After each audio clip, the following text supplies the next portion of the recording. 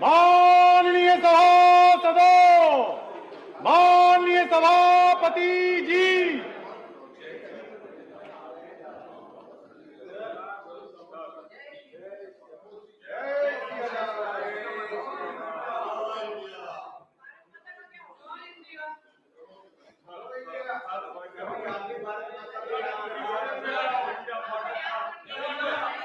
the offshore areas mineral development and regulation amendment bill 2023. Please resume your seats. Please resume your seats. Yes, Mr. Pramod Tiwari. Sir, what is your point of order? Sir, I have 3-4 point of order. At least listen one. 3 or 4. 3 or 4 point of order. Listen one, sir. And then you decide what rule should be. Sir, हम लोग विनम्रता पूर्वक भरपूर प्रयास कर रहे हैं कि मणिपुर में जो संहार हुआ है, जिस तरह महिलाओं की मान्यवर, अगर आप वो नहीं सुनेंगे, मान्यवर आप सर, मान्य सदस्यगण, मैंने मान्य सदस्य, nothing will go on record. मान्य सदस्यगण, मैंने मेरे प्रयास में शायद कुछ कमी रख दी है।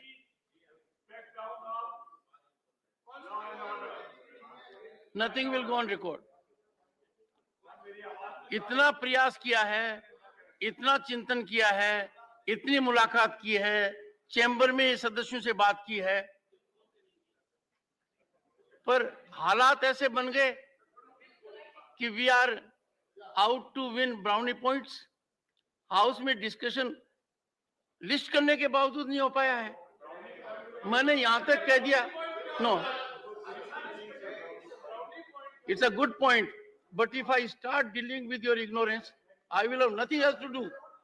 I will only will be clearing the air.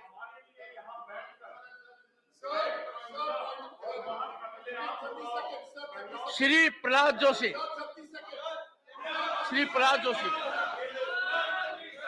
to move a motion for consideration of the offshore areas, Sir, with your kind mineral permission, development and I raise regulation amendment bill 2023. The Offshore Mineral Development Regulation Act 2002 as passed by Lok Sabha be taken into consideration, sir. Motion moved. I now call upon the members whose names have been received for participation in the discussion. Dr. Sasmit Patra. Sir, I stand to support the Offshore Areas Development and Regulation Amendment Bill on behalf of my party, the Biju Janata Dal, and our leader, Honorable Chief Minister Shri Naveen Patnaik ji. We support the bill. Sir, the Geological Survey of India estimates 79 million tons of heavy minerals that are there, and GSI has been able to delineate that such preliminary resources for heavy minerals are present in the inner shelf and mid shelf regions of Odisha, Andhra Pradesh, Kerala, Tamil Nadu, and Maharashtra. The amendment bill seeks to provide transparency in the allocation of minerals from the country's offshore basins, with a provision for granting production leases only through auction and keeping a reservation for government entities and PSUs. This is the first time that the nation is opening up to provide vast mineral resources on offshore areas for the country's development and the country's growth. Having said that, sir, I'll quickly dwell on the features of the bill, sir. Firstly, the bill introduces a composite license for granting rights for exploration as well as production, which is very critical in taking these resources forward. It is also providing for maximum area for undertaking exploration in the single composite license, which will be 30 minutes latitude by 30 minutes longitude. So it provides a specific area for exploration as well. The validity of the concessions have also been provided for. Apart from that, in order to ensure transparency, auctions have been made mandatory for certain specific concessions. Apart from that, in mining in the reserved areas, the bill allows for administering authority to grant a composite license or production lease to the government or government-related companies. Joint ventures of government companies would also be eligible to participate in these measures. It shows that there is an intent to ensure a broad basing of such activities. Apart from that, sir, the bill reduces this to 1 minute by 1 minute latitude for the standard areas of blocks and provides for greater penalties as fines instead of 50,000 earlier. Now the bill has provisions that if there are violations, the fine has been increased to between 5 lakhs to 10 lakhs. It shows the intent of the government to ensure that there is strictness and there is efficiency in this regard to ensuring nothing wrong happens. Some additional changes have also been added in the bill. Regarding mining of atomic minerals, sir, a very critical aspect has been done by the Honorable Minister, is that he is, in case of atomic minerals, the exploration, production and composite license would only be granted to government or government companies. So since we are starting out in this process of offshore mineral mining, it provides for greater support to ensure that we start with the government in the atomic mineral sector only. And secondly, it's a very good thing that an offshore areas mineral trust has been formed, which will provide a certain amount, and all these concession holders will provide a fund which will ensure that such provisions and such measures would lead to ensuring exploration in offshore areas. And this offshore areas mineral trust will also lead to research and studies about mitigation efforts of adverse effects of offshore mining on the ecology and also relief when there is an occurrence of a disaster. Sir, there is one specific area. I come from the state of Odisha. And as you know, sir, Odisha is a mines and mineral rich state. Yesterday, we were discussing and we supported the Mines and Minerals Amendment Bill. Today on this bill, sir, I'd like to say that Odisha, out of the total composite whole of India, 83% of chromite of the country is in Odisha. 92% of nickel is in Odisha of the country. 55% of bauxite, 38% of iron ore, and 26% of coal. So the state of Odisha and the vast coastline of 480 kilometers would imminently benefit from this kind of a measure to open up this sector so that we can have greater private participation and ensure that through this greater private participation, we're able to broad base and ensure that not a single gram of offshore minerals so far has been lifted since this bill came in the year 2002. Can you imagine, sir? It was as an offshore minerals in 2002. We're standing in 2023. In 21 years, despite this bill being in force, not a single gram of mineral we have been able to harvest. So therefore, this bill is extremely crucial. And especially today, after 75 years of Indian independence, when we are trying to become a $5 trillion economy, we want to become the third largest economy, we have to ride on the capacity. Our import duties, our import costs will reduce. The kind of pressures we face in terms of getting these minerals from other countries will reduce. At the same point of time, as we go towards a net carbon zero economy, these kind of measures to harvest it from the offshore areas of our country, which is a vast area, whether you look at the Arabian Sea or the Bay of Bengal, it will lead to India becoming more resilient, becoming more robust, becoming more self-reliant, and becoming not only the third largest, but in years to come, becoming the largest economy in the world. This bill will be helpful. And with this, Biju Janata Dal and our Honorable Chief Minister Shri Naveen Patnaik ji support us with the bill. We support the bill. Thank you. Dr. Anil Sukhdev Rao Bonde. धन्यवाद धन्यवाद सभापति महोदय। आज मैं माननीय मंत्री जी ने प्रहलाद जी जोशी इन्होंने लाए हुए offshore areas mineral development amendment bill का समर्थन करने के लिए खड़ा हूं। सभापति महोदय, भगवान विष्णु ने समुद्र मंथन किया था और उस समुद्र मंथन से 14 रत्न, जिसमें से लक्ष्मी भी प्राप्त हुई थी, अमृत भी प्राप्त हुआ था, विष जो प्राप्त हुआ था, जो नीलकंठ ने पी, कामधेनु भी प्राप्त हुई थी, कल्प वृक्ष भी प्राप्त हुआ था। लेकिन अमृत मंथन के बाद में आज भारत के अमृत काल में पुनश्च अमृत मंथन करके पूरा पुनश्च समुद्र मंथन करके यह समुद्र से जो मिनरल्स है उसका एक्सप्लोरेशन प्रोडक्शन करने का ये बिल के माध्यम से सुनिश्चित हो गया है। इसलिए मैं प्रधानमंत्री नरेंद्र जी मोदी इनका इस अमृत काल में जो एक नया कॉरिडोर ओपन किया है उसके लिए उनका मनपूर्वक अभिनंदन करता हूं। और एक ब्लू इकोनॉमी जो उन्होंने खोली है, जो आज तक 70 साल तक ये ब्लू इकोनॉमी हमें पता भी नहीं थी। अभी आदरणीय संबित जी पात्रा बता रहे थे कि अभी तक सस्मित जी पात्रा बता रहे थे कि अभी तक मिनरल्स वहां से एक्सट्रैक्ट नहीं किए गए, और आज इस बिल के माध्यम से यह शक्य होने वाला है। दूसरी इंपॉर्टेंट बात ये बिल में मैं देखता हूं तो इसमें एक जो ट्रस्ट बनाया गया है, ऑफशोर एरियाज मिनरल ट्रस्ट, ये सबसे महत्वपूर्ण है सर, क्योंकि हम देखते हैं कि हर डिस्ट्रिक्ट में डिस्ट्रिक्ट मिनरल फाउंडेशन ट्रस्ट होता है, और हर डिस्ट्रिक्ट में जहां से भी खनिकर्म होता है उसका पैसा डेवलपमेंट के लिए वही एरिया में जहां से खनिकर्म हो रहा, जो लोगों को तकलीफ हो रही, जो लोगों के ऊपर एनवायरमेंटल इंपैक्ट हो रहे, उनके लिए खर्चा किया जाता है। वैसे ही परसों ही नेशनल मिनरल एक्सप्लोरेशन ट्रस्ट यह भी निर्माण किया गया, यानी राष्ट्रीय लेवल पे भी ट्रस्ट निर्माण किया गया। वैसा ही ऑफशोर एरियाज मिनरल ट्रस्ट ये बिल में निर्माण किया गया, और इसमें रॉयल्टी के अलावा वो प्रोडक्शन करने वाले, एक्सप्लोरेशन करने वाले लाइसेंसी जो रहेंगे उनको कंट्रीब्यूट करना पड़ेगा। और इसका फायदा यह होगा कि यह ट्रस्ट के माध्यम से जो काम किए जाने वाले वो बहुत ही इंपॉर्टेंट है। विशेषतः जो लोग इससे अफेक्ट हो सकते हैं वो लोगों को अफेक्ट होने के भलाई के लिए उनके लिए यह काम किया जाएगा।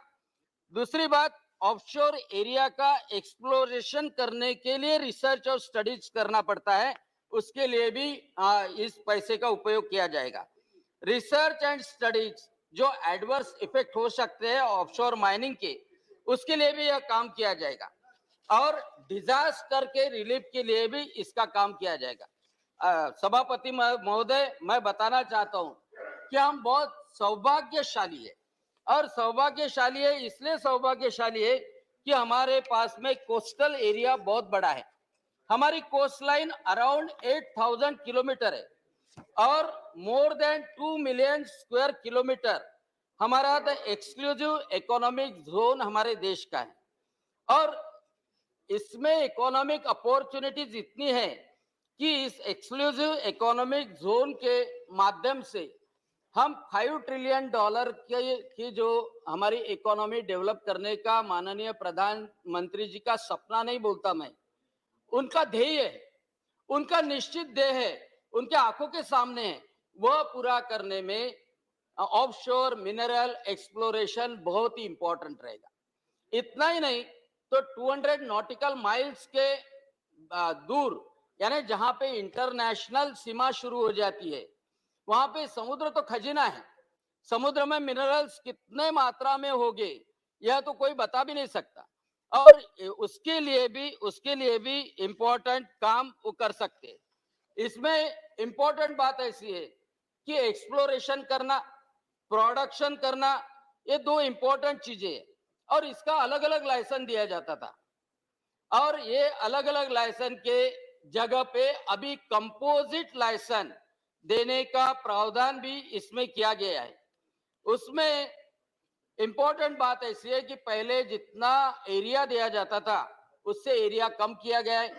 ज्यादा लोगों को इसमें कंपटीशन करना, ज्यादा लोगों को वहां पे रिसर्च करना, एक्सप्लोरेशन करना, प्रोडक्शन करना, उसकी संधि प्राप्त हो सकती है, और जितना एक्सप्लोरेशन करेंगे उसका आधा भी प्रोडक्शन के लिए उनको मिल सकता है। मोस्ट इंपॉर्टेंट बात ऐसी है कि ये लीज जो मिलेगी वो टोटली ट्रांसपेरेंट तरीके से ऑक्शन मोड में दी जाएगी, यानी फर्स्ट बेसिस नहीं जो पहले यूपीए के गवर्नमेंट में होता था, लेकिन ऑक्शन मोड से ट्रांसपेरेंट बेसिस पे यह रहेगी।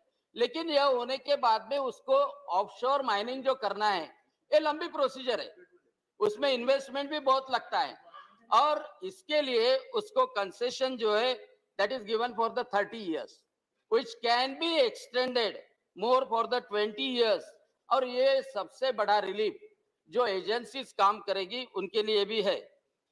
अध्यक्ष महोदय, रिजर्व एरिया में माइनिंग, यह भी इंपॉर्टेंट है। ये एक्ट ने सिर्फ गवर्नमेंट को अलाउ किया है कि रिजर्व ऑफशोर माइनिंग का एरिया वहां पे वो काम कर सकते हैं। हाँ, उसके साथ में जॉइंट वेंचर के लिए भी प्राइवेट कंपनीज ले सकते हैं, लेकिन 75% स्टेक्स ये गवर्नमेंट की ही रहेगी। दूसरी इंपॉर्टेंट बात ऐसी है कि जो एटॉमिक मिनरल्स है, जिसमें सी शोर, ऑफशोर या डीप सी, ये बहुत रिच है और ये एटॉमिक मिनरल्स के लिए एक्सक्लूसिवली गवर्नमेंट की मशीनरी काम करेगी, गवर्नमेंट की कंपनी भी काम करेगी।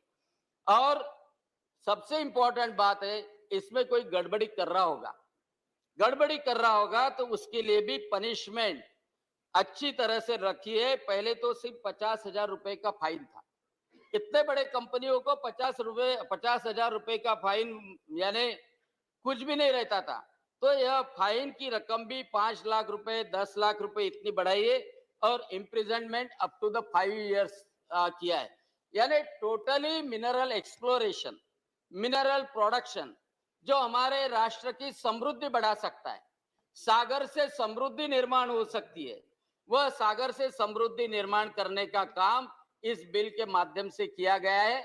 और हमें जो 2047 का जो सपना है कि यह भारत देश दुनिया में 1 नंबर का, भारत माता विश्व में सर्वश्रेष्ठ रहेगी, यह जो माननीय प्रधानमंत्री नरेंद्र जी मोदी, इनकी धारणा है, इनका सपना है, इनका ध्येय है, जो हर भारतीय को वो जीने को बताते हैं, वह पूरा करने का उद्देश्य इस बिल के माध्यम से मुझे दिख रहा है। इसलिए मैं अभिनंदन भी करता हूं और समर्थन भी करता हूं, और आपने समय दिया इसलिए धन्यवाद भी देता हूं। जय हिंद। बहुत धन्यवाद डॉक्टर अनिल बोंडे जी। माननीय Shri Ayodhya Rami Reddy, not present. Doctor M Thambi Durai. Thank you, Deputy Chairman, sir. Honorable Mineral Minister Prahlad Joshi has introduced the bill, the Offshore Areas Mineral Development Regulation Amendment Bill 2023.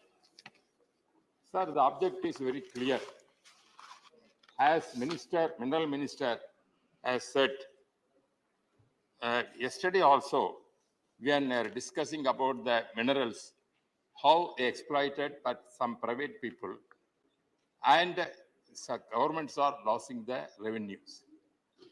And also those elements who are taking this kind of some other way and making money, and they are doing anti-social activities also.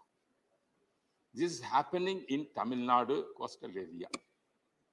You know very well the mineral sand of Thoothukudi and Trichendur, that Kanyakumari, that area, the minerals are very valuable thing, containing uranium content also in that.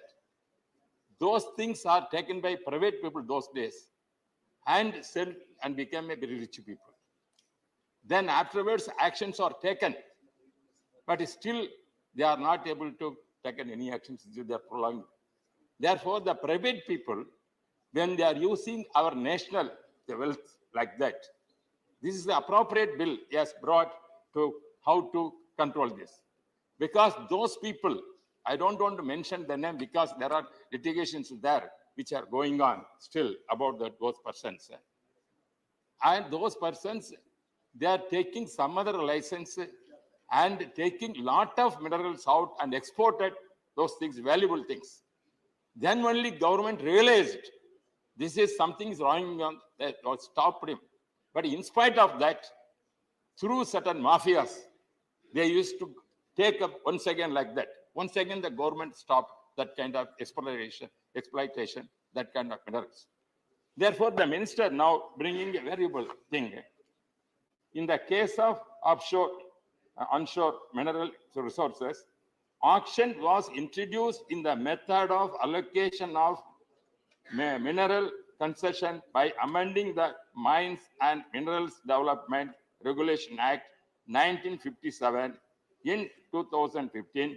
Pursuant to the same, since 2015, hundreds of mineral blocks have been auctioned for grant of mining lease companies under the Mines and Minerals Zone Corporation 1957.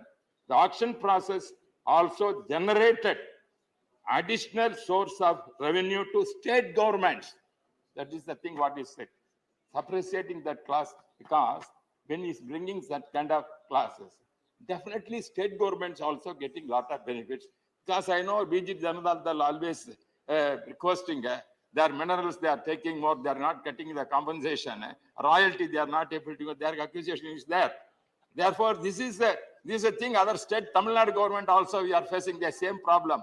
Yesterday, is what neglect corporation. What is we are not able to get the state government not able to get sufficient compensation, and the farmers also facing a problem when their minerals are taken.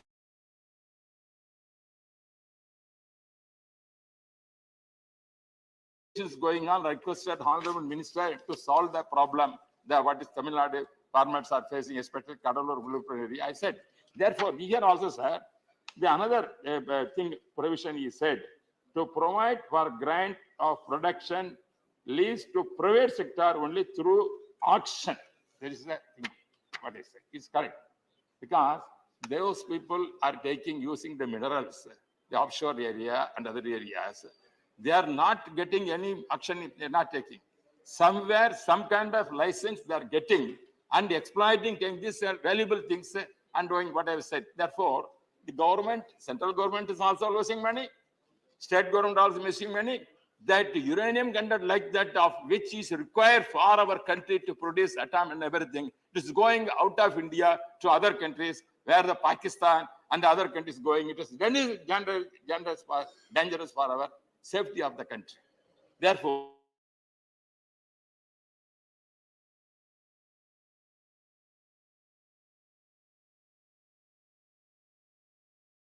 without competitive bidding to government or government company or corporation and the mineral bearing areas reserved by the central government. This is a good thing. If you are giving state government or central government, if you are take the minerals, it has been right directly, because the part of government is a part of our thing. Assembly or parliament, we are auditors. If at all misusing coming, we are raising here. For example, coal problem, Colgate, what is Colgate? And G spectrum, 2 spectrum, all valuable things. Our mineral things gone away. What the previous government, UPA government, still spectrum case is going on. This valuable mineral which the country spectrum, one party is, and the same way the UPA government, because, sir, I want to say one thing. Yesterday in the minister discussed, what is the NDA? What is India? NDA is in India only. NDA is in India only. Therefore, UPA is in UPA. UPA. No, I'm telling. See, that UPA is up. It has to UPA up has to go, but it's going down. You speak on the bill. It's going. I'm going down. Yes. Because why am I cases? I'm telling. Up going down because of This is offshore area mineral development bill because subject. of valuable our minerals like coal, spectrum. These are misused by the UPA government. Therefore, instead of going up, they have gone down. Finished. Therefore, in NDA is in India, UPA is not in India. Thank you. Thank you. That is all I can say, Thank sir. you. I am appreciating the bill. I think regarding our Honorable Minister brought for regulating, especially Tamil Nadu, I request the Minister, the minerals are exploited and taking without authorization. This kind of action must central government must take. That state government is not at all bothering those Tamil Nadu government. I request Honorable Minister to interfere that what yesterday he said, Thank Tamil you. Nadu, actually, as yesterday Minister said, there is no auction system in Kerala, Tamil Nadu. Said, that is why I want to say, because Tamil Nadu, this auction is not taking place. Honorable This Minister is a has violation of already the taken rules. note. Therefore, I accept the request the government to direct the central state government of Tamil Nadu not to involve this kind of activities, giving one kind of only certain monopoly Thank people you. making money and is by taking government resources for the self-interest. Thank I you, want to- I Dr. was supporting this Thambidurai bill. ji. Honorable Minister has already taken note of your concern. Thank you. Honorable Dr. K. Lakshman. 10 minutes. Thank you, Deputy Chairman, sir. I stand here to support this important bill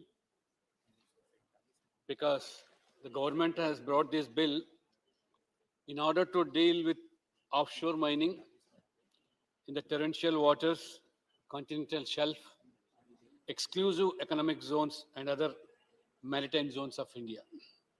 Since it is in offshore, the areas fall within the territorial limits of India.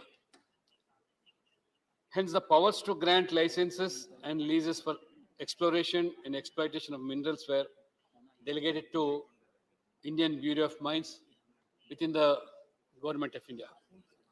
Because the offshore area doesn't come into the purview of any states, naturally, the Indian government has to take into consideration.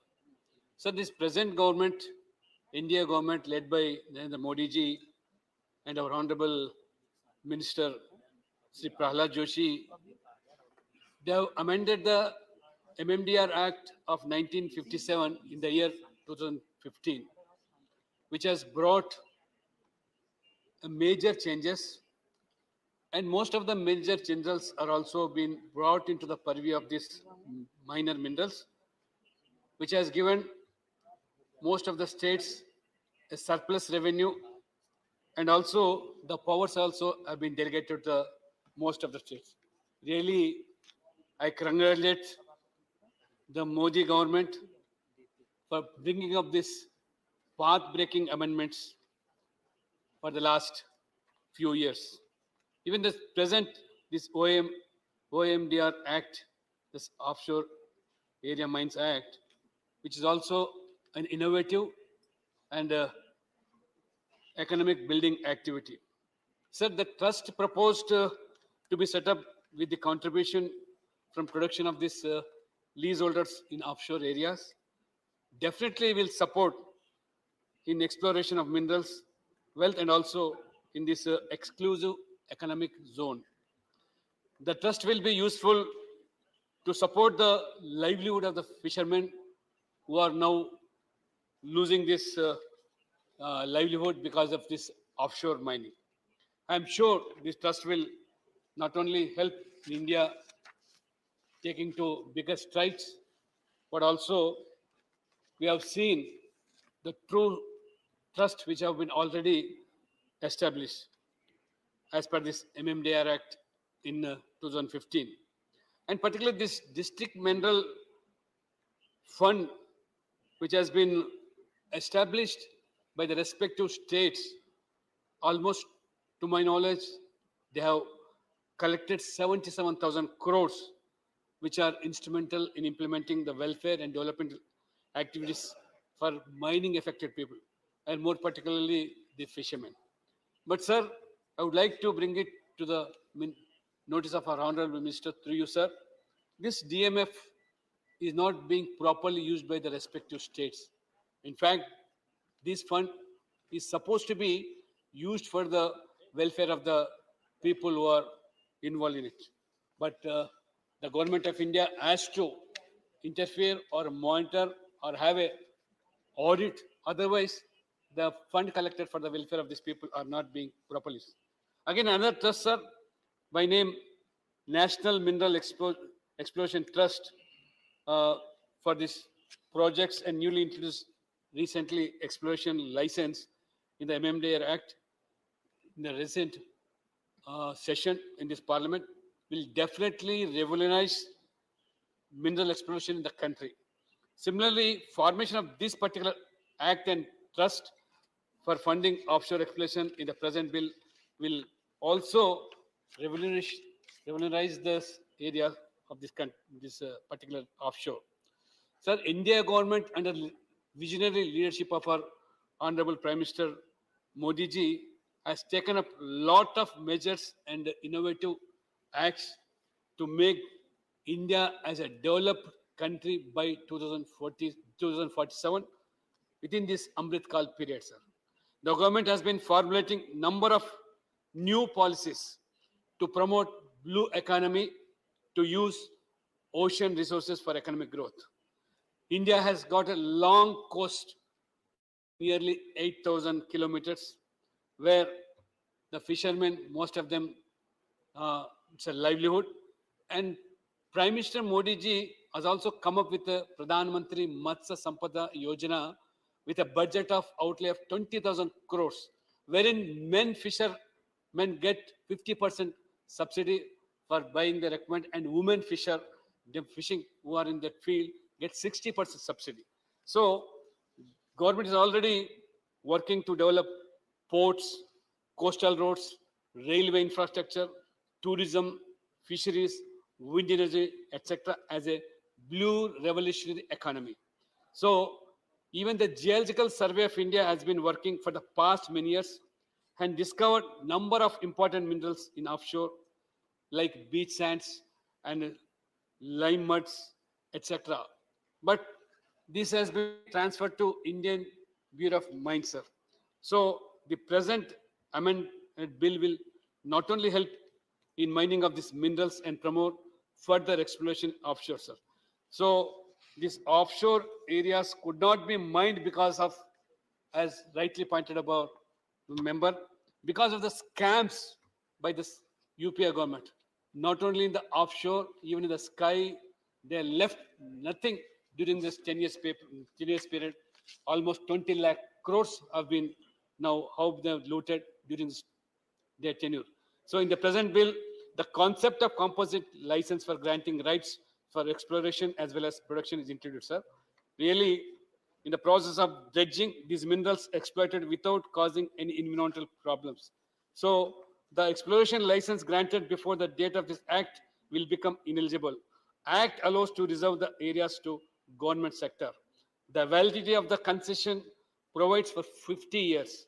The bill mandates competitive bidding for production, lease, and composite license to private industry. Sir, with this bill, naturally, not only the blue economy, now this present government enacting laws for the empowerment of livelihood of the people who are now depend upon this profession, and particularly this offshore mineral will be given a fillip for Indian economy, sir.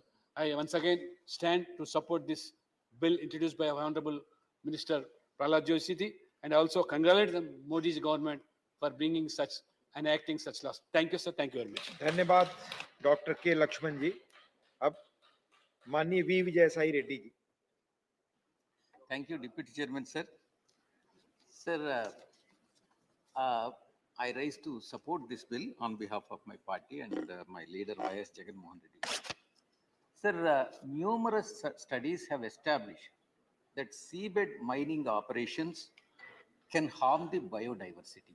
See, there are three issues, sir, I would like to bring to your notice through you to the Honorable Minister Prahlad Joshi, sir. Sir, in fact, we have 7,500 kilometers of coastline covering about 13 states, and my state is also one of that states, sir.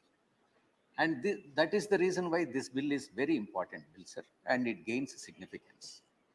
Sir, I came from one of the 9 coastal states and then remaining union territories. The well-being of marine diversity is so important and has a crucial relevance to my state particularly, because many people living in the coastline are dependent on the sea and operations from the sea, sir. For example, fishermen, they are completely dependent on sea. So for livelihood.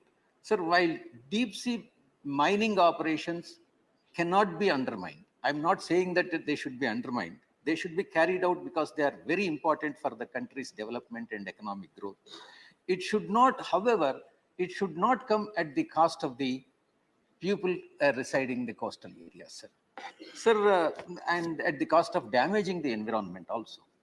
Sir, there is a parallel need to protect the socio-economic well-being of the people who depend on the oceans and for their livelihoods, sir. I strongly urge the government in this regard to consider drafting a seabed mining policy. There has to be a policy. Of course, there's an act which is easing the operations and then facilitate the mining operations in the seabed. There has to be a policy in this regard which will protect the interest of the people who are living and dependent on the coastal areas, sir. Specifically and also the biodiversity interests. Sir, the second point which I would like to bring to your notice through you to the Honorable Minister is Article 297. Of the Constitution. Of course, it's a prerogative of the Union government. It is the subject of the Union government, and the owner of the mineral is Union government, and it is an undenying fact, sir. However, sir, I have to explain one fact here. Deep seabed mining operations have numerous implications, as I have already stated. Therefore, there is a need to ensure that there is a mechanism in place whereby the coastal states will be able to put their concerns to the central government. So my request to the Honorable Minister is the central government, while making the law, because 13 states, including union territories, are covered under this particular act, sir. Of course, though it is applicable throughout India, particularly these 13 states are affected by this, sir. The coastal state should be made an integral part of the deep sea mining process through dialogue and consultations, which the Honorable Minister, according to me, has not done it, sir. And the third point which I would like to bring to your notice, sir, the examining the financial viability. Sir, this is very, very important, sir. Sir, offshore mining is highly capital intensive, sir, highly capital intensive. And the government of India has launched a deep sea ocean mission with a cost of 4,077 crores, which is commendable and which should be applauded, sir, for the period 2021 to 26. Sir, while it is commendable, it should be noted that this deep sea mining is unexplored area, and where the operations have to be conducted in the interest of the people and interest of the economy. Sir, one important point is 36 financial institutions world over, not only in India, sir, world over, managing about 3.3 trillion euros. And as I was told you, it is a capital intensive, sir. Euros, the assets and asset released a joint statement. These institutions have released a joint statement calling on the government to refrain from deep sea mining until the commercial risks are understood properly. That is the reason why private operators and private entrepreneurs are not willing to come forward and invest money in this particular area, even though it is a capital intensive. That is point number one. Secondly, it has these 36 financial institutions world over have given a warning, sir. Sir, due to these apprehensions, financial viability, private participation, and investment in this field has not been forthcoming. I request the Honorable Minister to clearly to clarify exactly how the government proposes to address the financial risks associated with the deep sea mining, and how it will incentivize the private players and the financial institutions to engage in this field, sir. Thank you very much, sir. I support this. Thank you, Jayasai Reddy ji. माननीय श्री राम जी. धन्यवाद मान्यवर कि आपने मुझे इस important bill pay बोलने का अवसर प्रदान किया है। और मान्यवर साथ ही मैं आभार व्यक्त करता हूं अपनी पार्टी के मुखिया आदरणीय बहन कुमारी मायावती जी का भी। मान्यवर, ऑफशोर एरिया माइनिंग बिल 2002 के बारे में आपसे मैं कुछ कहना चाहता हूं। 2002 में माननीय स्वर्गीय अटल बिहारी वाजपेयी जी प्रधानमंत्री थे और ये इम्पोर्टेंट बिल लाया गया था। उसका लाने का मकसद एक था कि समुद्र के अंदर जो इकोसिस्टम है और जो बायोडाइवर्सिटी है उसे कैसे बचाया जाए, क्योंकि उस वक्त भी बड़ी तेजी के साथ में अवैध माइनिंग शुरू हुई। उस अवैध माइनिंग को रोकने के लिए, पूरी तरह से इकोसिस्टम को बचाने के लिए, नेचर को बचाने के लिए उस वक्त 2002 में सरकार ने बिल लेकर के आए। अब उस बिल में को कमजोर करने के लिए अमेंडमेंट बिल लेकर आएगा। लेकिन मैं माननीय आपसे कहना चाहता हूं, इसके लंबे अरसे तक हमें भुगतना पड़ेगा। इसके जो दुष्परिणाम आने वाले हैं पूरे देश को भुगतना पड़ेगा। अभी बॉन्डे जी बोल रहे थे कि समुद्र मंथन से सब कुछ मिला है, तो उसी समुद्र से आज भी हमें लाइफ मिलती है। मोर देन 60% जो ऑक्सीजन है उस समुद्र से आती है, जो उसके अंदर की हरी घास है, जो उसके अंदर शैवाल है, उससे आती है। और तो और उसी समुद्र के चारों तरफ करोड़ों लोगों की एक मछुआरे जो कम्युनिटी रहती है वो रहती है, जिनको करोड़ों लोगों का परिवार चलता है, उन्हें रोजगार मिलता है। वो मछलियां पकड़ते हैं, मछलियां पकड़ करके अपने परिवार को चलाते हैं, सी फूड्स वहां पे हैं। अब इस माइनिंग से नुकसान क्या होने वाला है कि जब माइनिंग की हम लाइसेंस देंगे, बड़ी बड़ी कंपनियां उस माइनिंग की जाके समुद्र के नीचे जाकर के चट्टानों को निकालने का काम करेंगे। चट्टान तो ऐसे निकल नहीं जाएगी, हम जाल फेंक देंगे चट्टान निकल जाएगी। चट्टान को निकालने के लिए हम बड़े बड़े विस्फोटक लगाने पड़ेंगे। चट्टान को निकालने के लिए हमें बड़ी बड़ी ड्रिलिंग मशीनें वहां पे पुट करनी पड़ेगी। उसकी वजह से नुकसान ही होगा कि वहां का शैवाल खत्म होगा, वहां की हरी घासें खत्म होगी, वहां पे केमिकल होगा, वेस्टेज अंदर पहुंच जाएगा, उसकी वजह से फूड खत्म हो जाएगा, शैवाल खत्म हो जाएंगे, घास खत्म हो जाएगी, और जो फिशरीज है वो सारी खत्म हो जाएगी। अगर नहीं भी खत्म हुई तो डीप सी में जाके रह जाएगी, और उसकी वजह से क्या होगा कि करोड़ों लोगों को रोजगार जो मिल रहा है वो खत्म हो जाएगा। और सबसे बड़ी इफेक्ट क्या आएगा कि हमें ऑक्सीजन भी वहीं से मिलती है।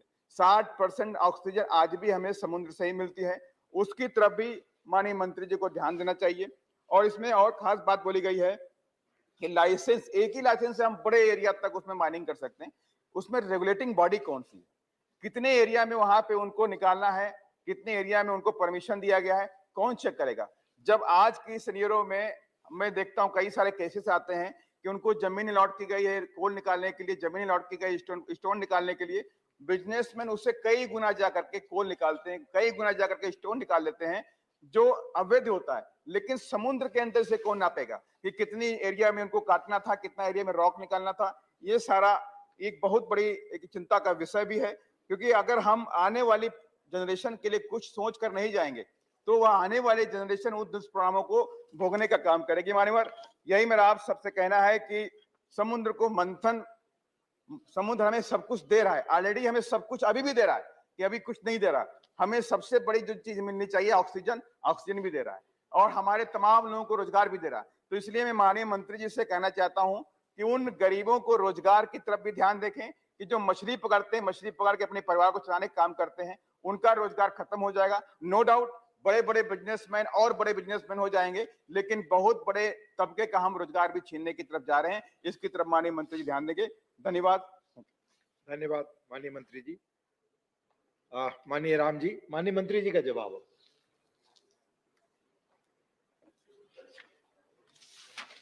Sir, offshore areas mineral development and regulation amendment bill 2023 के इस चर्चा में भाग लिए हुए सभी हमारे एमपीओ को मैं डॉक्टर शमशीद पात्रा, अनिल बोंडे जी, तंबी दोरे जी, लक्ष्मण जी, विजय साई रेड्डी और राम जी का मैं धन्यवाद अर्पित करता हूं। और मैं शुरुआत में तो यही बताना चाहता हूं कि this is not seabed mining, ये कॉन्टिनेंटल शेल्फ में होता है within our EEZ exclusive economic zone जो बोलते हैं। सारे दुनिया भी कर रहे हैं, सिर्फ भारत नहीं कर रहे हैं, सारे दुनिया अपने जो 200 नॉटिकल माइल तक जो हमारा एक्सक्लूसिव इकोनॉमिक जोन है उसमें हम माइनिंग करते हैं। उसके लिए भी हमारे मंत्रालय ये कानून के द्वारा और रूल्स के द्वारा भी there are so many safeguards. और मैं ये भी कहना चाहता हूं, ये लॉ तो अभी हम नहीं ला रहे, ये 2002 से एग्जिस्टेंस में है, और 2002 के बाद 2010 में अलॉटमेंट कैसा हुआ, ये क्या हुआ, मैं बाद में उसके ऊपर आता हूं, के बारे में थोड़ा जिक्र भी हुआ है। लेकिन मैं इतना ही कहना चाहता हूं कि environment regulation will be followed, and the states and the other stakeholders also will be duly consulted. This assurance I am giving. The offshore area all laws are applicable, and not only that, Section 19 and Section 20 of the Act clearly specify that all protection to marine environment and person will be ensured. There is a provision in the law by Section 19 and 20. And before notifying any offshore area for the grant of lease, Ministry will consult many ministries, including Ministry of Fisheries, Forest, Climate Change, and Home Ministry, Defense Ministry, and State Government. So there is no question of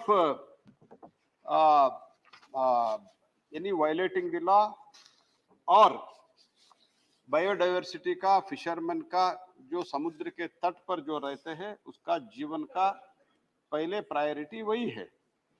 लेकिन मैं ये भी कहना चाहता हूं कि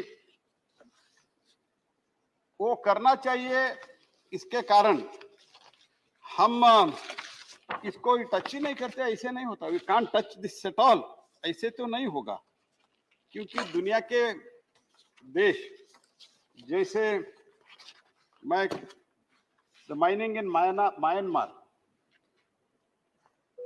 Thailand, offshore area mining मैं बोल रहा हूँ, Thailand, Malaysia, Singapore, Indonesia, Namibia, these are all the countries which are already mining it. And उधर भी फिशरी भी होता है, कोस्टल के मीन्स ऑनशोर पे लोग बसे चुके हैं, they are already there, they are staying from quite some time. So these are all the things happening. And now the question is, why we are bringing this law is, and also my one more thing about the concern, after that I will come to the point.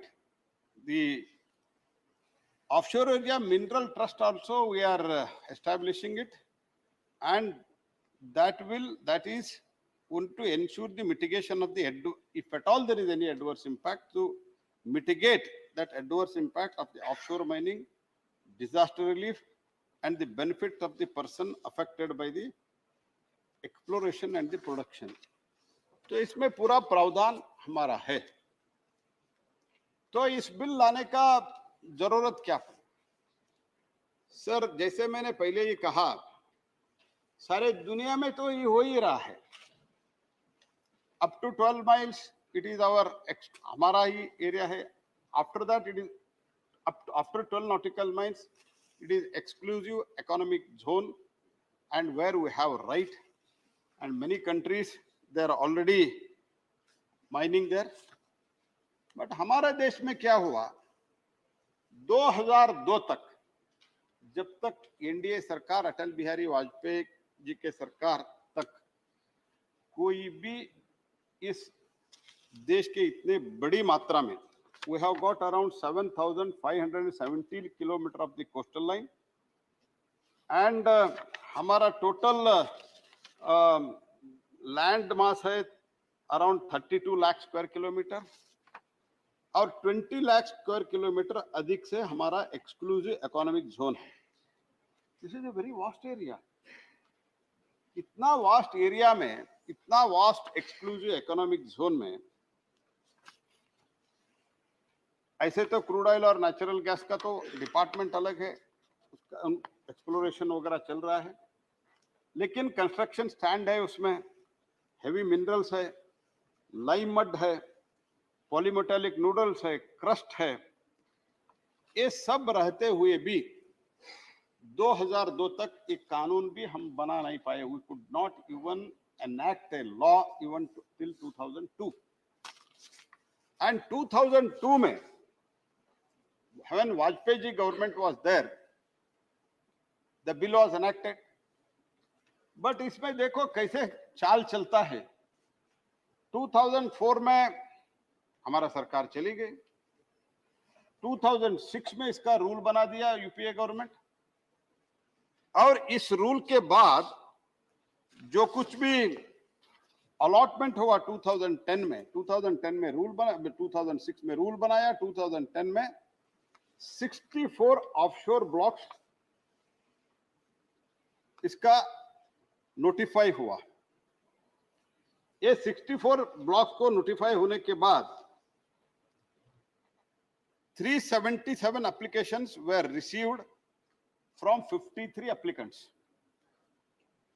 The screening committee selected 16 applications for the grant of 62 exploration. इसके बाद के जो हुआ है वो सुनिए. तो बाद में how 16 were selected? Inquiry was ordered. Chief Vigilance Officer COO IBN inquiry किया, उन्होंने review किया.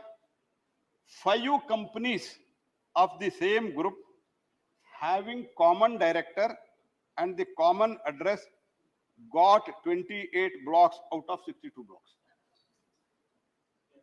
Means किसी को पहले ही आइडेंटिफाई करके देने के लिए व्यवस्था करके ही इसको नोटिफिकेशन किया. और those companies were registered. Those companies were registered, sir. Those companies were registered after the date of notification of invite in the application for the grant of exploration. CBI inquiry हुआ. CBI in its preliminary inquiry reported that there was no clear-cut guidance for the shortlisting of the applicants and the criteria for the selection of the applicants for the issuance of the explorer license was fixed after the receipt of application. When criteria ही बिना criteria fix करते हुए application were called, application receive हुआ, बाद में criteria fix हुआ. तो कैसे चलता था देश, कैसे चलता था, कैसे डिस्क्रिशनरी, जैसे कोयला में किया, जैसे एक ऑफिस से, एक पॉलिटिकल पार्टी के ऑफिस से चिट्ठी आता था, कोयला का ब्लॉक आवंटन होता था. This was the allegation. And जैसे अब मैं कल भी कहा, तो इनके कारनामे के कारण एक अधिकारी भी जेल के जाने के कगार में है और एक एमपी और एमपी का सुपुत्र भी जेल में जाने के कगार में है. This is the situation. So that's why we are bringing an important legislation, a 2002 act को we are bringing an amendment, and this amendment में मैं ज्यादा लंबा बोलना नहीं चाहता हूं क्योंकि कल मैंने बहुत ही डिटेल में मैंने ऑनशोर माइनिंग के बारे में जो बात करते समय मैंने सब कुछ कहा है. इसलिए इसमें जो है एटॉमिक मिनरल युक्त ब्लॉकों का ईएल और पीएल, केएल, पीएसयू को दिया जाएगा. अगर एक्सप्लोरेशन करते करते अगर एटॉमिक मिनरल्स मिलता है तो भी then that will be again go to the PSUs and it will not be with the private people. और इसमें ये भी कभी कभी क्या होता है, ये ऑनशोर माइनिंग में भी होता है और ऑफशोर माइनिंग में भी होता है. ब्लॉक्स ऑक्शन में ले लेते हैं लेकिन बाद में काम नहीं करते हैं. लेकिन अगर 4 बरस तक वो प्रोडक्शन नहीं करते हैं तो उनका जो लीज होल्डर का इनका हम लीज खत्म हो जाएगा. और उसके बाद भी अगर प्रोडक्शन शुरू करके 2 बरस तक वो बंद रखते हैं तो भी उनका प्रोडक्शन बंद, उनका लीज कैंसिल हो जाएगा. तो इसीलिए इसमें एक ट्रांसपेरेंट रिजिम का जरूरत था. हमने जो कुछ भी अभी मैंने बताया 32 लाख स्क्वायर किलोमीटर आउट इसके 32 लाख स्क्वायर किलोमीटर हमारा लैंड मास है, उसमें 20 लाख स्क्वायर किलोमीटर हमारा ऑफशोर ईजेड है. इसीलिए आकार के हिसाब से भारत का ऑफशोर एरिया मेनलैंड के लगभग 61% है. एंड 1947 से मीन्स देश आजाद होने के बाद आज तक till today nothing is being done. There is a vast minerals, बहुत बड़ा खनिज संपत्ति इसमें है. इसमें जब हम एक्सप्लोरेशन करते हैं इसमें हमारा जो क्रिटिकल मिनरल है वो भी मिल सकते हैं. जैसे मैंने पहले भी कहा, इसमें बहुत बड़ी मात्रा में ऑलरेडी हमारा जीएसआई ने एक्सप्लोरेशन करके more than 300 blocks have already been identified and the blocks have been created. More than 300. उसमें heavy minerals है, इसका साइज भी 1 minute by 1 minute जो शमशीद जी ने बताया है, और सैंड है और उसके साथ हैवी मिनरल प्लेसर्स है, लाइम मड है, फॉस्फोरेट है और crust and noodles with the cobalt and निकल। अभी हमको लिथियम के साथ जब हम रिन्यूएबल एनर्जी में जा रहा है, इलेक्ट्रिक व्हीकल में जा रहा है, हमको कोबाल्ट भी इसी मात्रा में, इतनी बड़ी मात्रा में हमको चाहिए। तो इसीलिए मैं इतना ही कहना चाहता हूं, कंपोजिट लाइसेंस जो हम देते हैं वो भी ऑक्शन के थ्रू होगा, प्रोडक्शन लीज जो देते हैं वो भी ऑक्शन के थ्रू होगा, और इसके साथ ही साथ OMADR ट्रस्ट हम रचा रहे, इसके मैं एक्सप्लेन भी किया हूं। इसके कारण मैं यही बताना चाहता हूं, जैसे उल्लेख किया हमारा ये साथी कि अभी जो समुद्र मंथन हुआ, सावन का महीना भी है, श्रावण का अधिक श्रावण मास में समुद्र मंथन हुआ था। ये ज्यादा जानते हैं हमारे हाँ, डिप्टी चेयरमैन तो ऐसे बहुत बड़ा ज्ञानी है, he is the most knowledgeable person and whom I have ever met, and इसी पवित्र मास में समुद्र मंथन हुआ था, और पहले 14 बहुरत्न निकाले गए थे, 14, बाद में अमृत मिला था, उस बीच में विष भी मिला था, वो शिव ने पी के शोकंठ हो गया, नीलकंठ हो गया। अमृत काल में भारत को विकसित भारत बनाने का अमृत निकाल लो आप। तो इसीलिए आज इस बिल पारित करने के बाद मुझे तो आशा है, तो मनुष्य तो आशावादी रहना ही चाहिए, अगर निराशावादी है तो आत्महत्या करना पड़ता है, तो कोई भी निराशावादी नहीं रहना चाहिए, we should be always optimistic. तो क्या होगा बाद में, एक्सपेंसिव है, तो ऐसे उनका कंसर्न मैं जेन्युइनली अप्रिशिएट करता हूँ, it is expensive, but expensive है ऐसे तो हमारा नॉर्म ही नहीं तो कुछ भी नहीं होगा। So and many people other than Vijay Sai Reddy also many people have expressed इतना expensive है, कौन आएगा? ठीक है, कानून तो बनाओ, नियम तो बनाओ, अगर उधर इतना अच्छे संपत्ति है, क्योंकि already blocks have been identified, blocks have been created by the GSI has invested the money and people may come। अगर आपके पास नियम भी नहीं है, कानून भी नहीं है, कौन आता है? तो इसीलिए ये जो समुद्र मंथन के इस पवित्र मास में हमने ये बिल लाया है, और हजारों वर्ष पूर्व हमारे जो पूर्वज समुद्र के गर्भ में जो मिलने वाली रत्नों का और उनके मूल्यों का पता था, वो जानते थे कि जीवन, जल जीवन भी है और जीविका का साधन भी है।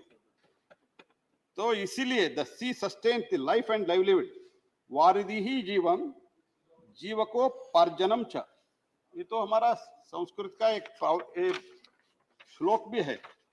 तो इसीलिए ये अमृत काल में, जैसे माननीय प्रधानमंत्री जी ने कहा, एक श्रावण मास में समुद्र मंथन हुआ और अभी अमृत काल है सर।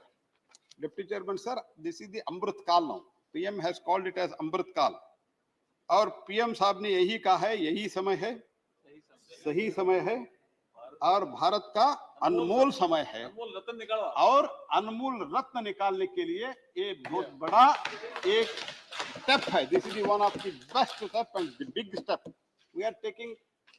ऑफ कोर्स कभी कभी होता है, MMDR एक्ट में जब हम बात करते थे, शुरुआत में कंसल्टेशन शुरू किया, कुछ राज्यों ने प्रोएक्टिवली बहुत सपोर्ट किया, कुछ राज्यों ने विरोध किया, लेकिन उसके बाद का परिणाम मैं बताता हूं आपको।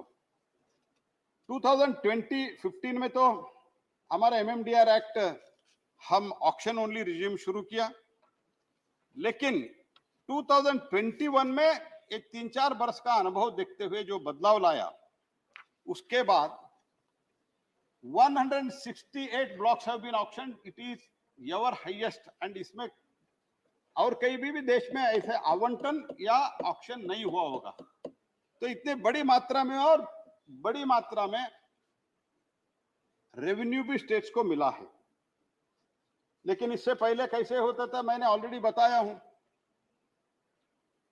हर रोज क्या होता था, 2004 से 2014 के स्पेशली के बीच में नया घोटाला कौन क्या आया है वही देखते थे, लेकिन इस 9 वर्ष के नरेंद्र मोदी जी के कालखंड में whether it is in the mineral sector, whether it is in the coal sector or any sector of the government of India or government, there is no allegation of corruption.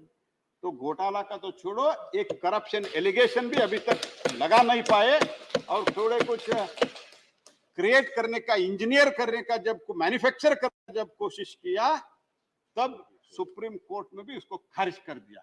This is the track record of this government, sir, and I would like to request that this bill is going in a big way. It is once if it comes to force with the support of this August House, then we will form the rules, we'll draft the rules, and उसमें भी हम सब consultation करेंगे. Ultimately, it is a federal structure है sir. जब federal structure में सबसे बातचीत करके ही हमको जाना पड़ता है. और एक कंसर्न व्यक्त किया है, मैंने भूल गया था, बीच एंड मिनरल के बारे में. आपका बीच एंड मिनरल पीएसयू के पास ही रहेगा. This is what I would like to clarify to the entire nation. तो with these words I would like to request, appeal to the house that it may kindly be passed, and that will be a revolutionary step as far as offshore mineral is concerned. Thank you, sir. धन्यवाद माननीय मंत्री जी. The question is that the Offshore Areas Mineral Development and Regulation Amendment Bill 2023 as passed by Lok Sabha be taken into consideration. Those in favor will please say aye. Those against will please say no. I think the ayes have it, the ayes have it, the ayes have it. The motion is adopted. We shall now take up clause by clause consideration of the bill. Clauses 2 to 24 stand part of the bill. Those in favor will please say aye. Those against will please say no. I think the ayes have it, the ayes have it, the ayes have it. Clauses 2 to 24 are adopted. Clause 1, the enacting formula and the title stand part of the bill. Those in favor will please say aye. Those against will please say no. I think the ayes have it, the ayes have it, the ayes have it.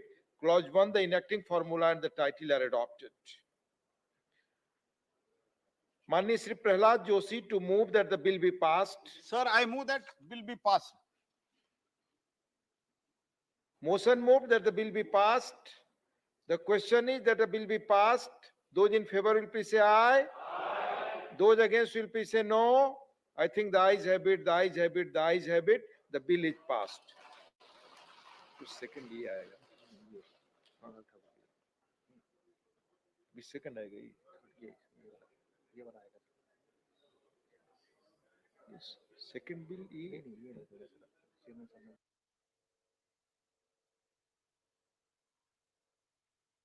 Discuss करेंगे the press and registration of periodicals bill 2023.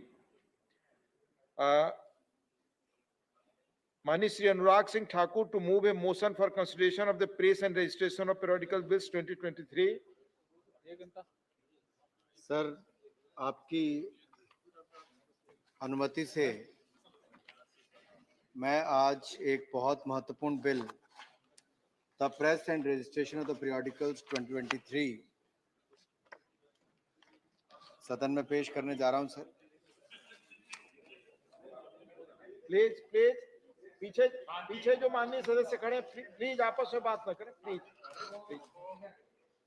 Sir, ये माननीय प्रधानमंत्री जी की दृष्टि का प्रमाण है कि किस तरह से अंग्रेजों की समय के जो थके हारे कानून है, या मैं कहूं जिनका आज के समय में उतना महत्व उस दृष्टि से ना हो क्योंकि बहुत कुछ बदल गया है, और गुलामी की मानसिकता से मुक्ति दिलाने के लिए भी आज इस कानून का बहुत बड़ा महत्व है सर. सर, इस कानून के अगर मैं मुख्य पहलू पे कुछ बात करके शुरुआत में रखूं, और सभी माननीय सांसद जब अपनी बात रखते हैं तो मैं अंत में विस्तार में अपनी बात कहना चाहूंगा. सर, ये प्राचीन जो हमारे आउटडेटेड कॉलोनियल लॉज हैं उनसे मुक्ति पाने का एक समय भी आ गया है, और गुलामी की मानसिकता से मुक्ति पाने का भी. और सर, ये ईज ऑफ डूइंग बिजनेस को भी बढ़ावा देता है. सर इससे पहले जो बिल या इससे पहले का जो कानून है वो 1867 का है, 1867 का। और उस समय अंग्रेजों की मानसिकता थी कि किस तरह से डिस्ट्रिक्ट मैजिस्ट्रेट के माध्यम से वहां पर ही प्रिंटिंग प्रेस का और पब्लिशर्स को अपनी रजिस्ट्रेशन करवानी पड़ती थी और एक तरह से उसको सेंट्रली कंट्रोल किया जाता था। और सर आपसे अच्छा तो शायद इस पूरे सदन में किसी को अनुभव पत्रकारिता से ज्यादा ना हो। अगर संभव होता कभी हम आपको इस पे सुनना चाहते तो आपका एक बहुत लंबा अनुभव, शायद हमें इसमें बहुत लाभ मिलता है इस बिल पे सब कुछ जानने का। लेकिन क्योंकि आपके माध्यम से मैं सदन के सामने बात रख रहा हूं तो इतना ही कहूंगा कि उस समय अंग्रेज इस कानून को लाए थे अपने हितों को ध्यान में रखकर, देश पे शासन करने के लिए, हमें अपने गुलाम बनाने के लिए। लेकिन 1867 के बाद भी सन 2023 तक किसी ने यह प्रयास नहीं किया कि इस गुलामी की मानसिकता से मुक्ति पाई जाए और ये जो सेंट्रली कंट्रोल्ड रखा जाता था इसको समाप्त करने का समय आ गया है। ये जो एक तरह से रुकावटें एक के बाद दूसरे चरण पर होती थी उसको कैसे खत्म करें।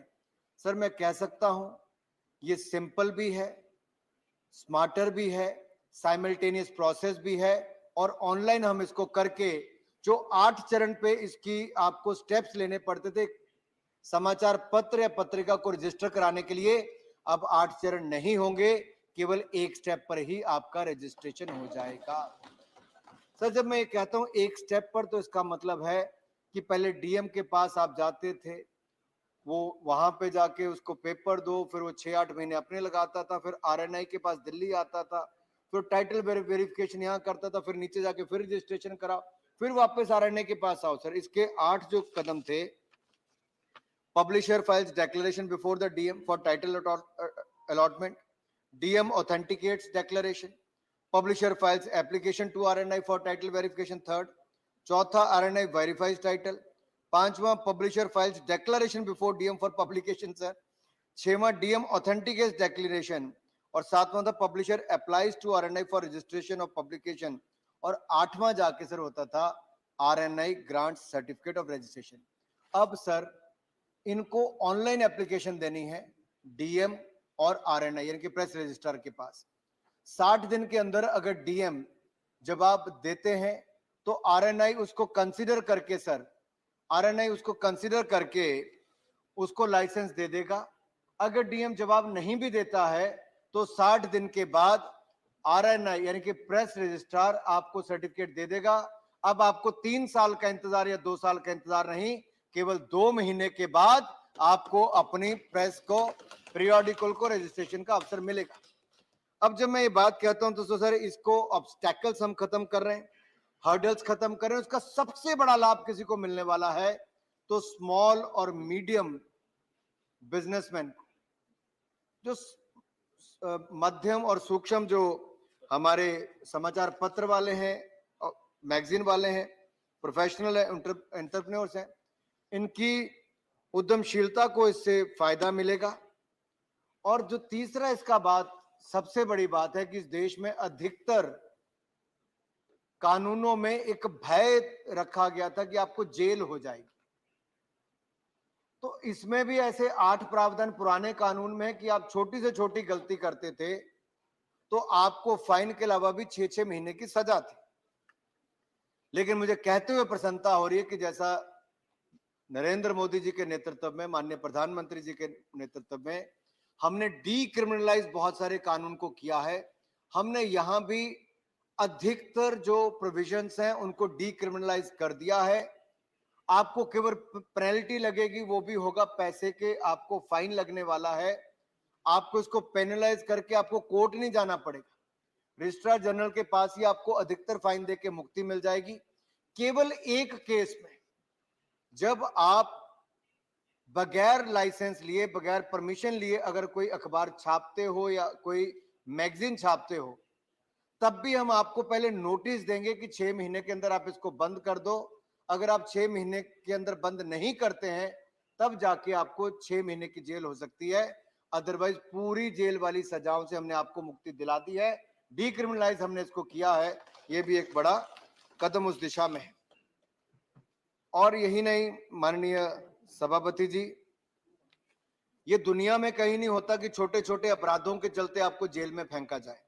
तो हमने इसमें भी वो प्रावधान किए हैं कि हमने इसको डीक्रिमिनलाइज करने का काम किया है। और बाकी भी बहुत सारे बिंदु इस बिल के हैं, मैं उन सब पे भी आऊंगा। मैं चाहता हूं कि मैं सभी माननीय सांसदों को एक बार पहले सुन लूं, ये अपने विचार रखें और उसके बाद मैं अंत में अपनी बात कह सकूं।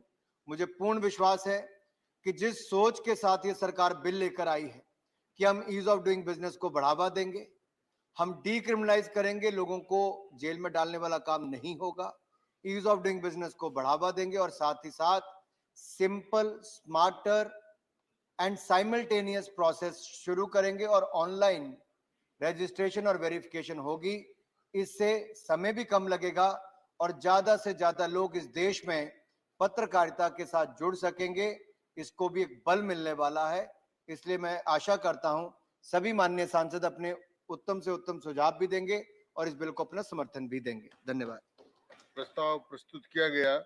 मैं अब उन माननीय सदस्यों के नाम पुकारूंगा जिनके नाम चर्चा में भाग लेने के लिए प्राप्त हुए। श्रीमती सुलता देव,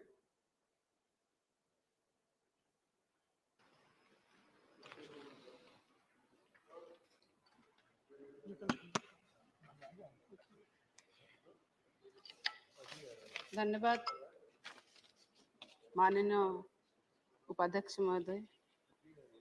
ये जो press and registration of periodical bills 2023 के ऊपर मुझे बोलने के लिए मिला है, मैं आपका शुक्रगुजार हूँ।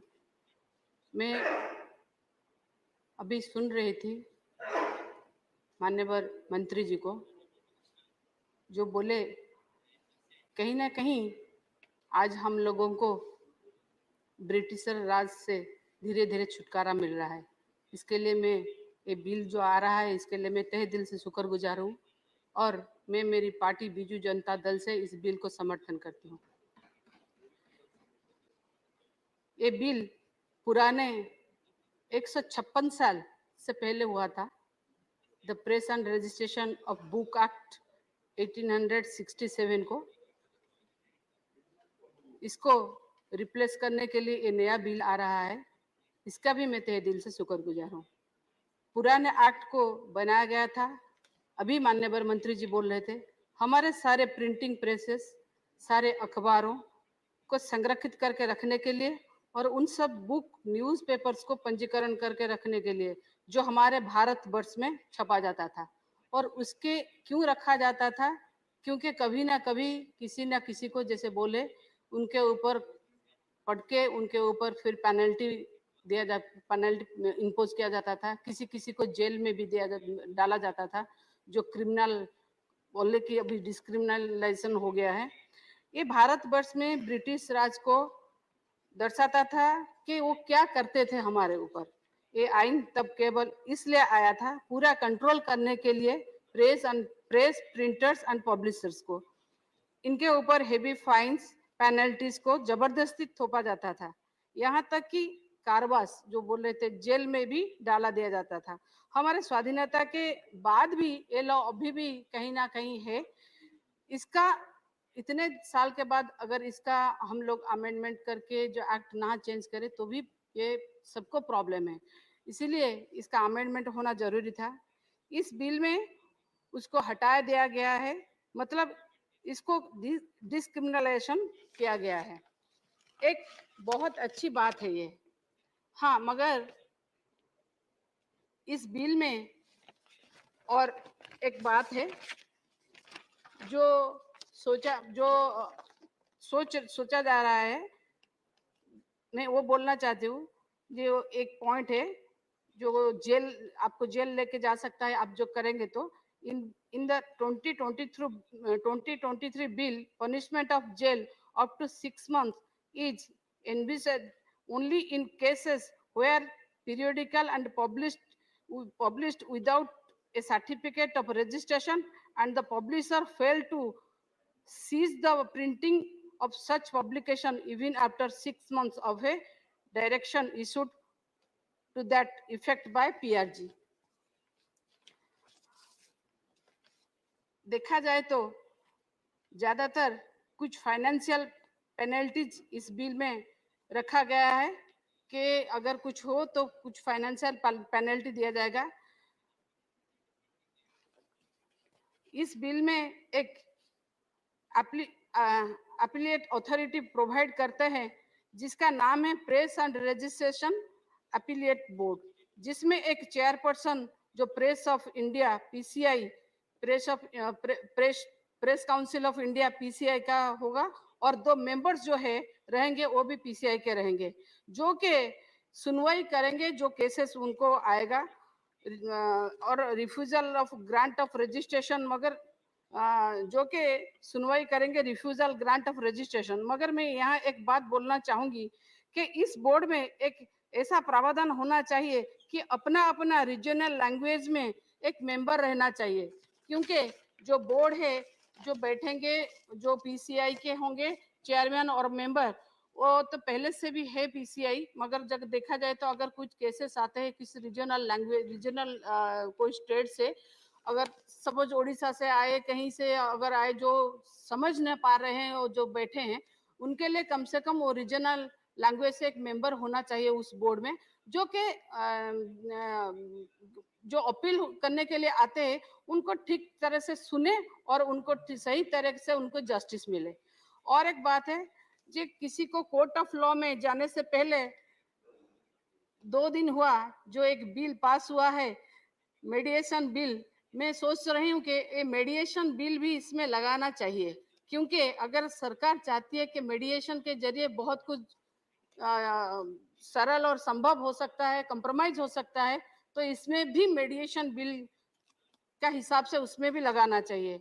मेरा मानना है कि इस एक्ट में सारे वेब चैनल्स भी आना चाहिए। मुझे मालूम है कि सारे वेब चैनल्स हो, सोशल मीडियाज हो, ये सब डिजिटल इंडिया में आते हैं, मगर कहीं ना कहीं देखा जाए तो आइन जो लॉ है ये एक जैसा है, एक जैसा होना भी चाहिए, क्योंकि जो प्रिंट में आता है, जो जर्नल्स आता है, पीरियोडिकल्स में आता है, सेम न्यूज अगर देखा जाए तो उसको फिर ज्यादा बढ़ा चढ़ा के वेब चैनल्स वाले भी पेश करते हैं, और जिसको देखा जाए तो एडिट करते हैं, गलत एडिट करते हैं, मगर उनके अगेंस्ट में ज्यादा कोई कानून है नहीं।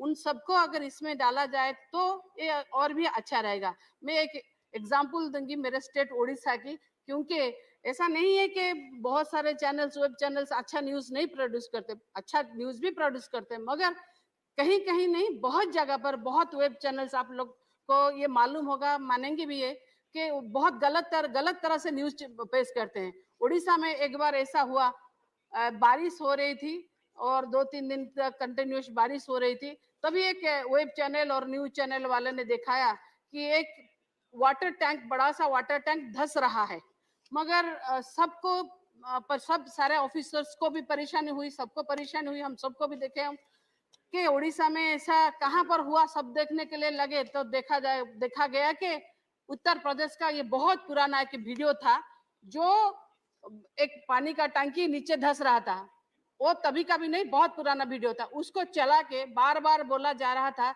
देखिए उड़ीसा में ऐसा है, पानी बारिश हुआ तो पानी की टंकी धंस गई। तो ऐसे ऐसे जैसे गलत न्यूज आता है, जैसे गलत अफवाहें आती है, अगर उन लोगों के ऊपर कोई कार्रवाई नहीं होगी तो फिर ये तो मतलब एक छतरी के चलते 2 नियम हो जाएंगे।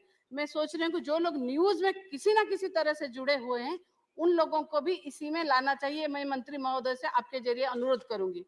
और एक बात है, बहुत सारे ऐसे पेपर्स में बहुत सारे ऐसे न्यूज भी आते हैं जिन लोग गलत न्यूज छापते हैं, बहुत गलत न्यूज छापते हैं, जैसे कि CM के बारे में हो, PM के बारे में हो, किसी पॉलिटिकल लीडर से लेके एक अच्छे इंसान तक जो कि सोसाइटी में माने रखता है, उनके लिए ये बिल में प्रावधान होना चाहिए कि जैसे मानहानि का मुकदमा करने के लिए हम लोग को कोर्ट में जाना पड़ता है, इस बिल में ऐसा होना चाहिए जो बोर्ड बैठेगा, अगर ये सरलीकरण हो रहा है, जो बोर्ड बैठेगा उसमें भी कुछ ना कुछ ऐसा फाइन इम्पोज करना चाहिए कि कम से कम जो लोग ऐसा गलत न्यूज छाप रहे हैं उनके ऊपर ये बोर्ड का भी कंट्रोल हो। कोर्ट जाना सबके लिए पॉसिबल नहीं होता सर, इसीलिए मैं ये चाहती हूँ ये नियम भी इसमें लागू करें। और मैं फिर से तहे दिल से सरकार का शुक्रगुजार हूँ, सरकार को धन्यवाद देती हूँ कि एक ऐसा बिल लाए जो चतुर्थ स्तंभ हम लोग बोलते हैं, उनको सुरक्षा देने के लिए, सारे मीडिया को इसमें सुरक्षा देने के लिए बिल आया गया है। इसके लिए मैं इसको समर्थन करती हूँ। Thank you so much. जय जगन्नाथ, वंदे उत्कल जननी। धन्यवाद माननीय श्रीमती सुनीता देव जी। माननीय श्री पवित्रा margherita. Thank you, sir, for giving me this opportunity to speak on this very crucial bill on registration of press and periodicals. So, while any legislation pertaining to press and publication easily evoke fears of censorship and all, and I will try to speak from all the perspectives, because fortunately, I started my career as a journalist, as an editor of a monthly magazine in Assam. It was one of the highly circulated monthly magazine called Maya. So I have got the experience of this title verification, registration, and luckily right from content generation to composing to type it to proofreading word by word from comma to semicolon, then to layout, to print, to bind, to distribute. So it's really exciting and painful also, and to produce or to publish the periodicals, be it a monthly magazine or daily. Sir, first thing first, this bill, with my experience, I'm to submit it, that this bill seeks to replace the legislation that is 156-year-old. The Press and Registration Books Act 1867, it was essentially a tool of the British East India Company to exercise their control over the intellectual activity of the Indians during the British Raj. That is why I'm really thankful to my minister and the government for taking the steps to replace the 156-year-old act. Sir, India is a country with booming publishing industry that is estimated to be worth about 25,000 crore. And according to an estimate, we have in India 1,44,000 daily newspaper and other periodicals. In my state of Assam also, according to the data available, in my state of Assam, we have 42 dailies, 58 weeklies, 24 monthlies, and other some bi-monthly and fortnightly periodicals also. All of us know that we have a very strong, our country has a very strong history in print media. The first periodical was published in 1780, that was Bengal Gazette. And in Assam also, we published the first periodical in 1846, that is Orunodoy. Since the inception of our publication or periodicals in India, we have a very strong legacy, we have a very strong history. And according to an estimate, in India, daily more than 250 books are published. So it's a huge industry, and it is so dynamic. It is very tough for act which is 156-year-old. It is very tough for the act to manage this huge and this booming industry. That is why this amendment on registration of press and periodical bill is being moved, and we welcome it. Sir, the press and registration of periodicals bill is a reflection of the Honorable Prime Minister Narendra Modi's commitment for ease of doing business and transparency in business, in the process of business. So the main point I have noticed here is the title verification and registration. So 25 years ago, I had the experience of title verification. Me myself applied for. At that time, we had to collect the form from the DM's office or DC's office, Deputy Commissioner's office. Then manually you have to fill up. Even now, you have to fill it up manually, although it is available in the website. You can download it and to fill up the columns and to submit it to the concerned district authorities. Then, after some verification, they will send it to the Office of the Press Registrar General. Then they will verify whether the proposed or desired names are already been enlisted in the long list. It may be now, it may also be now manually, I don't know. But it's a long process. So suppose I have collected the form at my name as a publisher is being written, then my address, then the proposed name, suppose number 1, anyone, the group or groups or individuals application would have to fill the columns, the desert names. Number 1, suppose East India Company. Number 2, suppose East India Company. Number 2, suppose India Bansabad Company. Like this, 3-4 names they may apply for, and the registrar will verify whether the names are already in use. Then they will again send to the district office. Then district office will summon the applicant, another verification. It's a lengthy process of 6 months to 1 year or maybe more. But this new bill, this new bill will enable in doing all these things in a very simplified, a very smart way. Everything will be available online. One has to apply online.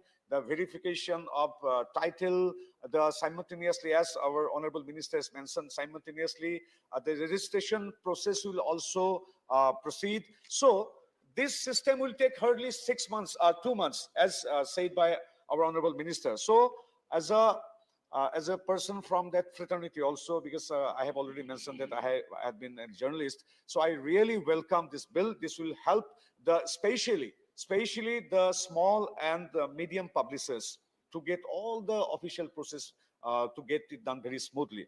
Secondly, sir, this bill demonstrates the government's intention of strengthening the country's intellectual core by enabling the environment.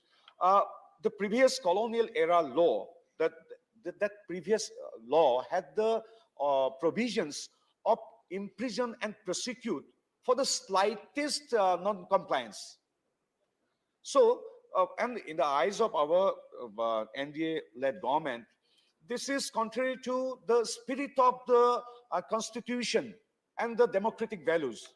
That is why already we have come to know that decriminalization of many clauses are being adopted in this law. I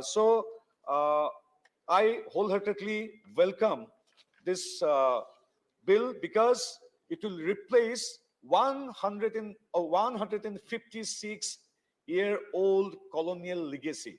First, and it will really practically provide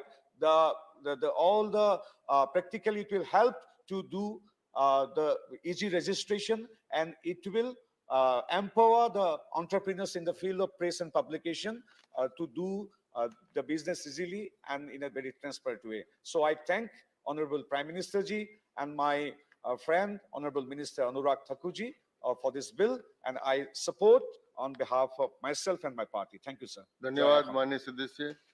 माननीय Shri S Niranjan Reddy. Sir, आज मैं मेरे division पे ही हूँ। आज आपने thank you sir. Thank you sir. Sir, I am rising to support the bill. Sir, the first thing that I wanted to say is many times we focus on what is contained in the bill to see whether the bill is good or not. But I wanted to congratulate the Honorable Minister and the government for two very important things which are not a part of the bill. When the 2019 bill was contemplated, sir, they had two provisions. One was they wanted to also make a provision for registration of digital media. I have noted the concern expressed by one of my preceding speakers, honorable member, that also needs to be covered. But sir, as I understand, this is dealing with print media and publications. I'm sure the government may want to come up with a separate law for digital media, and it requires a separate law because that will have different challenges, that will have different issues that the government may have to deal with. So this is first of the issues which I'm very happy the government has left out of this legislation. So the second thing I'm very happy about is the fact that the government has dropped the proposal to have conditions prescribed for the purpose of issuing government advertisements and also for accreditation for the purpose of issuing advertisements. I think, sir, this was done, I would think, very advisedly, because the government possibly did not want to give an impression that they would want to control the media in any manner. So these are two things that go in furtherance of enabling freedom of press. So I wanted to start with congratulating the government on two things which are not a part of the bill.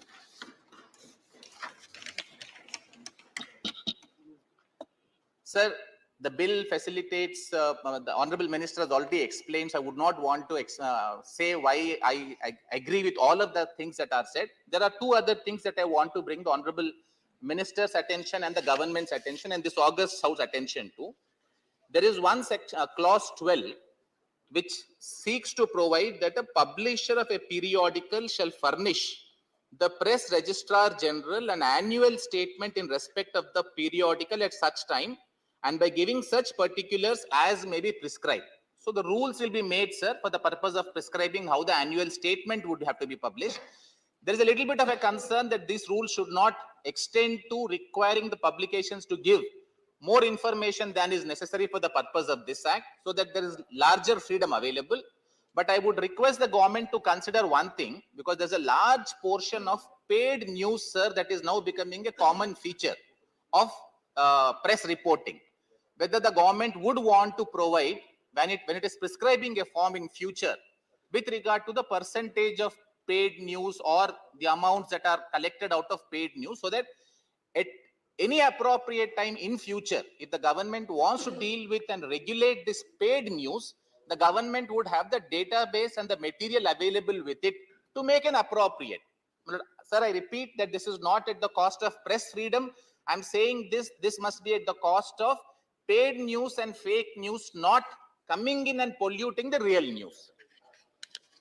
Sir, then I would also want to compliment the government that they have taken steps for ensuring that principles of natural justice are covered at every stage. And also when they constituted an appellate board, sir, they have ensured that there is an independence that is there in the appellate board.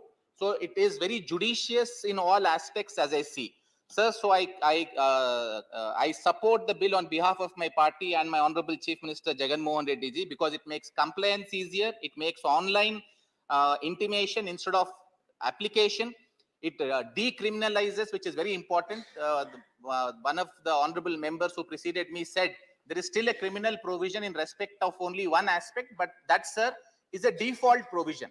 After they are told to do something, when they fail in the first instance, even thereafter, if they don't do, within some reasonable time given, then it provides for a deterrent punishment. This is, I think, sufficiently protective, sir. Sir, then my last suggestion would be that there is one clause 12 subclause 2, sir, which requires every publication to deposit a copy of the newspaper or publication with the state government and press registrar general. Sir, I would suggest the government could consider whether this could be deposited by way of an electronic form instead of physically being delivered, because it's otherwise facilitating the ease of business. Sir, I thank you, sir, and I support the bill. धन्यवाद साहब, बहुत बहुत आपको। माननीय doctor M Thumbay दुराई, आपके बिना कोई भी बिल पूरा नहीं होता है। Without your speech, no bill is. Thank you very much, sir. Because the democratic way, I have to my duty on behalf of my party. I have to say my views in any bill comes. That is the way. It is the opportunity given to me. Send here in the esteemed house. I am speaking, sir. Thank you very much, sir. First of all, as others said, I also a publisher, editor in the student days. I started the journal. I became through that only entered the politics also. The students' movement, I published magazines and articles as a student leader, collecting so many articles among the students. Various in Tamil Nadu. That is I know the experience. When applying for the title, as he said, we have to wait for a long time. Then after registration, afterwards Delhi, we have to come. And here they will say so many issues. Then they will cancel my names. They won't accept whatever you give the choices. cumbersome, I face that. I know that. That is where now Honorable Minister has brought a new bill to simplify things. I appreciate that what has come. So one thing why the media, the print media, it is 1950, 150 years old, like colonial period. See, colonial every period, sir, not only colonial period, even emergency period, even afterwards, even during the early of the Congress government regime, what our people, especially Tamil Nadu people, our dividend movement suffered a lot. Whatever article, for example, if you take our movement, Tandai Periyar, Anna, like that, so many people, intellectuals, every leader, secondary leaders used to have their own magazine. They write articles to enlighten the people, the rights of the people, social justice. These are the concepts to propagate that common man. At that time, media used. But at that time, you know, even the Congress regime, even Periyar supported Kamaraj at that time. Whatever he writes at that time, they are put going to the jail, they are put to the court. The court will fine. Then Periyar said, I am for social justice. Even you are putting, I don't pay the fine. Whatever judgment you give, how many years imprisonment, he used to go to jail. Therefore, not only colonial British period, even afterwards independence also, the government, or the previous governments, they used as a weapon to stop writing articles and punishing them. That is not, therefore it is not a colonial. Even after independence also it happened. That is what we faced. And also, sir, regarding the freedom movement also, we take Bharatiya. He is a patriot. He used to write so many articles, poems for freedom struggle. Subramania Bharatiya. Subramania, full name is Subramania Bharatiya. So what the Sangamam you had at that time, Bharatiya place you celebrated in Kasi. That kind of Tamil Sangam. At that time, I'm telling, such kind of patriot is a big revolutionary in the poet in Tamil. Wherever our Prime Minister going is quoting his poems. That's we are proud of that. Our Prime Minister Narendra Modi ji quoting Bharatiya's thing many times. Therefore, such kind of person, when he is writing reality for freedom for the track, they are imprisoned many times. They are yours more or less forced to go to Pondicherry, that is Puducherry, what we are calling. He cannot live in Tamil Nadu, Madras province at that time, Madras province that is called. Therefore, he stayed there only. Because of there stayed long time, because that is a French colony at that time. Because the Madras province is controlled by British people, at that time he went there and stayed. Because of stayed there, he faced a lot of health problems. Because of that, he lost in the young age itself, he died. Such kind of, at that time, British period, when we were writing articles, publishing his magazines, everything banned and punished, put imprisonment. That way he suffered. Like that. So this is the way how the British period also happened.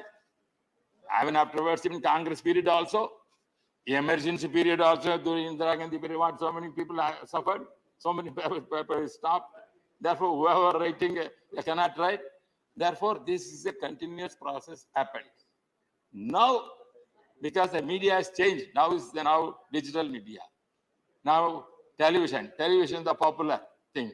So our minister, broadcasting minister, he also controlled because our Yama is also sitting behind and Murugan also sitting, he knows that both are in the thing. They know that is very popular nowadays. The print media is also there. There is no. But apart from that, now this is the popular media is going on. In that also there is no censorship. They are telling cinema things for censorship is there. For televisions, where is the censorship, you tell me? They are gone publishing wrong information and creating, damaging the government.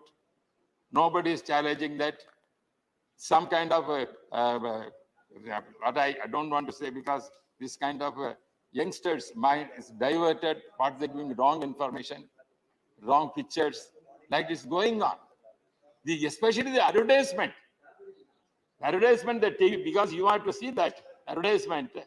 Even putting the underwear, this everything, how they are giving publication. Is it the way? Is it necessary that kind of advertisement as from the media? And also, the promote their products.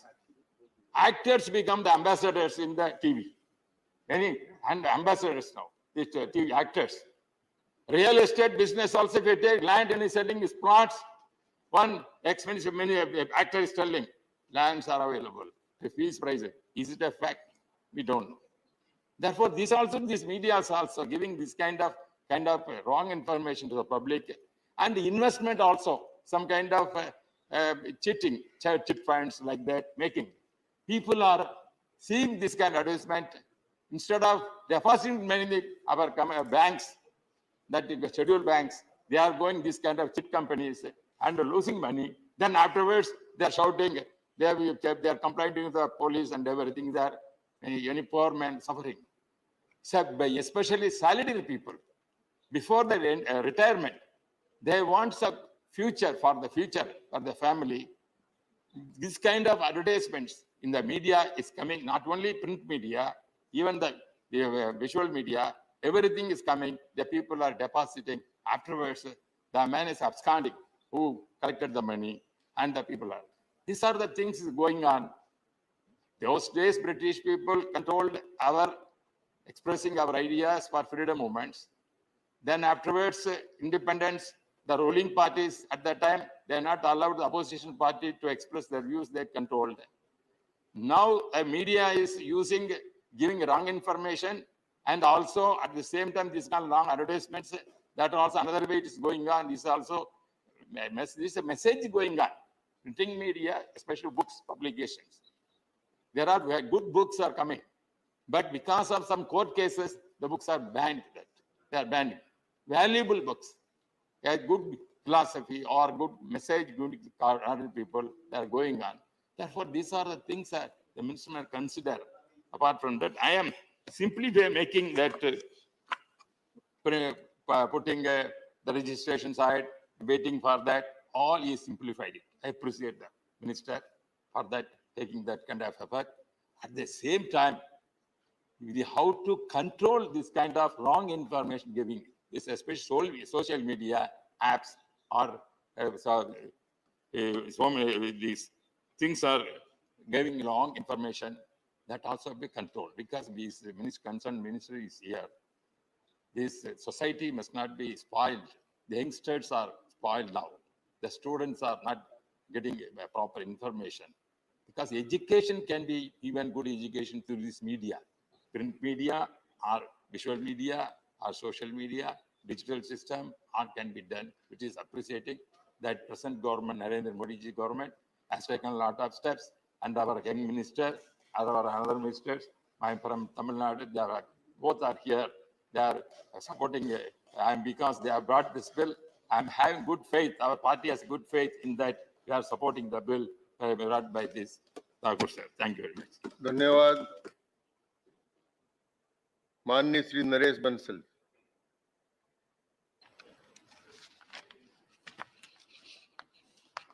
माननीय सभापति महोदय, मैं आपका बहुत बहुत धन्यवाद करता हूं कि इस प्रेस और नियतकालिक पत्रिका रजिस्ट्रीकरण विधेयक 2023 पर आपने मुझे बोलने का अवसर दिया।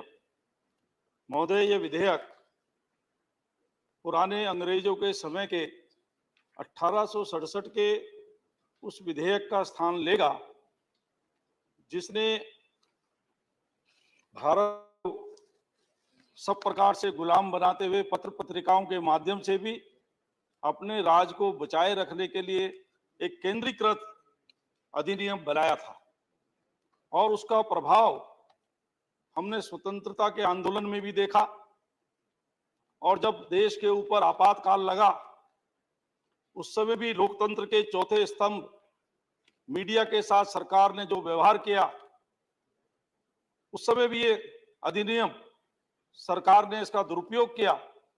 समाचार पत्रों में संपादकों के कॉलम छुपकर आए, उन्होंने छापे नहीं इसके विरोध में, लेकिन उनको कारावास की सजा भी दी गई, क्योंकि सरकार के पक्ष में न होकर आंदोलन के पक्ष में वो जो लिखते थे।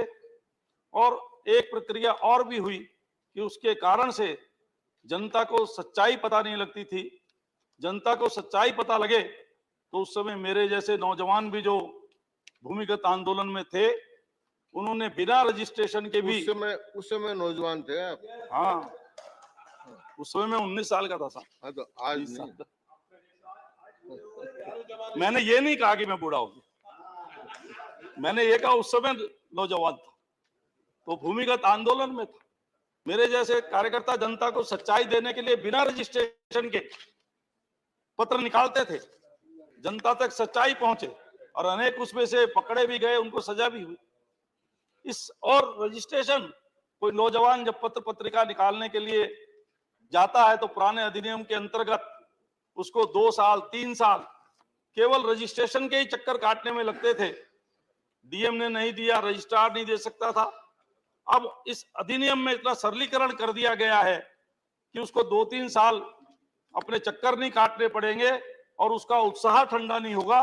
वो 2 महीने के अंदर ही ऑनलाइन रजिस्ट्रेशन करके अपना रजिस्ट्रेशन प्राप्त कर सकता है और पत्रिका निकाल सकता है। जिन प्रावधानों के अंतर्गत जेल की सजा थी, मोदी जी की सरकार जब से आई है, नरेंद्र मोदी जी की, तब से पुराने कानूनों को बदलने का सिलसिला हमने प्रारंभ किया है। जो गुलामी के प्रतीक हैं, ऐसे लगभग 1500 कानून अब तक निरस्त किए जा चुके हैं।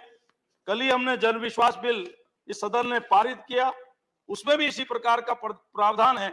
200 से ऊपर कानून विभिन्न प्रकार के निरस्त किए गए और यह प्रक्रिया अभी आगे भी चलेगी। मैं उसके लिए मंत्री जी को भी धन्यवाद देता हूं कि उन्होंने इस प्रकार से प्रेस की स्वतंत्रता को बनाए रखने के लिए और नई नई पत्रिकाओं को प्रोत्साहन देने के लिए इस बिल को वो लेकर के आए हैं। इसमें अतिरिक्त समय भी नहीं लगेगा और प्रस्तावित कानून में एक अपीलीय निकाय की भी व्यवस्था की गई है, जिसका अध्यक्ष भारतीय प्रेस का परिषद का अध्यक्ष होगा और उसमें 2 सदस्य जो प्रेस परिषद के रखे गए हैं।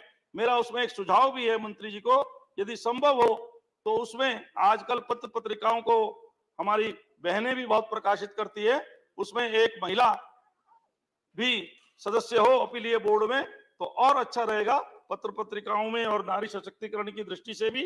ये मेरा सुझाव है।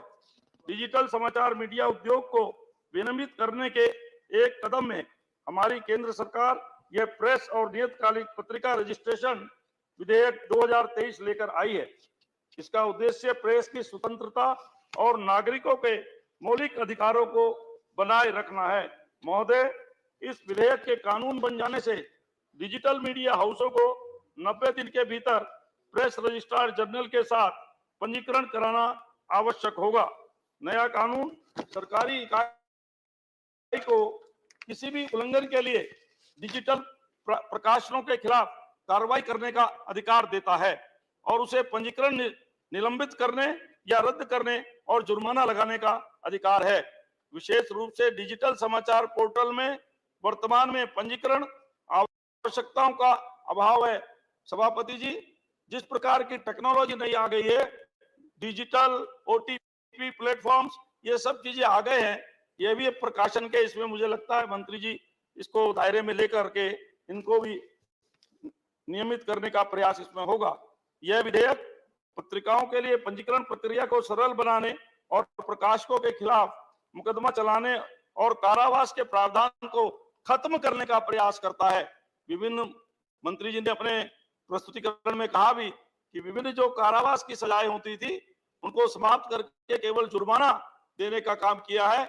केवल एक उसमें 6 महीने की सजा का है, वो भी 6 महीने तक अगर बिना रजिस्ट्रेशन के प्रकाशन होता है और उसका नोटिस देने के बाद भी वो रजिस्ट्रेशन नहीं कराता है तो 6 महीने की सजा का प्रावधान है।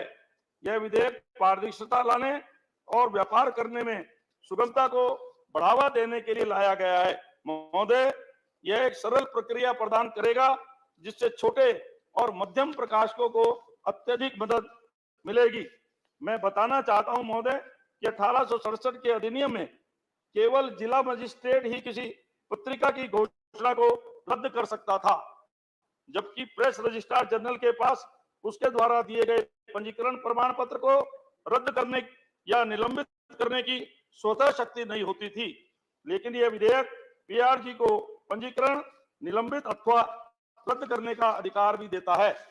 विधेयक यह भी प्रावधान करता है कि जिस व्यक्ति को किसी अदालत द्वारा आतंकवादी कृत्य या गैर कानूनी गतिविधि से जुड़े अपराध के लिए दोषी ठहराया गया हो या राज्य की सुरक्षा के खिलाफ कुछ भी किया गया हो, उसे समय समय पर पत्रिका निकालने की अनुमति नहीं दी जाएगी। ये विधेयक उन प्रावधानों को भी खत्म करने का प्रयास करता है जिनके लिए प्रकाशकों और मुद्रकों को डीएम के समक्ष घोषणा पत्र दाखिल करना आवश्यक था, जिसने पीआरबी अधिनियम के दंडात्मक प्रावधानों को समाप्त कर दिया, जिसने सूचना की अनुचित घोषणा को 6 महीने तक की जेल की सजा के साथ दंडनीय अपराध बना दिया। 6 महीने तक जेल की सजा केवल उन मामलों में तय की गई है जहां कोई पत्रिका बिना पंजीकरण प्रमाण पत्र के प्रकाशित होती है और प्रकाशक पीआरजी द्वारा इस आशय के निर्देश जारी होने के 6 महीने के बाद भी ऐसे प्रकाशन की छपाई बंद करने में विफल रहता है या जानबूझ करके नहीं करता है। महोदय, इसमें अपीलीय बोर्ड, प्रेस और पंजीकरण अपीलीय बोर्ड के में अध्यक्ष, प्रेस काउंसिल ऑफ इंडिया और पीसीआई के 2 सदस्य शामिल होंगे, जो पंजीकरण देने से इंकार करने, कोई जुर्माना लगाने और निलंबन के खिलाफ अपील सुनेंगे। ये अपीलीय बोर्ड इसमें होगा। महोदय, हमारी केंद्र सरकार के द्वारा यह विधेयक हमारे दूरदर्शी और यशस्वी प्रधानमंत्री श्री नरेंद्र मोदी जी के कुशल नेतृत्व में लाया गया एक क्रांतिकारी विधेयक है। यह विधेयक डिजिटल समाचार मीडिया उद्योग जगत में जबरदस्त बदलाव लेकर आएगा। महोदय, इस महत्वपूर्ण विधेयक को लाने के लिए मैं हमारे यशस्वी प्रधानमंत्री जी और माननीय मंत्री जी का दिल से आभार व्यक्त करता हूं। इसके साथ मैं अपनी पार्टी का भी धन्यवाद करता हूं, जिसने मुझे इस महत्वपूर्ण विधेयक पर बोलने का अवसर दिया। मैं इस विधेयक का भरपूर समर्थन करता हूं और अपनी बात यहीं समाप्त करता हूं। धन्यवाद। धन्यवाद बंसल साहब। माननीय Shri V Vijay Sai Reddy. Chairman, sir, thank you for the opportunity you have given to me. Sir, I wholeheartedly support this bill. However, I would like to make some suggestions through your good self to the Honorable Minister, Anurag Thakur ji. Kindly listen to me. Sir, 3 points I would like to bring to your kind notice. Sir, as a fourth pillar of the democracy, the press owes the duty to the public, to the Indian public, and adhere to the highest values in the society, and strive to bringing the truth, real truth, to the forefront. That is the objective with which the press should work. However, sir, the role of the press of late has been severely and adversely compromised for the reasons known to your good self. Sir, one important feature which I would like to bring to your notice is that the entry of corporate companies entering into the field of fourth pillar of democracy. Sir, is it admissible as per the law a corporate company becoming a member of parliament? No, not possible. Is it possible to become a corporate company to become a lawyer? Individual can be a partner in the partnership firm of a law firm, and then he can represent in his individual capacity. Is it possible for a corporate company to become a bureaucrat in the government? It is not possible. However, it is possible in the case of fourth pillar of the democracy. What is the result? The result is that these corporate entities which have got the financial wherewithal are dictating terms to entire 3 pillars of democracy. Therefore, sir, these certain organizations, I'm not naming any organization, certain caste outfits, I'm referring to caste, certain religious outfits, certain terrorist organizations, certain organizations with ulterior motives, and certain organizations with political motives. They have impacted the independence of media. So therefore, of the press, and they have fueled the drastic increase in the incidents of fake news. Again, with the ulterior motives, with the political objectives. So this is to be taken cognizance of. I request in this regard, my suggestion to the Honorable Minister through you, sir, is that corporate companies may enter into the press media business. But however, the business should be done in the name of Section 25 company. Section 25 of the Companies Act, World Act, I'm not updated. That is, company, in case even if there is a excess of income over the expenditure, that should be not to profit making. So only those companies should be allowed to get into the media business. Then only the independence of media can be maintained, sir. Sir, the next point which I would like to bring to your notice is the National Crime Records Bureau. A total of 1,527 fake news were recorded in 2022. There is a quantum jump of 214% increase when compared to 2019 and 2021, registering 486 and 882 cases, fake news cases respectively, sir. Sir, the Indian Penal Code, coming to the Indian Penal Code, sir, imposes the criminal punishment on any person who makes the statement to conduce the public mischief. Section 125, sir, 105, does not provide any regulatory framework for governing instances of fake news that perpetuated by the press. Therefore, it is imperative on the government to ensure that the fake news will not be perpetuated by the press for whatever reasons I have stated, sir. So there is an urgent need to bring about the specific laws and regulations to address this menace of fake news, sir. The last point which I would like to bring to your notice is the safety of journalists. Sir, journalists are working there for their livelihood. Of course, there are genuine journalists. There may be one or two journalists who will be resorting to unfair practices. Doesn't mean that entire journalistic community is bad. Sir, the form of fourth pillar of democracy, yet the lives of the journalists are not safe in this country because the government, it is the responsibility of the press and media companies to take care of the journalist lives and living standards, sir. India is among the 5 most dangerous countries among the journalists, killed in 4 deaths in 2021 out of 46 worldwide. Therefore, it is the responsibility of the government to ensure and to make appropriate laws to safeguard the lives of the journalists, sir. And sir, the digital India, the last point, sir. Sir, digital India has been, we are moving towards the digital India. The digital India, the digital media platform have become easily accessible to the common man. We have a cell phone, it can be accessed, and then various tabs are there, and various other electronic instruments are there, sir. The bill takes crucial step towards the ensuring the registration of digital media platforms. Digital platforms continue to remain outside the purview of Press Council Act 1978, sir. It is not. Press Council Act 1978 that has no jurisdiction on digital media. And Honorable Minister is also aware of it.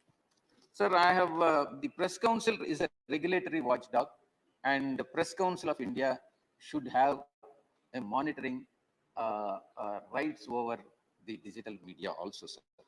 Sir, I have introduced the private member bill in this August House to empower the Press Council of India to regulate all forms of digital news and also impose the penalties for the fake news. Sir, I strongly urge the Honorable Minister to consider bringing the reforms including the non-profit making companies, only can get into the press business. I am not supposed to call it as a business, business without making any profit of it. So thank you very much, sir. Thank you, Bye. thank you, Reddy Sam.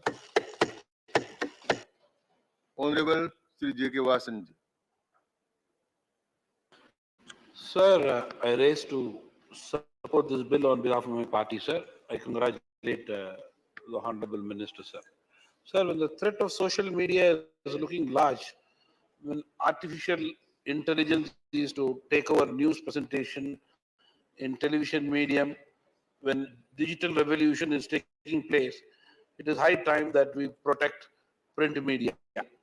This bill will definitely help in finding solutions at time the multiple challenges faced by our press. Sir. Sir, we live in the era where print, digital, and YouTube journalism is at its peak. This bill will help to bring regulations in the print media, sir.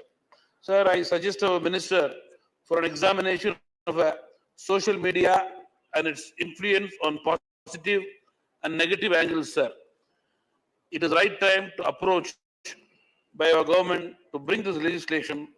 And again, I welcome this bill, sir. Sir, press freedom in India is being felt seen in growth from district level. Different languages daily are published.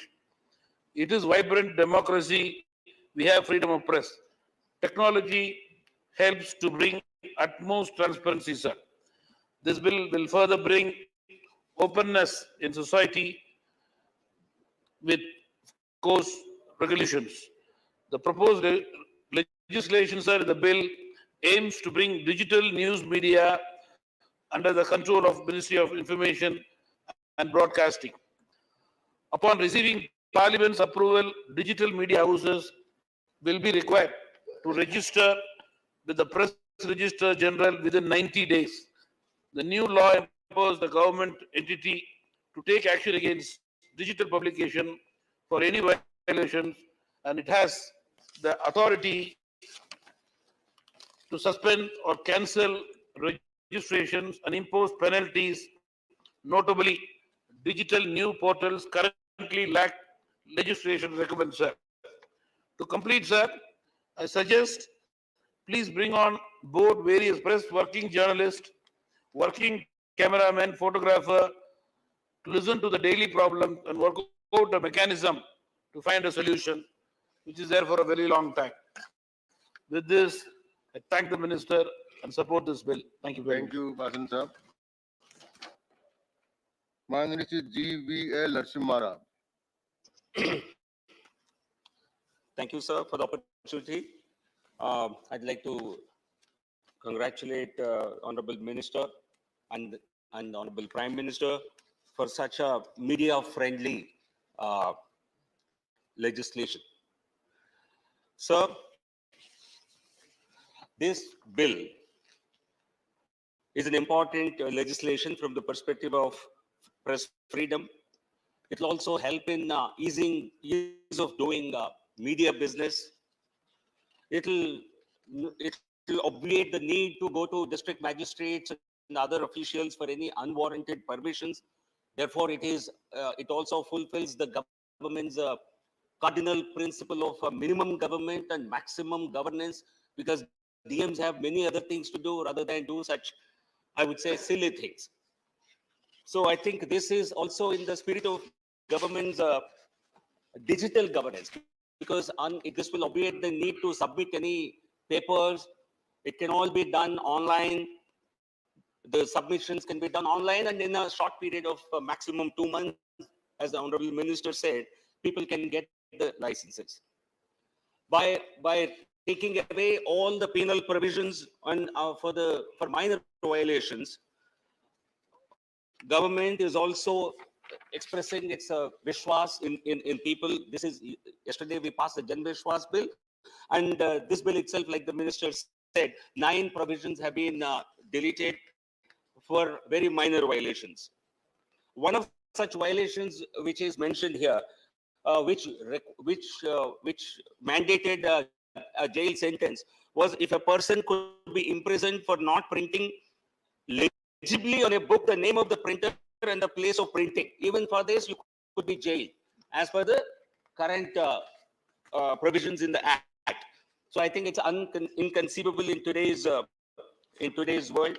So by making this a completely hassle-free and transparent process, the government has come out with a very important piece of media reform, and I compliment government for it. Sir, I'd like to those who criticize our party politically, I think they have to hold a mirror and see what they have done, what has been their record in press freedom. In emergency era, soon after the emergency was imposed, for 2 days, no newspapers came out in this country. More than 250 journalists were arrested. 7 foreign correspondents were expelled from the country.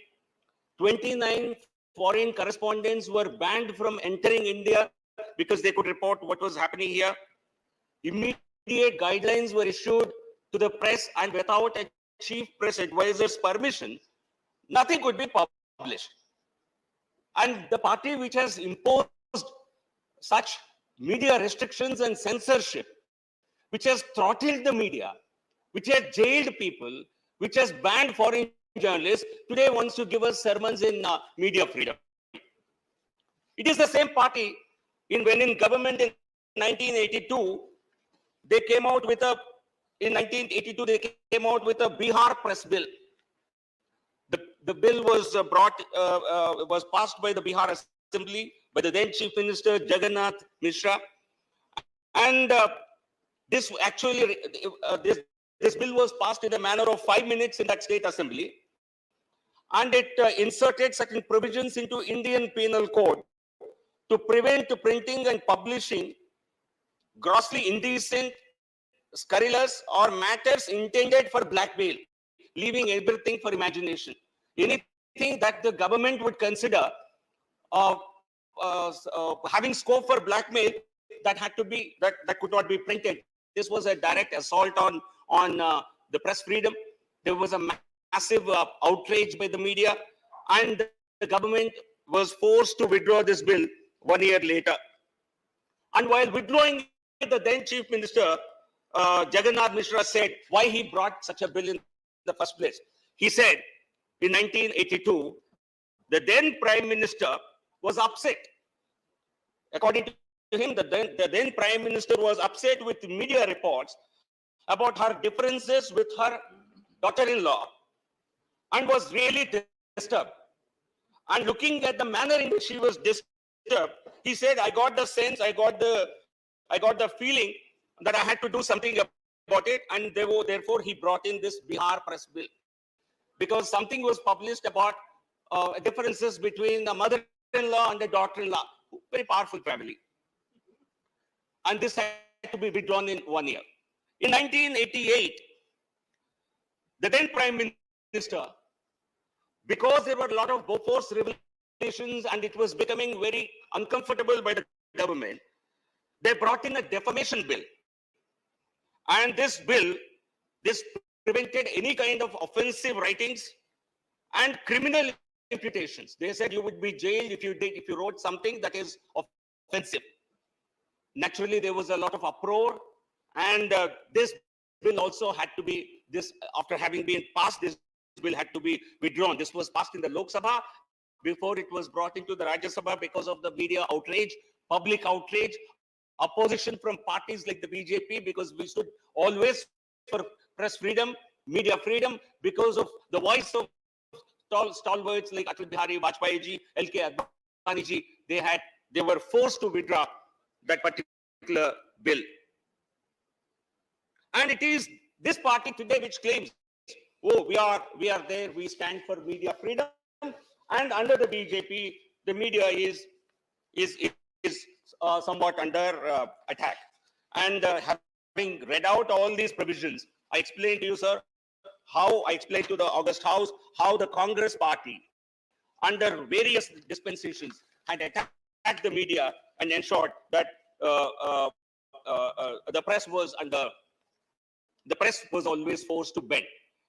Famously, Shri L.K. Advani ji, who was himself a Minister for Information and Broadcasting in the Janata government, I think he had once said that the government at that time during emergency wanted the media to bend, but the media actually crawled when there was no need for it. The media went out of the way to placate and please the government. We as a party believe in total media freedom. Honorable Prime Minister has faced the stingiest of criticism from the media on most occasions unfairly. On most occasions unfairly, but we never, I think he had taken all this in our stride. We believe in media freedom. In this context, I would like to mention one particular reference to the Honorable Minister, and I'm deeply disturbed by it. And I don't know why sections of the media do not get the same kind of, there are some indices that publish, which rank India even lower than Pakistan in media freedom. Can there be anything, can there be a bigger joke than this?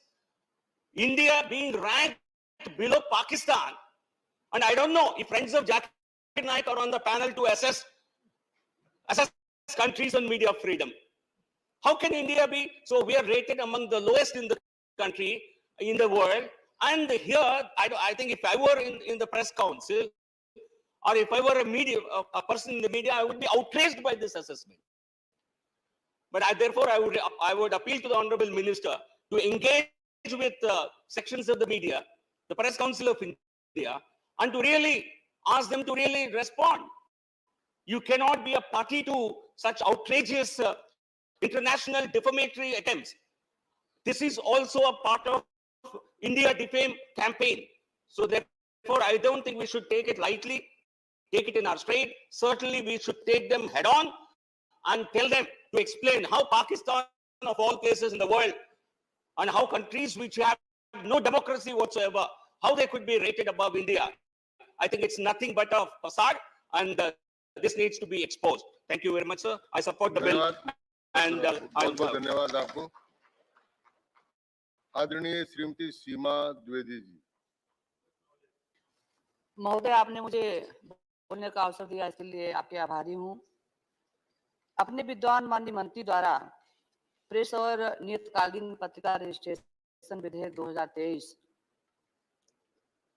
को लाने का जो कार्य आज राज्यसभा में किया गया है, उसके लिए मैं उनको बहुत बधाई देना चाहती हूँ और धन्यवाद भी देना चाहती हूँ कि आपने 1867 के उस काले कानून को समाप्त करके एक अच्छा कानून लाने का प्रयास किया है। महोदय, कितने आश्चर्य की बात है कि देश की आजादी 1947 में हो गई, अभिव्यक्ति की स्वतंत्रता हमारा मौलिक अधिकार बन गया, लेकिन हमारा चौथा स्तंभ प्रेस एवं पुस्तक अधिनियम को 1867 को निरस्त करने का विचार पूर्व की किसी की सरकारों के मन में नहीं आया। महोदय, मैं प्रधानमंत्री जी की सहृदयता को धन्यवाद देना चाहती हूँ, उनकी सोच के प्रति आभार व्यक्त करना चाहती हूँ। वो कितने दयालु व्यक्ति हैं। आपने देखा होगा कि जब हम किसी मीडिया को कवर करते हुए टीवी में देखते हैं, अखबार में देखते हैं, वो अपने जान को जोखिम में डाल करके कभी रेल दुर्घटना हुई, कभी आग लगी, कभी तूफान आया, कभी आंधी आया, कभी भूकंप आया, वो किस तरह से कवरिंग करते हैं। उनके ऊपर भी एक ऐसा कानून बनाया गया था जो बहुत ही खेद का विषय था। अभी हमारे तमाम विद्वान साथियों ने अपनी अपनी बातों को रखा है। मैं उनके साथ अपने को संबद्ध करते हुए ये कहना चाहती हूँ, आपसे ये कहना चाहती हूँ कि ये जो कानून इसके पहले था, ये बड़ा ही तकलीफ वाला कानून था। किसी पुस्तक पर मुद्रक का नाम, मुद्रण का स्थान अथवा प्रकाशन का नाम स्पष्ट रूप से न छापने पर भी उसे कैद किया जा सकता है। 1867 अधिनियम में कई उल्लंघनों में प्रस्तावित 6 महीने जेल की सजा का प्राविधान हमारे संविधान मूल्यों के खिलाफ है। महोदय, मुझे लगता है यह विधेयक अखबार शुरू करने की प्रक्रिया को पूरी तरह से सरल बनाने का प्रयास करता है और इस तरह सभी वर्गों और क्षेत्रों के लोगों को लोकतंत्र के चौथे स्तंभ का हिस्सा बनने के लिए प्रोत्साहित भी करता है। महोदय, यह हमारा विधेयक किसी समाचार पत्र के प्रकाशन और प्रिंटिंग प्रेस की जिला मजिस्ट्रेट या स्थानीय प्राधिकारी के समक्ष घोषणा दाखिल करने की बाध्यता को हटा देता है। इससे अखबार मालिकों को काफी समय और मेहनत बचेगी और अखबार को पंजीकृत कराने की प्रक्रिया तेज और सरल हो जाएगी। मान्यवर, मैंने देखा है कई सरकारों में जो अखबार राष्ट्रवादी खबरों को छापती थी, अच्छी खबरों को छापती थी, मैंने उनको देखा है किस तरह से उनको प्रताड़ित किया जाता है, किस तरह से अखबारों को जलाया जाता था। मैंने देखा था कई स्थानों पर। मैं जिक्र करना चाहूंगी, अभी केरल की घटना को हम जिक्र करना चाहेंगे। वहां पर किसी एक पत्रिका ने एक रांची समाचार खबर का उल्लेख किया तो जिलाधिकारी महोदय के माध्यम से उनके खिलाफ कार्रवाई की गई। ऐसी बहुत सी सरकारें हैं, ऐसी बहुत सी, जहां पर हमारी भारतीय जनता पार्टी की सरकारें नहीं है, वहां पर मान्य देखने को मिलता है उनके ऊपर किस तरह से तानाशाही रवैया को किया जाता है। विधेयक किसी समाचार पत्र के प्रकाशन और प्रिंटिंग प्रेस की जिला मजिस्ट्रेट या स्थानीय प्राधिकारी के समक्ष घोषणा दाखिल करने की बाध्यता को हटा देता है। इससे अखबार मालिकों को काफी समय और मेहनत बचेगी और अखबार को पंजीकृत करने की प्रक्रिया तेज और सरल हो जाएगी। महोदय, पत्रिकाओं के शीर्षक आवंटन और पंजीकरण की प्रक्रिया को एकल प्रक्रिया बनाकर सरकार ने लोगों के प्रति अपनी संवेदनशीलता दिखाई है और व्यापार करने में आसानी के मंत्र के साथ साथ मीडिया को एक समृद्ध और विकसित वातावरण प्रदान करने का पूरा ध्यान रखा है। पंजीकरण प्राप्त करने की प्रक्रिया को निर्बाध और पारदर्शी बनाकर सरकार ने यह सुनिश्चित किया है कि विशेष रूप से छोटे और मध्यम प्रकाशकों द्वारा सामना की जा रही वर्तमान समस्या पूरी तरह से समाप्त हो जाए। अब प्रकाशकों और अखबार शुरू करने के लिए भौतिक दस्तावेज जमा करने, जिला मजिस्ट्रेट के सामने पेश होने और अनुमति प्राप्त करने के लिए महीनों और वर्षों तक इंतजार करने की आवश्यकता नहीं होगी। मान्यवर, मैं माननीय मंत्री जी को एक अपना सुझाव भी देना चाहती हूँ। वैसे तो कानून बने हैं, हम देखते हैं कभी मीडिया के माध्यम से, फेसबुक के माध्यम से, सोशल मीडिया के माध्यम से तमाम गलत तरह की टिप्पणियां भी होती हैं और कई साइडों पर अश्लील चीजों का भी प्रकाशन किया जाता है। महोदय, इसका प्रभाव हमारी युवा पीढ़ी पर पड़ता है, हमारे बच्चों को के मानसिक के दिमाग पर इसका बहुत गलत असर पड़ता है। मैं माननीय मंत्री जी को यह सुझाव रखना चाहती हूँ, इस कानून में थोड़ा सा इस बात की और चर्चा हो जाए और इसमें थोड़ा सा डाल दिया जाए कि अगर इस तरह से किसी प्रकार का कोई भी मीडिया हुआ, चाहे पत्र हुआ, चाहे प्रकाशन हुआ, चाहे टीवी चैनल हुआ, चाहे हमारा फेसबुक हुआ, कुछ भी हुआ, अगर किसी प्रकार का अश्लीलता वाला बोध होता है तो उसको समाप्त करने का कष्ट करें। और माननीय, मैं एक बात और कहना चाहती हूँ, आप देखते होंगे हमारे घर में, आपके घर में छोटे छोटे बच्चे हैं, हमारे बच्चे अक्सर कार्टून देखते हैं। आप सभी लोगों ने ध्यान दिया होगा, उस कार्टून में भी छोटी छोटी बातों का इशारा ऐसा होता है कि बच्चे समझते हैं कि ये भी कुछ गड़बड़ है। और मैं सरकार की इस प्रयास की बहुत सराहना करती हूँ, सरकार को मैं बहुत धन्यवाद देती हूँ।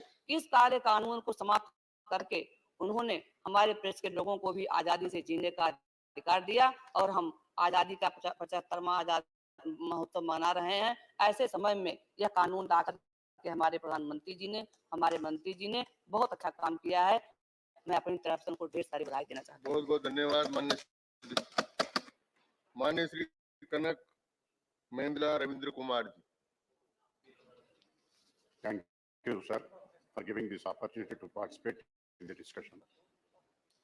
Sir, the government has felt that the Press and Registration of Books Act 1867 is procedurally cumbersome and complex, making it extremely burdensome and time-consuming, especially for small and medium publishers in matters of verification of title, obtaining certificate for registration, for publishing a periodicals. The government is the view of you process of furnishing a declaration before local authority, authentication of the declaration filed before the local authority by that authority, and subsequent furnishing application to the Press and Registrar General. First for title verification and thereafter obtaining certificate registration, which was in work under the Act of 1867, is both time-consuming and onerous. Further, the punitive fines and penalties, which included the imprisonment even for small contraventions, was anarchic and to the constitutional values. In the present age of free press, and the commitment of the government to uphold the media freedom. The pre-independence anarchic law is not in sync with the current media landscape. And the government brought this bill with an aim to simple online process of title verification, specific provision relating to circulation and verification, prior approval of the central government publication, suspension and cancellation of the certificate of registration, etc. So, sir, senior journalists and reporters who recently, the present trend is criticize, rather expose the misdeeds of the government and question the actions of the ruling party or the government, are harassed and subject to the police atrocities. This attitude has to be curbed. If this, the main object of this act, the proposed legislation is based on the spirit of upholding media freedom and ease of doing business by making the entire process of allotment of title and registration periodicals simply and simultaneously through online system without requirement of any physical interaction. So the main purpose and object is the spirit of upholding media freedom.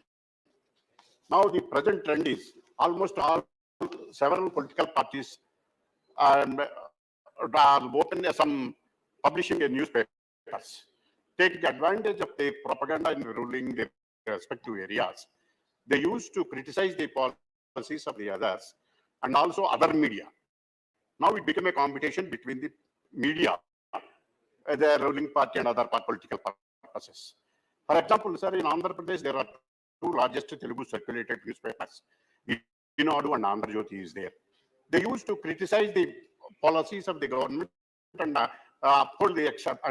expose the actions of the government time and again. Basing on that, the government used to criticize openly in the name of magazines and criticizing it, sir.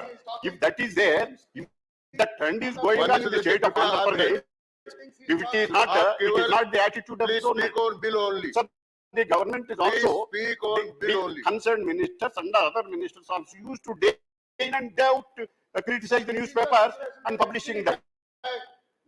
So therefore, Please sit down. this type of criticism by the government is curbing the practice of the freedom of press, particularly Inadu and Andhra Jyoti. The Honorable Chief Minister of Andhra Pradesh also criticizing regularly day in and day out. It is their attitude and interference. On the contra, the government issued a GO to criticize, to book the cases against the papers and also the owners of the papers. So in these circumstances, unless the government of AP curbs such practices, the central government has to interfere and the central government has to curb such practices, particularly in the state of Andhra Pradesh. So there are likewise in a and also the journalists attack, physical attack, and again in the state of Andhra Pradesh. No second voice is going on in the state of Andhra Pradesh. If such state is there, if such conduct is there in the state of Andhra Pradesh, no freedom of press. I request the honorable minister, if this trend is not and curtailed, the government cannot ensure the media freedom, and it has insisted in the statement and objects of reasons. So therefore, I request the honorable minister to take into the cognizance of the attitude of the government.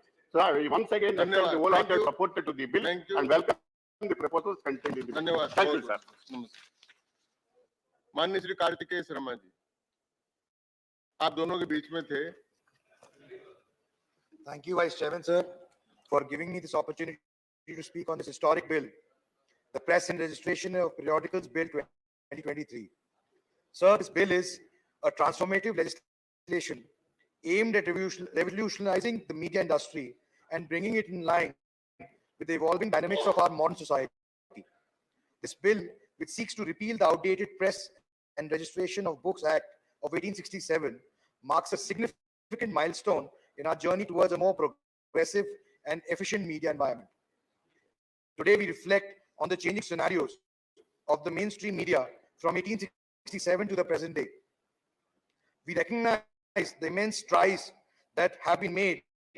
Our media landscape has evolved from the advent of the print more than 200 years ago to the digital revolution, from regional publications to global platforms, and from restricted voices to diverse perspectives.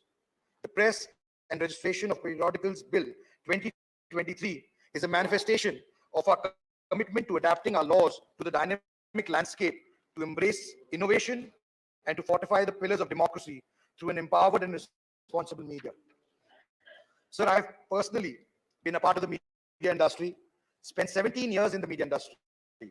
I personally witnessed the challenges and the impediments that media publishers have faced when launching newspapers and editions. Cumbersome processes, bureaucratic hurdles, and archaic practices have hampered the growth and innovation of our media landscape. With the introduction of the Press and the Registration of Periodicals Bill 2023, we are poised to usher in a new era of streamlined processes, increased freedom, and enhanced accountability. One of the paramount achievements of this bill is simplification of the entire process of launching newspapers. Gone are the days when publishers had to navigate through intricate web of procedures to secure titles and clearances from district magistrate offices, and then wait endlessly for files to move to the RNI of India. Today, we eliminate the arduous journey, enabling any aspiring publisher to directly and seamlessly apply for titles, clearances online at the office of the press registrar. This monumental shift in approach reflects on our commitment to ease of doing business and harness the power of technology to empower our media entrepreneurs. So, as we intertwine the narrative of the Jan Vishwas bill, we find a common thread of trust. Both bills are aimed at cultivating trust in the media and trust in the public policies. Just as Jan Vishwas bill aims to bridge gaps between government and citizens, the Press and Registration Periodicals Bill 23 seeks to bridge that gap between media publishers and their audiences by fostering a transparent, accountable, and credible media ecosystem. I would like to thank the Honorable Prime Minister and the Honorable Minister for bringing such a historic bill.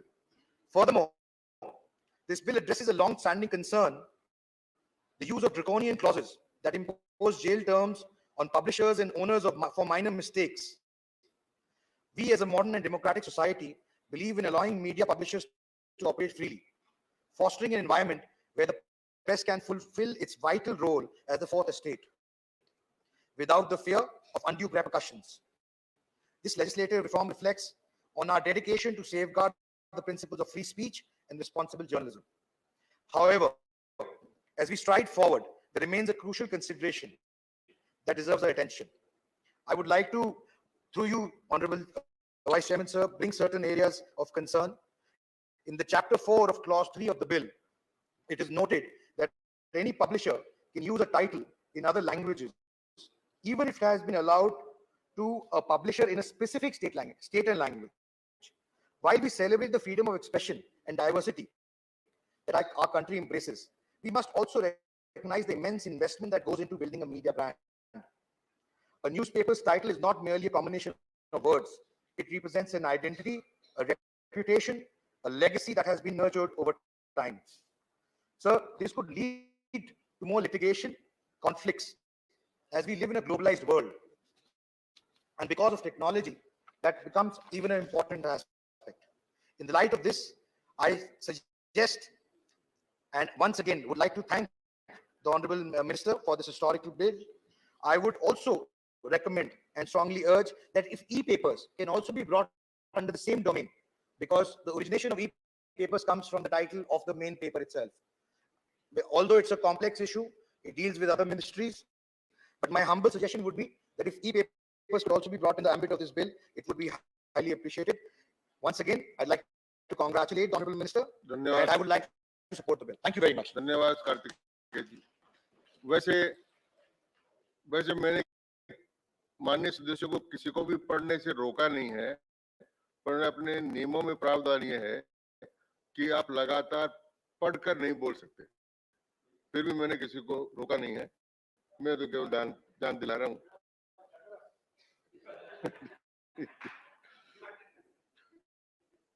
मैं अब अंतिम वक्ता के रूप में माननीय Rakesh Sinha ji, 5 minute का समय आपको। सभापति महोदय, रूपाला साहब ने the press and periodicals registration bill 2023 के समर्थन में बोलने के लिए खड़ा हुआ हूं। जब यह कानून बनाया जा रहा है तो प्रेस की स्वतंत्रता के इतिहास में यह एक मील स्तंभ साबित होगा। मैं पुरानी बातों को दोहराने की जगह इस बिल से, इस कानून से जो 2 लाभ होगा उसे मैं रेखांकित करना चाहता हूं। जनमत का उद्योग यानी ओपिनियन इंडस्ट्री केंद्रीकृत जब होता है, जब उसकी एकाधिकार हो जाता है तो जनमत पर अनेक सवाल उठते हैं। भारत एक ऐसा देश है जिसमें 17,000 से अधिक न्यूज़पेपर्स और 1 लाख से अधिक पत्रिकाएं हैं। मैं एक जानकारी के लिए भी करना चाहता हूँ, माननीय सदस्य को बोल रहे हूँ, उनके और आसन के बीच में से किसी भी माननीय सदस्य को नहीं जाना चाहिए, ये भी नियमों प्रावधान। आप अपने चालू रखिए। तो मैं यह जब कह रहा था कि हमारे पास लगभग 1.5 लाख पत्रिकाएं और समाचार पत्र हैं, तो इस बिल का जो, इस कानून का जो लाभ होगा,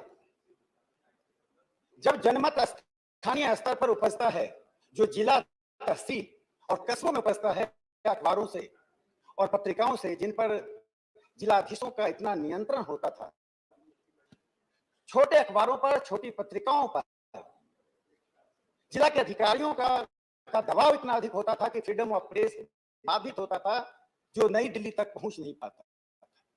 नई दिल्ली के प्रेस क्लब तक उन घटनाओं को रेखांकित नहीं कर पाते थे।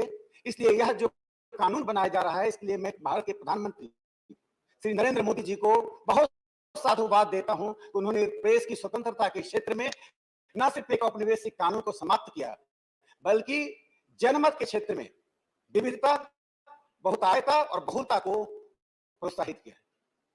मैं माननीय मंत्री जी को इस बात के लिए बधाई देता हूं, इस बिल की ड्राफ्टिंग करते समय उन्होंने सभी औपनिवेशिक बातों को हटाया।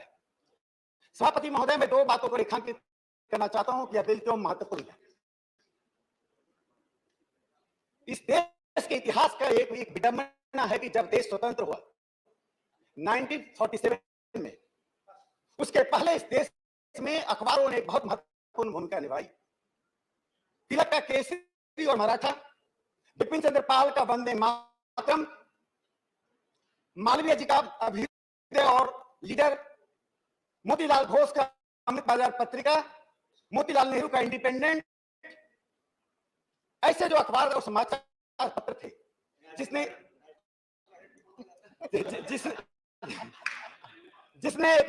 जनमत खड़ा करने की कोशिश की, लेकिन उस जनमत खड़ा कर जिन अखबारों और पत्रिकाओं के कारण देश को स्वतंत्रता की लड़ाई में सहायता मिली। देश का आजाद होते ही 29 जून 1951 को पंडित जवाहरलाल नेहरू ने 2023 तक आने में समय लगेगा। बस 2 minute 5 minute. The Objectionable Press Matter Act, the Press Objectionable Matter Act पास किया। मैं यह समझ नहीं पा रहा हूं कि स्वतंत्र होते ही पंडित नेहरू को आवश्यकता क्यों पड़ी। उन्होंने जो 29 जून 1951 को जो लोकसभा में कहा, वो बहुत ही महत्वपूर्ण है। देश को सोचना चाहिए कि प्रथम प्रधानमंत्री को जो प्रेस की स्वतंत्रता के लिए लड़ते रहे, और 1951 में उन्होंने कहा, जो बात कही, the press if wants freedom which it ought to have, press को स्वतंत्रता चाहिए, इसको होना चाहिए, लेकिन इसके लिए उन्हें बैलेंस ऑफ माइंड होना चाहिए, यानी मस्तिष्क में संतुलन होना चाहिए, जो शायद इसके पास होता है या कभी कभी होता है। प्रेस पर इतनी आपत्तिजनक टिप्पणी 1951 में हुई, उसी का परिणाम हुआ कि 1975 में, सभापति महोदय, जो 2 घटनाएं बहुत महत्वपूर्ण है। 1975 में 258 पत्रकारों को गिरफ्तार किया गया, जिसमें कुलदीप नायर भी मीसा के अंतर्गत गिरफ्तार किया गया। लेकिन उस गिरफ्तारी के बाद उन दौरान भी हमारी प्रेस ने जिस प्रकार से लड़ाई लड़ी, उसका एक बहुत ही महत्वपूर्ण घटना है। फाइनेंशियल एक्सप्रेस ने 28 जून 1975 को जो संपादकीय में रविंद्रनाथ टैगोर की एक कविता को प्रकाशित किया, जिस कविता में उसने लिखा था, टैगोर जी ने कहा था, where mind is without fear and where mind is without fear, head is held high। इस कविता को प्रकाशित करके जो उस समय की व्यवस्था को चुनौती दी थी, उसी समय मसानी का पत्र फ्रीडम फर्स्ट और भूमिपुत्र जो वैद्य प्रकाशित करते थे, सरकार को चुनौती दी। लेकिन मुझे आश्चर्य होता है कि प्रेस की स्वतंत्रता को बाधित करने वाले लोग इस देश की प्रेस के इतिहास को नहीं समझ पाए। इस घटना को, इस सभा को और देश को सुनना चाहिए। जब औपनिवेशिक काल में स्वदेश नाम की एक पत्रिका जो इलाहाबाद से छपती थी, उसके संपादक को गिरफ्तार कर लिया गया। गिरफ्तारी के बाद संपादक के लिए जो एक विज्ञापन छपा, उस विज्ञापन में कहा गया कि एक संपादक चाहिए, सेवा की शर्तें जो बताई गई, 2 सूखी रोटी, 1 गिलास ठंडा पानी और हर संपादकीय के लिए 3 वर्ष की सश्रम कारावास की सजा। इसके बावजूद स्वदेश के संपादक बनने के लिए एक लंबी कतार लग गई। जिस देश में प्रेस की स्वतंत्रता का इतना बड़ा इतिहास रहा हो, उस देश में आपातकाल के दौरान जब मदरलैंड, जिसके संपादक केयर मालकानी थे, संपादकों को गिरफ्तार किया जाना, अखबारों से बिजली बंद कर दिया जाना, संपादकों को बाध्य कर दिया जाना। श्यामलाल टाइम्स ऑफ इंडिया के संपादक थे, बहुत ही प्रसिद्ध नाम है। श्यामलाल जी से उनके संपादकीय बोर्ड में एक संपादक ने पूछा कि आप अगले दिन आप क्या लिखेंगे? उन्होंने लिखा, I will be writing the cultivation of potato. अब मैं आगे लिखूंगा आलू की पैदावार कैसे होती है। जब श्यामलाल जी ने यह कहा, यह व्यवस्था पर बहुत बड़ी टिप्पणी थी। प्रतिपक्ष नाम का एक पत्रिका थी, एवरीमैन नाम की पत्रिका थी। ये सब छोटी छोटी पत्रिकाएं थी, जिसके लिए यह बिल लाया गया है, यह कानून लाया जा रहा है। ऐसी पत्रिकाएं छोटी छोटी जगहों से सामान्य लोग निकालते थे, इन सब पर प्रतिबंध लगाया गया था। लेकिन मैं जो बात स्पष्ट रूप से कहना चाहता हूं, इस देश की स्वतंत्रता को बाधित जब करना हो तो प्रेस पर लगाम लगा दिया जाए, और यह लगाम लगातार इस औपनिवेशिक कानून के द्वारा लगाया जाता रहा। ऐसी सैकड़ों घटनाएं हर साल आती हैं जब छोटी छोटी पत्रिकाओं पर जिलाधिकारी का, जिलाधीश का दबाव पड़ता है। उसके संपादक और पत्रकार उस दबाव में लिखते हैं और उसके खिलाफ संघर्ष करते हैं। मैं आपसे सभापति महोदय इस बात एक्सप्रेस का उनको भूल गया। सभापति महोदय, आपने समय कितनी पाबंदी कर दी कि मैं भूल रहा हूं। आपने तो गागर में सागर भर दिया साहब। सभापति महोदय, 2 छोटी बात कहते मैं अपनी बात समाप्त करता हूं। मंत्री जी की बात हम सुनेंगे। जब प्रेस की स्वतंत्रता का सवाल उठाया गया आपातकाल के दौरान, उस दौरान भी ऐसी पत्रिकाएं थी जो सरकार से संघर्ष करती रही, सरकार के सामने घुटने नहीं टेकी। उसमें मैंने जो कहा, मीनू मसानी का फ्रीडम फर्स्ट एक अखबार था जिसने सरकार का मुकाबला किया, उनके सेंसरशिप को नहीं माना। लगभग 100 अखबारों से जो विज्ञापन का रेवेन्यू था विड्रॉ कर लिया गया। मुझे लगता है जब हम ऐसे बिल को ला रहे हैं, प्रधानमंत्री नरेंद्र मोदी जी ने जो एक प्रतिबद्धता दिखाई है, न सिर्फ औपनिवेशिक कानून को समाप्त करने की, बल्कि देश को बता दिया। जिस प्रकार माखन लाल चतुर्वेदी जी, जिन्होंने पुष्प की अभिलाषा लिखी, सभापति महोदय, उस कविता को उन्होंने जेल के अंदर लिखा था और जेल के अंदर लिखने पर भी उन्हें सजा मिली थी। जो मुझे तोड़ लेना बनवाली, उस पथ पर देना फेंक, जिस पर पथ पर जाए भी रहने। इस कविता को माखन लाल चतुर्वेदी अपने जेल से लिखे थे। 63 बार उनके घर पर सर्च किया गया था स्वतंत्र औपनिवेशिक काल में। मैं कहता हूं ऐसे कानून को लाकर हम स्वतंत्रता, देश की स्वतंत्रता के इतिहास में एक मील स्तंभ स्थापित कर रहे हैं, प्रकाश स्तंभ स्थापित कर रहे हैं, और देश उस बात को दुनिया को बता देना चाहते हैं कि जिस देश में 1.5 करोड़ पत्रिकाएं छपती हैं, जिस देश में विचारों की विविधता है उस देश में विचारों की विविधता स्वतंत्रता बनी रहेगी।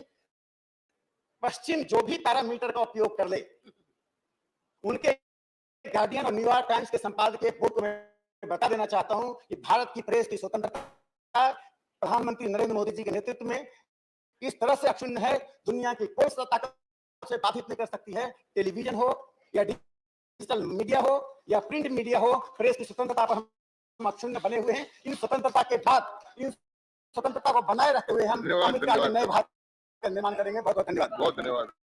धन्यवाद।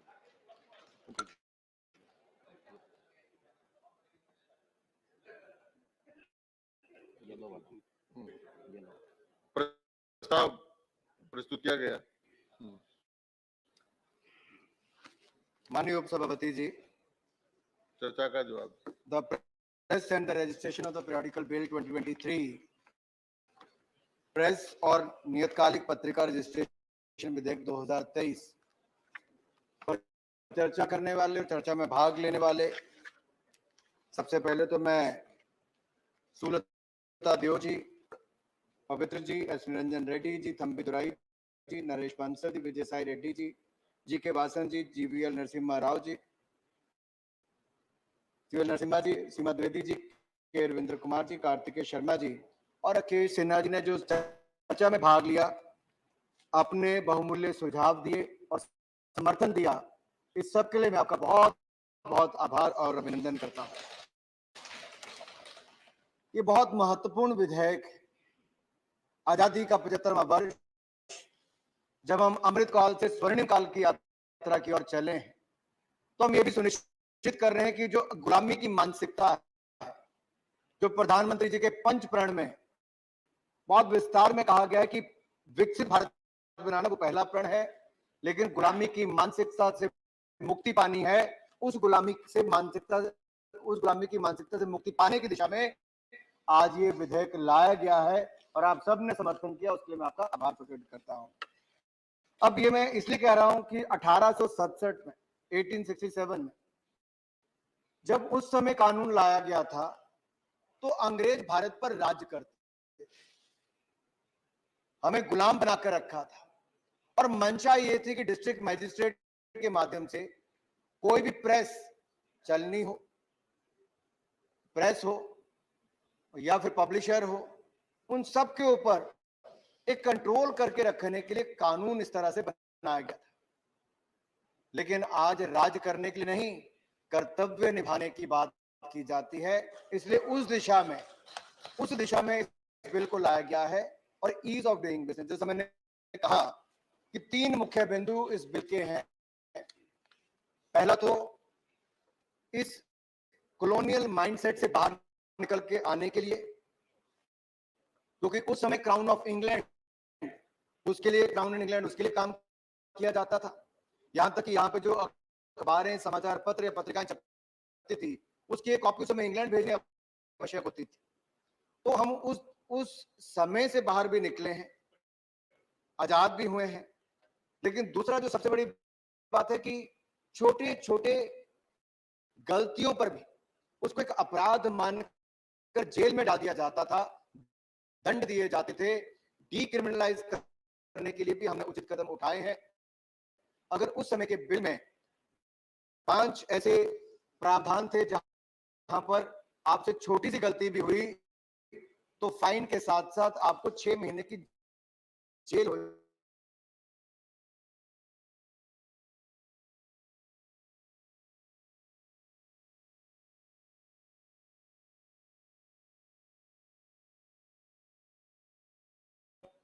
और आपने इन्फॉर्म नहीं किया और आपको नोटिस दिया जाता है कि 6 महीने के अंदर इसको बंद कीजिए। 6 महीने का बहुत पर्याप्त समय है। अगर आप उसमें नहीं करते हो तब उसके बाद आपके ऊपर कार्रवाई करके आपको जेल में डाला जा सकता है। ईज ऑफ डूइंग बिजनेस की अगर मैं बात करूं तो ऑब्स्टेकल्स को कम करने के लिए, रुकावटों को कम करने के लिए स्मॉल और मीडियम, ये जो हमारे बिजनेसमैन हैं या जो प्रिंटर्स हैं, पब्लिशर्स हैं, उनको आगे लाने के लिए इस प्रोफेशन में हमने उद्यमशीलता को बढ़ावा देने के लिए इसमें प्रयास किया है। मैं इसमें एक बात इसलिए भी कहना चाहता हूं इससे फायदा क्या होगा? उस समय 8 ऐसे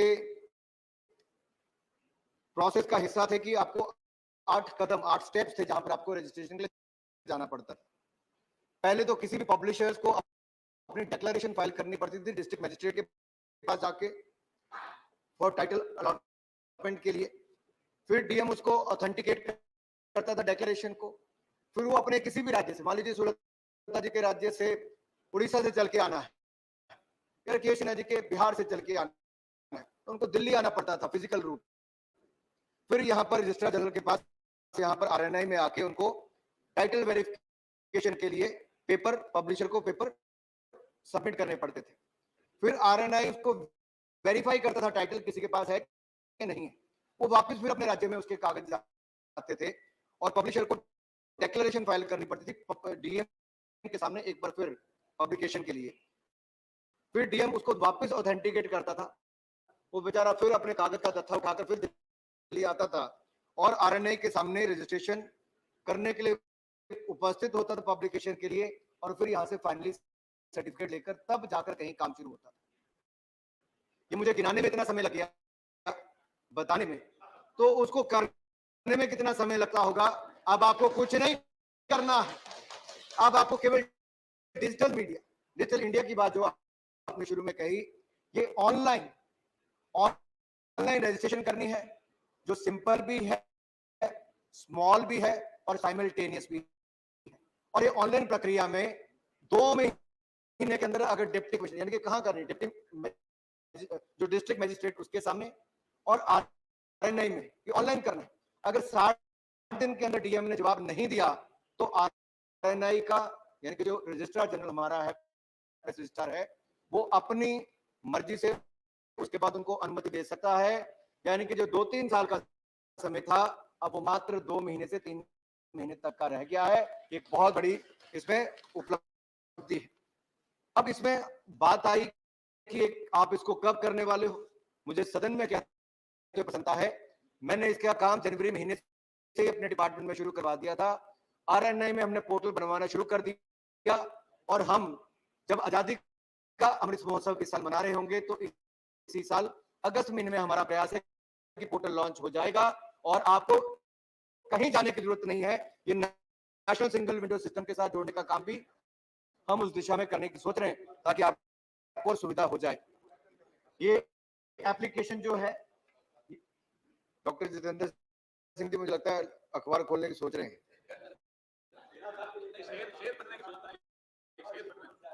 तो दूसरा, आपको डीएम के सामने कोई भी डिक्लेरेशन फाइल नहीं करनी है और ये सरल प्रक्रिया आप सबके सामने कर दी गई है। अब क्या ये अकेला ऐसा कदम है? ऐसा नहीं है माननीय उपसभापति जी। ईज ऑफ डूइंग बिजनेस में भारत की रैंकिंग लगातार बेहतर हुई। अब तो कुछ साल पहले रैंकिंग बंद हो गई, लेकिन 142वीं पोजीशन से 63वीं पोजीशन तक भारत आया था। तो मोदी जी की सरकार के पहले 6-7 सालों में ही आ गया।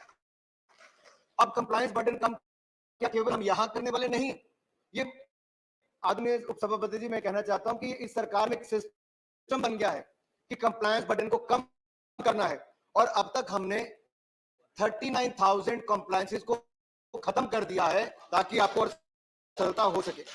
लगभग 3400 लीगल प्रोविजंस को भी डीक्रिमिनलाइज कर दिया है जिसमें जेल की सजा नहीं है। अब 3900, यानी कि कितने लोगों को जेल में डालते होंगे।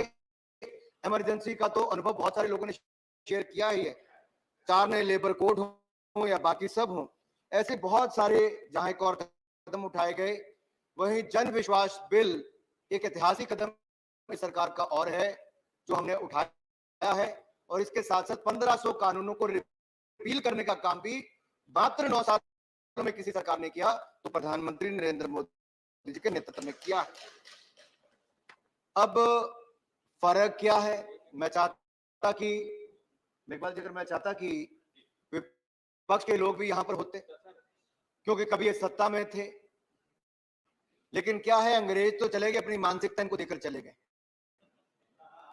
क्योंकि एक अंग्रेज ही था जिसने एक पार्टी ऐसी बनाई थी जो वर्षों तक यहाँ पे सत्ता में रही और वो उसी मानसिकता के साथ काम करती रही।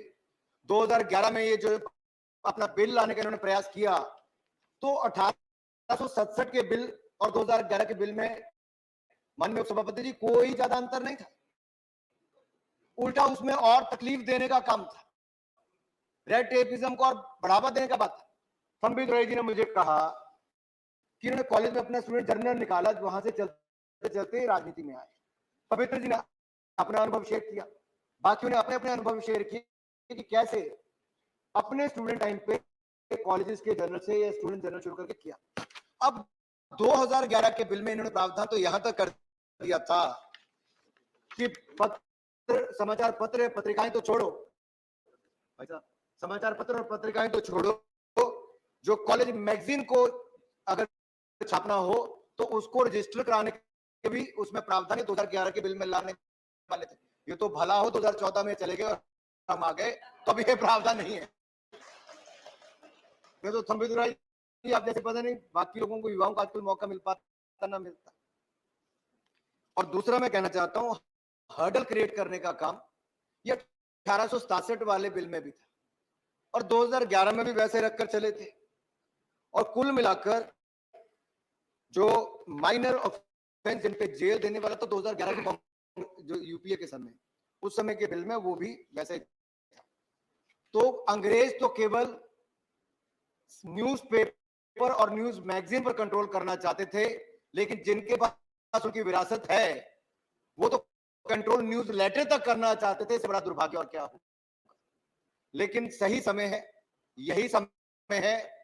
और प्रेस फ्रीडम की जब बात करें तो इससे अच्छा बिल शायद किसी ने कल्पना भी पिछले 156 सालों में नहीं की थी, जो आज मोदी सरकार लेकर आई है। जहां तक बुक्स की बात आती है, मैं यही कहता हूं, books are to be promoted not regulated. तो हमने इस बिल के अंतर्गत बुक्स का रजिस्ट्रेशन का या उसको रेगुलेट करने का प्रावधान नहीं रखा है। ये शिक्षा विभाग के पास है, हमने वहां पर छोड़ा है, इसके अंतर्गत नहीं दिया। नहीं तो पहले वाले बिल का नाम ही press and registration of books act वो था, ये हमने press and registration of periodicals इसका नाम रखा। तो ये समाचार पत्र हो, पत्रिकाएं हो, आप उसको छाप सकते हैं। अब इसमें कुछ बातें और हैं। डीएम के सामने जो वेरिफिकेशन और सारा, उसको हमने कहा है कि कम्बरसम और डिफिकल्ट और विशियस साइकिल से हमने निकालने का इसमें काम किया है। उनके समय, यूपीए के समय अटकाना, लटकाना, भटकाना यही काम चलता था। हमने ऑनलाइन की सरल प्रक्रिया की है जिसमें जेल भी नहीं है और आपको जल्दी लाइसेंस मिलने का काम किया है। उस समय डीएम के पास आपको फिजिकल प्रेजेंस से लेकर इंटरफेस आपका होता था, फिजिकल डॉक्यूमेंट देने पड़ते थे। अब सारी प्रक्रिया इसको ऑनलाइन और सरल कर दिया गया है। यही नहीं, 60 दिन के अंदर जैसा मैंने कहा, हम उसको और करने का कार्य वो भी हुआ। ये जो हार्श मेजर्स थे प्रिंटिंग प्रेस के ऑनर के खिलाफ, हमने उसको भी से माफ और साफ किया है।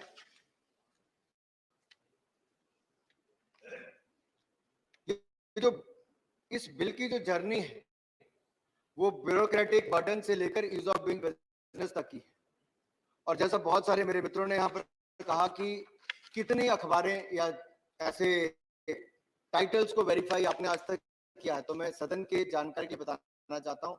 अब तक के लिए माननीय उपसभापति जी 1,64,285 1,64,285 टाइटल्स वेरीफाई किए हैं। Publication registered till date 1,49,266 and titles verified per month comes close to 520 के लगभग प्रति मंथ हम उसको भी करते हैं। और रजिस्ट्रेशन सर्टिफिकेट जो इशू हम प्रति महीना करते हैं लगभग 400 करते हैं। तो आप समझ लीजिए कि कितनी जटिल प्रक्रिया से इसको हम आसान करने वाले हैं। लेकिन इसमें से एक मेरा व्यक्तिगत रूप से मानना यह है कि हमारे युवाओं में बहुत क्षमता है अच्छा लिखने की भी, नए नए विषयों को लेकर नई मैगजीन्स, नए समाचार पत्र शुरू करने की भी। लेकिन अगर उसको 2-3 साल रजिस्ट्रेशन कराने में और लाइसेंस लेने में लग जाते तो उसका फायदा क्या था। हमने उस दिशा में सरल इसको किया है। जहां 2011 का bill 2000 bill mandated going before the district magistrate. At the same time, the 2023 bill echoes the spirit of digital decade. अब आपको कतार लगाकर डीएम के सामने खड़ा नहीं होना, डिजिटल इंडिया में आपको केवल ऑनलाइन एप्लीकेशन दायर करनी है और आपका काम हो जाएगा। ये बिल जहां एक और प्रावधान आसान करता है कि आप रजिस्ट्रेशन कराएं, तो रोकता किसको है? कौन नहीं शुरू कर सकता? जिसका इन्वॉल्वमेंट किसी टेररिस्ट एक्ट में होगी या unlawful activity against the security of the state होगी, तो उसको परमिशन पेपर शुरू करने की या पीरियोडिकल शुरू करने की नहीं होगी। अब पहले आपको डॉक्यूमेंट फर्निश करने पड़ते थे डीएम के सामने, लोकल अथॉरिटी के सामने, अब आपको नहीं करने हैं। तीसरा, फैसिमिली एडिशन जो फॉरेन न्यूज़पेपर का या पीरियोडिकल का है, वो इंडिया में अगर करना हो तो अब आपको उसकी प्रायर अप्रूवल सेंट्रल गवर्नमेंट की लेनी पड़ेगी। मान लीजिए विदेशी कोई ऐसा समाचार पत्र या पत्रिका है, उसका जो एडिशन है उसको यहाँ पे परमिशन आपको रजिस्ट्रार, प्रेस रजिस्ट्रार जनरल के सामने लेना है और फिर आप उसको यहाँ पर कर सकते हैं। प्रिंटिंग प्रेसेस के लिए भी और हमने सरल कर दिया है कि एक प्रिंटर को भी पीरियोडिकली जो अपने पहले फर्निश करने पड़ते थे डॉक्यूमेंट्स, अब नहीं कर रहे हैं, उसको केवल ऑनलाइन इंटीमेशन करनी, डॉक्यूमेंट देने लोकल अथॉरिटी के पास नहीं जाना है, और ये प्रेस रजिस्ट्रार जनरल के सामने उसको ऑनलाइन इसकी करनी और लोकल अथॉरिटी को भी ऑनलाइन ही भेजना है। तो डिक्लेरेशन भी उसको लोकल अब नहीं करना है, प्रिंटर को भी। देखिए दो अलग अलग है, प्रिंटर का काम अलग है, पब्लिशर का काम अलग है, इसलिए मैं प्रिंटर का क्या भूमिका है मैं इसमें अभी प्रिंटर की भूमिका बता रहा हूँ। जहां तक डीएम का रोल पीछे पहले बहुत ज्यादा था, इसको थोड़ा कम किया गया है और इसमें उनका grant of certification, title allotment, यहां तक रोल उनका बहुत कम हुआ है, लेकिन अधिकार अभी भी उनके पास, जो जानकारी जानी वो जाएगी सारा। और हमने इसकी बहुत चर्चा पूरे राज्यों के साथ, हमने बिल की कॉपी को भी पहले भेजा, उनके सुझाव भी लिए और अधिकतर राज्यों ने कहा कि बहुत शानदार बिल है, इसमें सब कुछ आपने इंक्लूड किया है और बहुत कम सुझावों के साथ उन्होंने दिए। इसी तरह से ही जो पब्लिशर है उसको भी डिस्ट्रिक्ट मजिस्ट्रेट के सामने कोई डिक्लेरेशन नहीं देना है।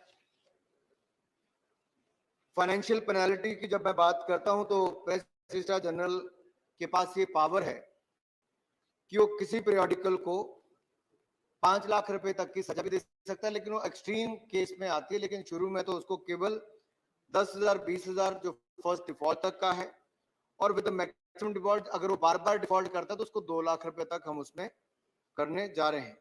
ये पब्लिशर के लिए हमने किया है। जहां तक उसकी एक्शन लेने की बात है प्रेस रजिस्ट्रार जनरल की, तो उस स्थिति में ले सकता है अगर कोई फॉल्स रिप्रेजेंटेशन करता है और लाइसेंस लेता है, या फिर कंसीलमेंट ऑफ मटेरियल फैक्ट, तथ्यों को छिपाकर अगर कोई वो ऐसा कार्य करता है।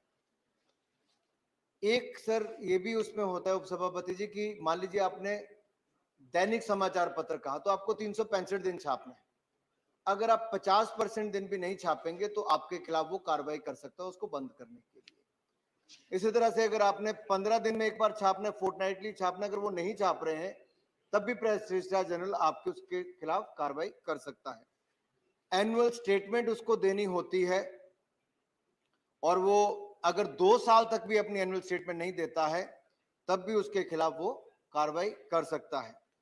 फॉल्स पर्टिकुलर अगर वो अपनी एनुअल स्टेटमेंट में देता है, कुछ तथ्यों को छिपाता है, तब उस समय भी प्रेस रजिस्ट्रार जनरल पब्लिशर के खिलाफ कार्रवाई कर सकता है।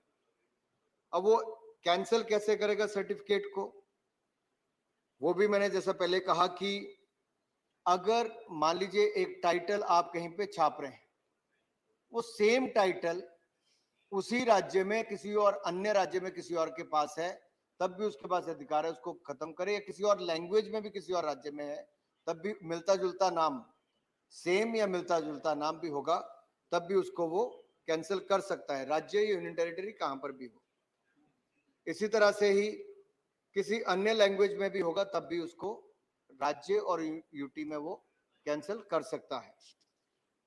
जहां तक ऑनर पब्लिशर, अगर उसको कोई कोर्ट कन्विक्ट कर देता है किसी टेररिस्ट एक्ट में या किसी ऐसी गतिविधि में जो देश के खिलाफ हो, तब उस दिशा में भी हम उसका लाइसेंस या उसको पब्लिशर को कैंसिल कर सकते हैं।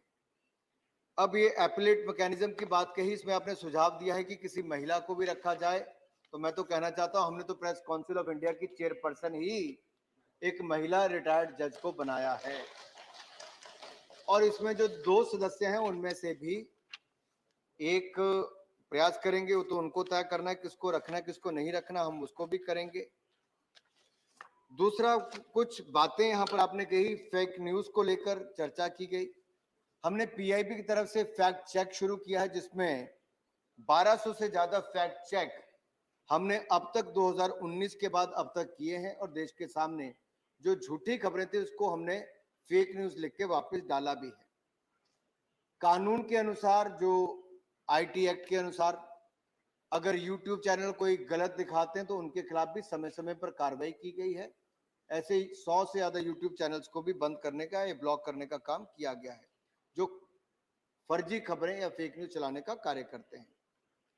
जहां तक पत्रकारों की सुरक्षा की बात है, मैं आपसे बिल्कुल सहमत हूं, पत्रकारों को सुरक्षित रहना चाहिए, रखना भी चाहिए, हर तरह के संभव प्रयास करने चाहिए, लेकिन लॉ एंड ऑर्डर जो है एक राज्य का विषय, उनको ये करना है। और होम मिनिस्ट्री ने इसके लिए गाइडलाइंस समय समय पर पहले भी निकाली हैं। जो पोर्टल्स आपने कहा वो मैंने पहले बताया कि आईटी रूल्स के अंतर्गत ये कवर होते हैं, और कोड ऑफ एथिक्स उसके अंतर्गत इसको किया गया है, कदम भी समय समय पर उठाए गए। एडवर्टाइजमेंट कोड के तहत हमने, मैं आप सबको अवगत करवाना चाहता हूं कि पिछले साल ही माननीय उपसभापति जी, हमने 32 टीवी चैनल्स के खिलाफ एक्शन लिया था, जिन्होंने सरोगेट एडवर्टाइजमेंट करने का काम किया, और ब्रांड एक्सटेंशन को, चाहे वो शराब या ऐसे अन्य जो प्रतिबंधित जो है उससे जुड़ा हुआ अगर कुछ सरोगेट एडवर्टाइजमेंट की, तो उनके खिलाफ हमने कार्रवाई की है। और इस साल तो हमने एक चैनल को 1 हफ्ते के लिए ऑफ एयर करने का काम भी भारत सरकार ने किया है। कुछ बातें आपकी ओर से आई, और कि प्रेस काउंसिल ऑफ इंडिया की जब कुछ माननीय सांसदों ने कहा कि उनके खिलाफ या कुछ लोगों के खिलाफ समाचार पत्र फर्जी खबर छाप देते हैं, झूठी खबर छाप देते हैं, षड्यंत्र के तहत छाप देते हैं, तो आप लोग प्रेस काउंसिल ऑफ इंडिया के पास अपना एप्लीकेशन दे सकते हैं, प्रोटेस्ट दायर कर सकते हैं, और उसके खिलाफ कड़ी कार्रवाई करने का काम प्रेस काउंसिल ऑफ इंडिया के पास है। जुडिशियल पावर उनके पास उस तरह से है। निरंजन रेड्डी जी ने भी कुछ सुझाव दिए हैं। ये 12-2 कॉपी जो सबमिट हमने ऑनलाइन इसको करने का कार्य कर ही दिया है। आपने जो कहा कि ह्यूज इंफॉर्मेशन देना, मैं आपको पहले कहता हूं कि हमने जो पिछला बिल शायद 62 सेक्शन का होगा, इस बार तो केवल 21 का हमने रखा। हमने इसको बहुत सरल किया है, सिंपल और सरल, हमने इसको बहुत सरल करने का काम किया है, और हम प्रयास करेंगे रूल्स में भी इसको उतना ही सरल रखेंगे, आपको इसमें बहुत लंबा नहीं करेंगे। इमरजेंसी के काल की आपने बहुत सारे लोगों ने अपने अनुभव साझे किए कि इंदिरा जी की सरकार में, कांग्रेस की सरकार में इमरजेंसी के समय कैसे 263 से ज्यादा वरिष्ठ पत्रकारों को जेल में डाल दिया गया था। आज मैं कह सकता हूं, इन 9 सालों में भारत सरकार की ओर से ऐसा कुछ नहीं किया गया है, बल्कि फ्रीडम ऑफ प्रेस को और बल देने का काम, क्योंकि हमारे अपने नेता उस समय इमरजेंसी के समय जेल में गए, बड़े बड़े नेता हमारे जेल में गए, और हमने तो प्रेस के लिए उस समय भी खड़े थे, ऑपोजिशन में राज्यसभा लोकसभा तब थे, तब भी बार बार खड़े रहे, और अब हमें सत्ता में आने का अवसर मिला है, तो the press and registration of periodical bill लाकर हमने दिखाया है कि फ्रीडम ऑफ प्रेस में हम केवल कहते ही नहीं, करके दिखाने का काम भी नरेंद्र मोदी जी की सरकार में होता है। एक बात कही गई जो फेक न्यूज की, तो मैं कहना चाहता हूँ पीसीआई में मैंने पहले भी कहा, और केबल टेलीविजन नेटवर्क जो है उसका भी प्रोग्राम कोड और अन्य जो उसके रूल है उसके अनुसार हम लोग कदम उठाते हैं। विजय साई रेड्डी जी ने कुछ सुझाव दिए, सेक्शन 8 कंपनी से लेके अन्य, उनको मैं एक सुझाव के रूप में ले रहा हूं। और जो आपने कहा कि टेररिस्ट ऑर्गेनाइजेशंस प्रेस का मिसयूज करती हैं, उनके खिलाफ मैंने अभी कहा कई जगह कार्रवाई की गई है अलग अलग रूल्स के अंतर्गत, और इस कानून में हमने सुनिश्चित किया है कि वो समाचार पत्र या पीरियोडिकल्स नहीं चला पाएंगे, जो उनके पत्र पत्रिकाएं नहीं चला पाएंगे। अधिकतर बाकी सुझाव के रूप में ही नरसिम्हा राव जी ने भी दिए हैं, और जो जी के वासन जी से लेके सीमा द्विवेदी से लेके राकेश सिन्हा जी, कार्तिक जी, सबने अपने सुझाव के रूप में दिए हैं। लेकिन माननीय अध्यक्ष जी, मैं ज्यादा समय उपसभापति जी आपका नहीं लूंगा। ये जो बिल है ये इन सिंक है with the changing media landscape, और ये मैं इसलिए कह रहा हूं कि आज टेक्नोलॉजी में बहुत बड़ा बदलाव आया है, रिपोर्टिंग में बहुत बड़ा बदलाव आया है। मैनुअल प्रोसेसिंग, फिजिकल इंटरफेस की बजाय अब इसको हमने टेक्नोलॉजी का उपयोग करके उस दिशा में ले जाने का कार्य किया है। और जो मैंने बातें कुछ पहले कही मैं उसको दोहराना नहीं चाहता, लेकिन इतना जरूर कहूंगा, हमने इसको सिंपल भी किया है, साइमल्टेनियस भी किया है जो प्रोसेस है, और स्ट्रेंथन भी इसको करने का काम किया। और सिंगल स्टेप, 8 स्टेप से सिंगल स्टेप तक आपको अपना समाचार पत्र या पत्रिका शुरू करने के लिए एक प्रबंध हमने इस बिल के माध्यम से किया है। आशा करता हूं इसके बाद हजारों लोग नहीं, लाखों लोग आने वाले वर्षों में अपने समाचार पत्र पत्रिकाएं शुरू करेंगे। आप सब ने अपना सहयोग दिया, आप सबका बहुत बहुत आभार, और आशा करता हूं आप सब लोग यूनानिमसली इस बिल को पास करेंगे। बहुत बहुत धन्यवाद। धन्यवाद मंत्री महोदय।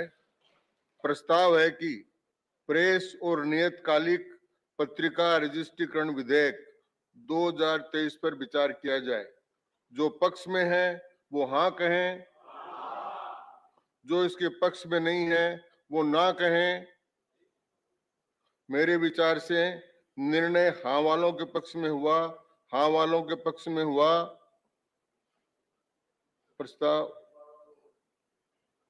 प्रस्ताव स्वीकृत हुआ।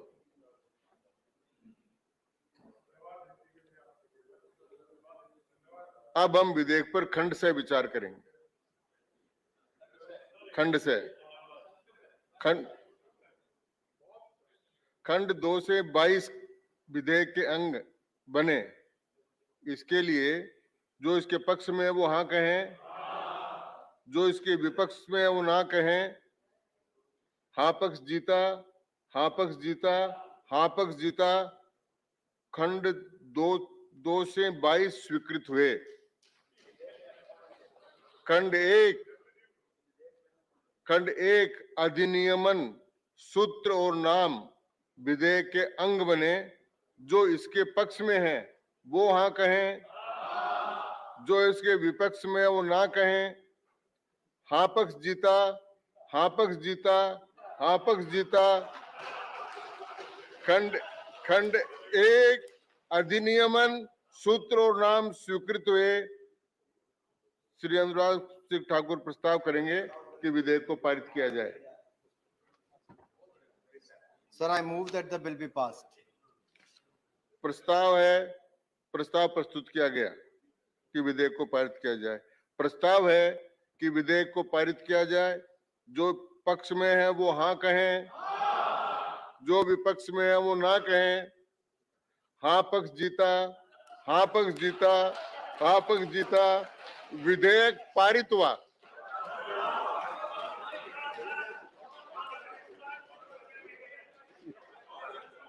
धन्यवाद आप सबको। अधिवक्ता संशोधन विधेयक 2023 श्री अर्जुन राम मेघवाल प्रस्ताव करेंगे कि अधिवक्ता संशोधन विधेयक 2023 पर विचार किया जाए।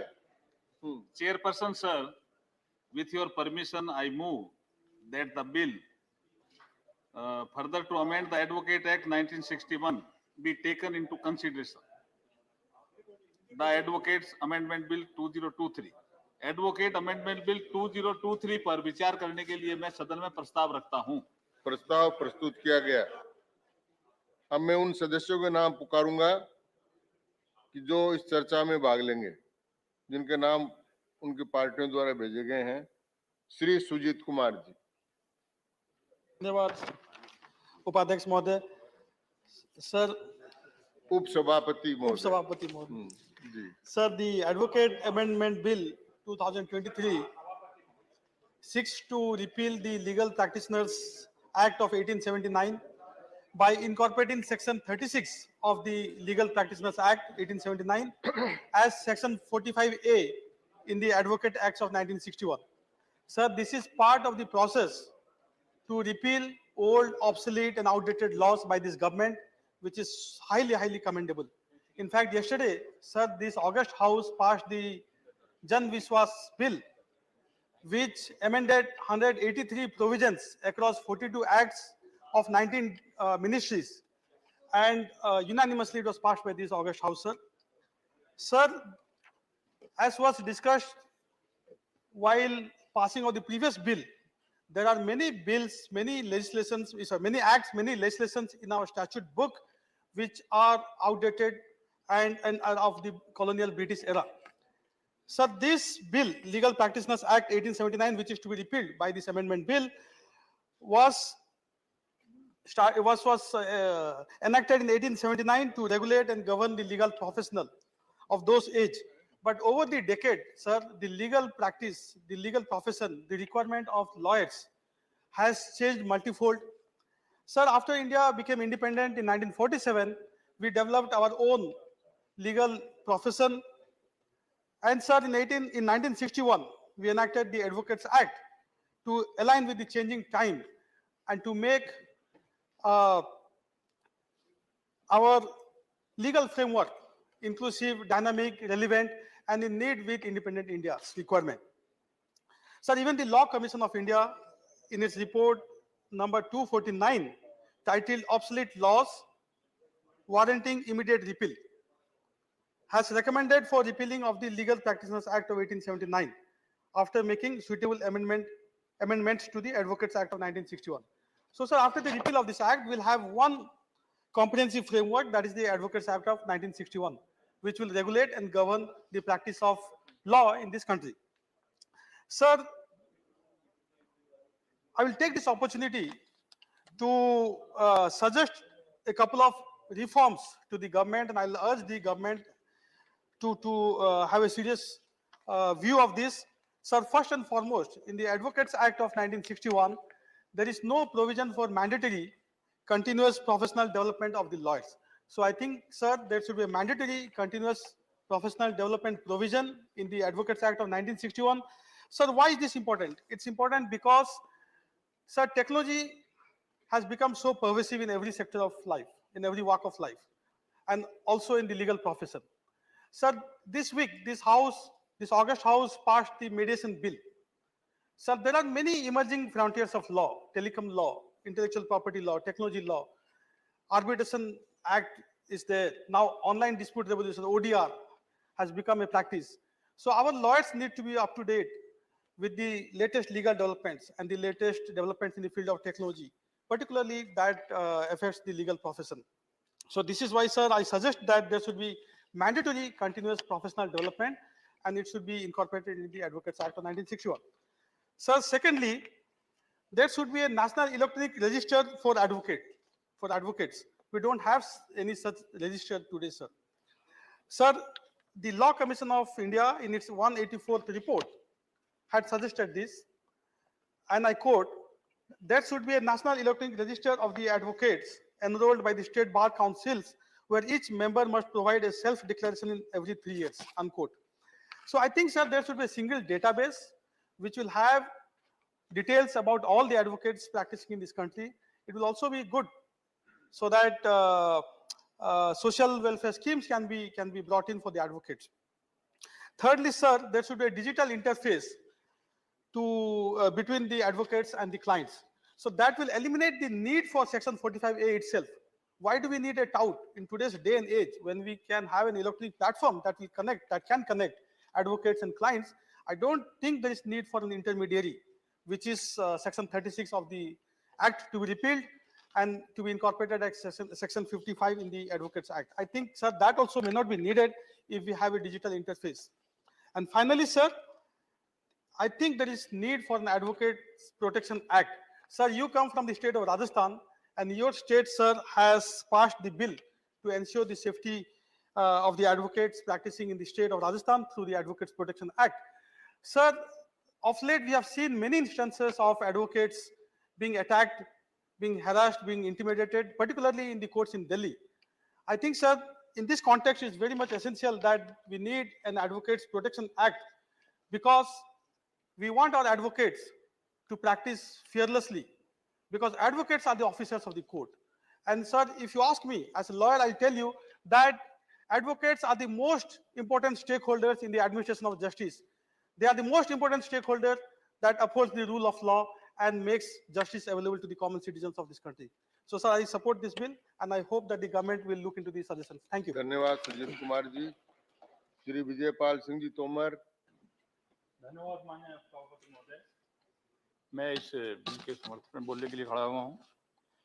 महोदय, ये बिल केंद्र सरकार की उस सभी अप्रचलित कानूनों को निरस्त करने वाली नीति जो अपनी उपयोगिता खो चुके हैं, और विधि व्यवसाय अधिनियम 1879 देश के विधि व्यवसायियों के लिए ब्रिटिश काल का एक अधिनियम है।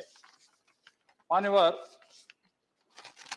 देश के आजाद होने के बाद संसद ने दूसरा एक कानून बनाया, अधिवक्ता अधिनियम 1961। लेकिन उसमें 1879 वाली जो धारा 1336 थी, उसको निरस्त, सभी धाराएं इनको निरस्त नहीं किया गया, उनको छोड़कर और निरस्त किया गया। तो मान्यवर, मैं मानता हूं इस बिल की मूल आत्मा यह है कि अदालतों में दलाली समाप्त हो। लंबे टाइम तक ऐसी सरकार यहां रही है जो कोयला घोटाला, वहां भी दलाल, पनडुब्बी खरीद होगी, वहां भी दलाल चाहिए, जहां अपने हेलीकॉप्टर खरीदेंगे उसमें भी दलाल चाहिए, तो खरीदने में भी दलाल चाहिए। उन्होंने कभी चिंता नहीं की। मोदी जी के नेतृत्व में जो सरकार बनी है, ये निचले स्तर से लगा के ऊपर तक दलालों को समाप्त करने के लिए संकल्प किए हुए है। उस संकल्प के साथ माननीय मंत्री जी इस 2023 अधिवक्ता संशोधन विधेयक को लाए हैं। मैं इनका अभिनंदन करता हूं और उनको बधाई भी देता हूं। महोदय, इस बिल में ऐसा नहीं है कि किसी को भी दीवार कर दिया जाएगा, किसी को दलाल घोषित कर दिया जाएगा। उसमें हम वहां की बार जो है, बार एसोसिएशन, उसका बहुमत का प्रस्ताव होगा उसके प्रमाण के लिए। फिर चाहे वो हाई कोर्ट हो, चाहे डिस्ट्रिक्ट कोर्ट हो, या रेवेन्यू ऑफिसर से तो कलेक्टर से ऊपर के हों, वो सब उसे देखेंगे और उसके बाद भी नोटिस देंगे। सो कॉज नोटिस देने के बाद उससे स्पष्टीकरण लिया जाएगा, तब उसको, क्योंकि बड़े पैमाने पर कचहरी में इस तरह के लोग आए दिन आते हैं जिनका कोई किसी भी केस में नहीं जाएंगे, लेकिन आएंगे सबसे पहले, उनका काम ही ये है। इसको दलाली को समाप्त करने के लिए आवश्यकता इस तरह का कदम उठाने की, और ये इसीलिए नहीं साहब, इसके लिए भारत के विधि आयोग ने भी अप्रचलित कानून तत्काल निरस्तीकरण की मांग दूसरी अंतरिम रिपोर्ट शीर्षक वाली अपनी रिपोर्ट संख्या 249 में अधिवक्ता अधिनियम 1961 के उपयुक्त संशोधन करने के बाद विधि व्यवसाय अधिनियम 1807 को निरस्त करने की सिफारिश की थी। उसके बाद एक समिति का गठन किया गया था। अधिवक्ता अधिनियम 61 में इस अधिनियम की धारा को शामिल करके विधि व्यवसाय अधिनियम 79 को निरस्त किया जाए। विधि कार्य विभाग ने विधि व्यवसाय अधिनियम 1879 के लागू प्रावधानों को निरस्त करने के लिए बार काउंसिल ऑफ इंडिया के साथ भी विचार विमर्श किया था। सबसे विचार विमर्श करने के बाद अधिवक्ता संशोधन विधेयक 2023 में मूल अधिनियम की धारा 45 के बाद एक नई धारा 45 कै जोड़ी गई है। मान्यवर, 45 कै जुड़ने के बाद ये जो ब्रिटिश टाइम का कानून था, ये अपने आप समाप्त हो जाता है जब मूल अधिनियम की धारा 50 की उपधारा 5 के बाद निम्नलिखित उपधारा स्थापित की जाएगी। शेष प्राविधान यानी विधि व्यवसाय अधिनियम 1879 की धारा 1336 तारीख से निरस्त हो जाएंगी, जिस दिन अधिवक्ता अधिनियम 1961 की धारा 45 कै लागू होगी। तो ये 45 कै लागू इसके द्वारा ही हो रही है। जो किसी विधि व्यवसायी से प्राप्त क्या करते हैं, साहब हम आपका एक केस जिता देंगे, हम यहाँ दुकान दिला देंगे 1 करोड़ परिसर में, ऐसे लोगों को या और कुछ लाभ पहुंचा देंगे, ऐसे लोगों को न्यायालय परिसर से बाहर कर देगा, उसे अधिकार होगा, उस परिसर में भी ना आए। इस तरह का अधिकार कोर्ट को दिया गया है। तो मैं इनका अभिनंदन करना चाहूंगा कि ऐसे लोग और माननीय महोदय, संविधि पुस्तक से विधि व्यवसाय अधिनियम 1870 को निरस्त करना विशेष रूप से ब्रिटिश काल से संबंधित अप्रचलित कानून को निरस्त करने के लक्ष्य को प्राप्त करने में एक योगदान देगा, क्योंकि ये जो पुराने गुलामी के प्रतीक हैं जिनको समाप्त करने का काम किए जा रहे, तो ये कानून भी इस तरह के हैं। यह व्यवसाय करने में आसानी और नागरिकों के जीवन को सुलभ बनाने की दिशा में एक बड़ा कदम होगा। इसके अलावा प्रस्तावित संशोधन इस विषय पर संपूर्ण विधि यानी अधिवक्ता अधिनियम 1961 के एक स्थान पर रखकर 1897 अधिनियम की धारा 36 के तहत शामिल विषय के पहलुओं को प्रोत्साहित करेगा और निगरानी का बेहतर तरीके से निगरानी करेगा। तो महोदय, इसके द्वारा न्यायालय के न्यायाधीश, सामान्य विशेष अदालत किसी भी व्यक्ति को जिसका नाम ऐसी सूची में शामिल है न्यायालय से। तोमर साहब, समय की सीमा तय आ गई अंदर से। हाँ महोदय, मैं इस बिल का समर्थन करता हूं, क्योंकि ये बिल जो आए दिन कचहरी में दलाल घूमते हैं, उन दलालों को समाप्त करने के लिए लाया गया है, जो बहुत पहले लाना चाहिए था। देर से आए, शायद इंतजार इसी का था, माननीय मोदी जी के नेतृत्व में सरकार आएगी और मेघवाल जी इस बिल को लेकर आएंगे। बहुत बहुत धन्यवाद, मैं इसका समर्थन करता हूँ। धन्यवाद तोमर साहब। माननीय Shri S Niranjan Reddy ji. Thank you, Vice Chairman, sir. Sir, I wanted to speak in support of the bill and wanted to raise only 2 issues. But one of the issues my preceding speaker, Mr. Sujit Kumar, a practicing advocate, has already covered, sir. So my job has become half. I am also a practicing senior advocate, sir. So I just need to bring this to your notice before I speak on the Advocates Act. Sir, the first issue which has already been covered is about the safety of advocates, sir. I think I have nothing further to add to what Mr. Sujit Kumar placed before the House. Sir, the second issue on which I wanted to bring the Honorable Law Minister's attention to specifically, and I think I'm singularly fortunate, sir, that just today, the Honorable Law Minister has given an answer to one of my unstarred questions with regard to the legal service that is being given by the Government of India. Sir, I'm very happy, sir, with the answer that has been given because this fully satisfies me. So the suggestion I wanted to bring, sir, to the Honorable Law Minister's notice was that with the advent and the growth of digital technology, now the Government of India, sir, has come up with an amazing Jugalbandi chatbot, which any person in any part of India is able to use on a WhatsApp by sending a message in his own mother tongue. And that Jugalbandi is combining with artificial intelligence, sir, to give an answer. So if I want information about my crop, if I want some information about some other things, sir, the Government of India has given free service under this Jugalbandi, which is going to be a precursor for the world. Sir, I am suggesting that now under this National Legal Services Authority, sir, the government has taken steps for ensuring access is provided to people. Why I am tying up with the bill today, sir, is we are replacing a law which is of 1879, bringing a new law. But we still feel the need of continuing this provision that we should eradicate touts because they are likely to take these gullible litigants to, fool these people, take them to lawyers or corner work. This is intended to protect both the good lawyers who don't resort to this kind of unethical practices and also majorly, sir, for protecting the litigants from these touts. Sir, if the access to justice is made available to people, then the necessity of people approaching a tout will be difficult. Sir, simple things like if someone wants to register a will, if someone wants to know that is it compulsorily registrable to have a marriage. So today the difficulty is they have to go to a lawyer.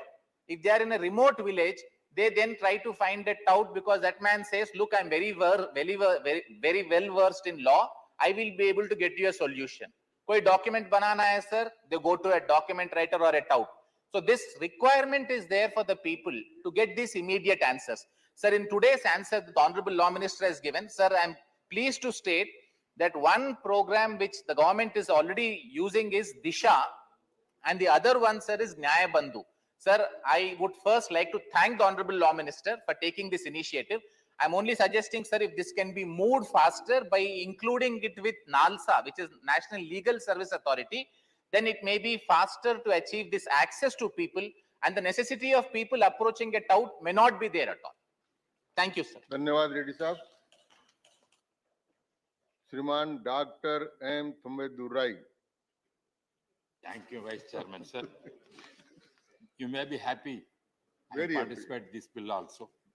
Introduced by your from Rajasthan has come the Law Minister is introduced. Sir, first of all, He I is want- Arjun and I am Krishna.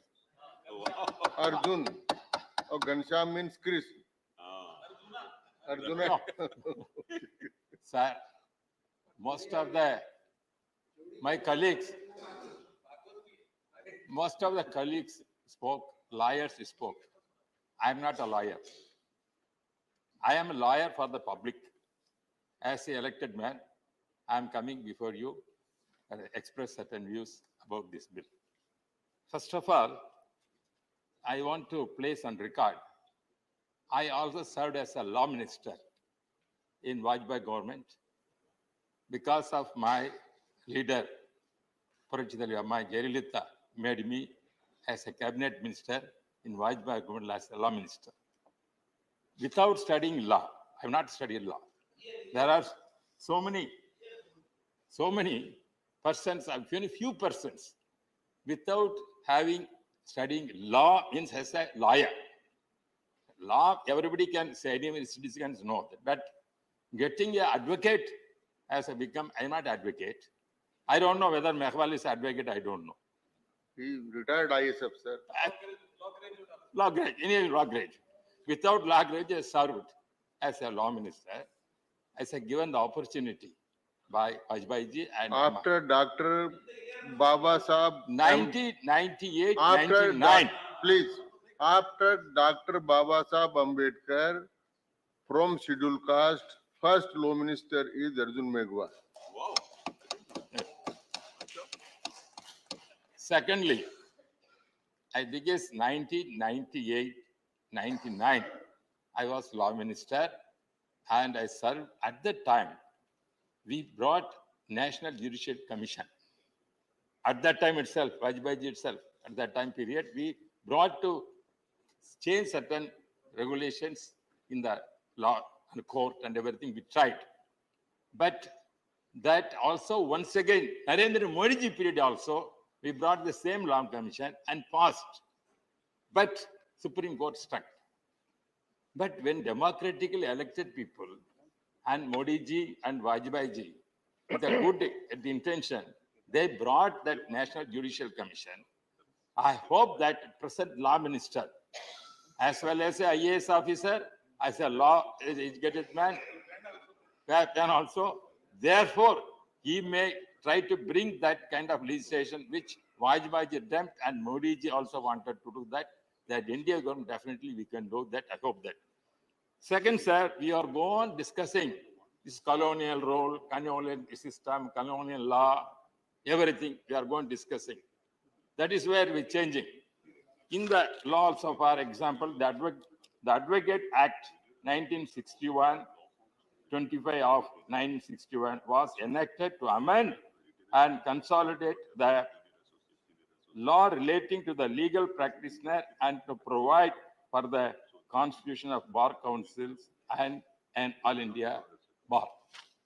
Sir, in that list, if you see that what I'm seeing,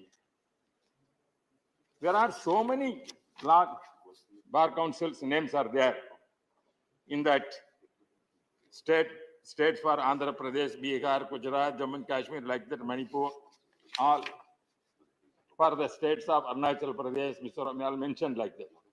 Kerala Union Territory Bar Council of Kerala. Maharashtra and Goa Bar Council of Maharashtra. Punjab, Haryana, that is called Bar Council of Punjab, Haryana. West Bengal, also Bar Council of West Bengal, Inter-Territory Bar Council of Delhi. But if you see Tamil Nadu Unitary Pondicherry Bar Council of Madras, it's not a colonial thing. Bar Council of Madras, it's a colonial. Madras is now Chennai. One thing. Second, this Bar Council not for Chennai, for Tamil Nadu. Therefore, as the Maharashtra Punjab is telling, that the name of the Bar Council has to be changed as Bar Council for Tamil Nadu and Pondicherry. That way it has to be changed. And also name of the Madras High Court has to be changed Tamil Nadu High Court. Because already legislation from, I think, former minister from Modi ji period itself, we tried to change the name of the including Maharashtra, Bombay, Tamil Nadu, Calcutta, like that, but it's struck down. Because my leader, former leader and former chief minister, Madam Jayalalitha ji, when she was chief minister, she introduced the request and bill in Tamil Nadu Assembly and recommended to the central government to change the name, the Madras High Court, as Tamil Nadu High Court. This is still pending. Therefore, when you are telling colonial things, you want to go and change it, why yet ordinary things you are not able to come forward? Because Modi ji also tried, but at that time, for some reasons, it was struck down. I request the present law minister to change this. This is the aspiration of our Tamil Nadu people. Don't call this Madras. It's not city. That Madras province at that time called Calcutta province, Madras, Bombay province, those the British period called. That is a colonial thing. When you want to change the colonial thing, give the respect for the Tamil Nadu people and a Tamil Nadu legislation. And also Odisha High Court also. Now it's called Cuttack High Court. Therefore, these are changed. Not city. It is not at that time a different way. Allahabad High Court also, the Allahabad name is there, not Uttar Pradesh High Court. That is there. These are the colonial things. When you are want to change colonial, many members don't want to change everything. I'm happy that when you are that kind of our independency and respect to our Indian citizens, our rights and everything, our color, civilization, everything. I'm appreciating that, what the present government is doing, appreciating that. But this is the simple thing and the sentiment of Tamil Nadu people, and also our Tamil Nadu legislature passed the bill. Therefore, I request Honorable Minister consider it and change it, the name also, bring that legislation. Whether Bombay High Court accepts or not, or even Calcutta would accept or not, I don't know Cuttack High Court you are accepting or not. But Allahabad, that is different issue. But state of the right, because you are considering the state government rights also. We are discussing in the Rajya Sabha, which represent the states. On behalf of Tamil Nadu state, I am urging the law minister to consider the request which our ADMK party, Amma, has passed, as the name has to be changed, Tamil Nadu High Court instead of Madras High Court. The same Bar Council name also must be changed. And also, as our advocates requested, we have to give protection to the advocates, because then only they can argue properly and give the proper justice to get for the people. Thank you, sir. That way, thank you once again for giving the opportunity. As you said, all the bills that we are speaking, this is the democratic system. I'm happy when you are presiding over. I got the 2-3 bills to speak. And once again, thank you, sir. Thank you. Dhanyawad. Dr. Ashok Vajpayee. माननीय सभापति, उपसभापति जी, माननीय कानून मंत्री जी, जो विधेयक ले आए हैं बहुत ही सामयिक है। इसकी लंबे समय से इसकी आवश्यकता थी, लेकिन पता नहीं किन कारणों से देश की आजादी के इन 74 वर्षों में इतने महत्वपूर्ण विधेयक को लाने की आवश्यकता नहीं समझी गई। मान्यवर, आज जिस अधिवक्ता कानून 1961 के संशोधन को लेकर के माननीय मंत्री जी आए हैं, उस पर चर्चा करने का आपने अवसर दिया है। इसके पहले इसके थोड़ा अतीत में मैं जानना चाहूंगा कि 1861 में यहाँ पर ब्रिटिश पार्लियामेंट ने हिंदुस्तान में हाई कोर्ट की स्थापना के लिए एक कानून बनाया, और जिसका नाम था इंडियन हाई कोर्ट एक्ट 1861, और उस कानून के तहत भारत में हाई कोर्ट की स्थापना की गई। और इस कानून के बाद में ये मान्यवर जब ये कानून बन गया तब ये हुआ कि जो लोग वहां प्रैक्टिस करेंगे या जो लोग मुकदमों की पैरवी करेंगे उनके लिए भी कोई ऐसा एडमिनिस्ट्रेटिव व्यवस्था होनी चाहिए कि जो इन हाई कोर्ट में प्रैक्टिस करें, जो एडवोकेट हैं या जो वहां के अटॉर्नीज हैं उनके लिए। तब ये तय हुआ कि 1879 में लीगल प्रैक्टिशनर एक्ट 1889 बनाया गया। 79 1879 में लीगल प्रैक्टिशनर एक्ट बनाया गया। और आजादी के बाद मान्यवर जब देश आजाद हो गया तो आजादी के बाद अपने देश में न्यायिक प्रशासन कैसा हो, जो जुडिशियल एडमिनिस्ट्रेशन कैसे संचालित हो, इसके लिए एक लॉ कमीशन की स्थापना की गई। और इस लॉ कमीशन ने 1953 में लॉ कमीशन की स्थापना हुई और लॉ कमीशन ने अपनी एक रिपोर्ट भारत सरकार में सबमिट की और उस रिपोर्ट के आधार पर ये एक्ट 1961 जो क्या नाम अधिवक्ता अधिनियम जो 1961 जिस पर हम लोग आज संशोधन लेकर के आए हैं, ये बनाया गया। और इसके पीछे उद्देश्य था कि देश भर में एक रूपता लाई जा सके। हमारे जो अधिवक्ता होंगे उनका स्वरूप क्या होगा, उनको किन किन श्रेणियों में विभाजित किया जाएगा और अलग अलग कोर्ट में अधिवक्ताओं को किस तरीके से अपियर होने का या उनको काम करने का वो होगा। एक जो जुडिशियल एडमिनिस्ट्रेशन के लिए इस कानून को बनाने का काम किया गया। मान्यवर इसके साथ ही ये देखा गया कि 1961 के एक्ट के बाद बहुत सारी चीजें ऐसी हुई कि जिसमें हमको ये महसूस हुआ कि अब बहुत सारे कानून जो आजादी के पहले के थे अब वो ऑब्सोलीट हो गए हैं, काल बाधित हो गए। उन कानूनों की आवश्यकता नहीं।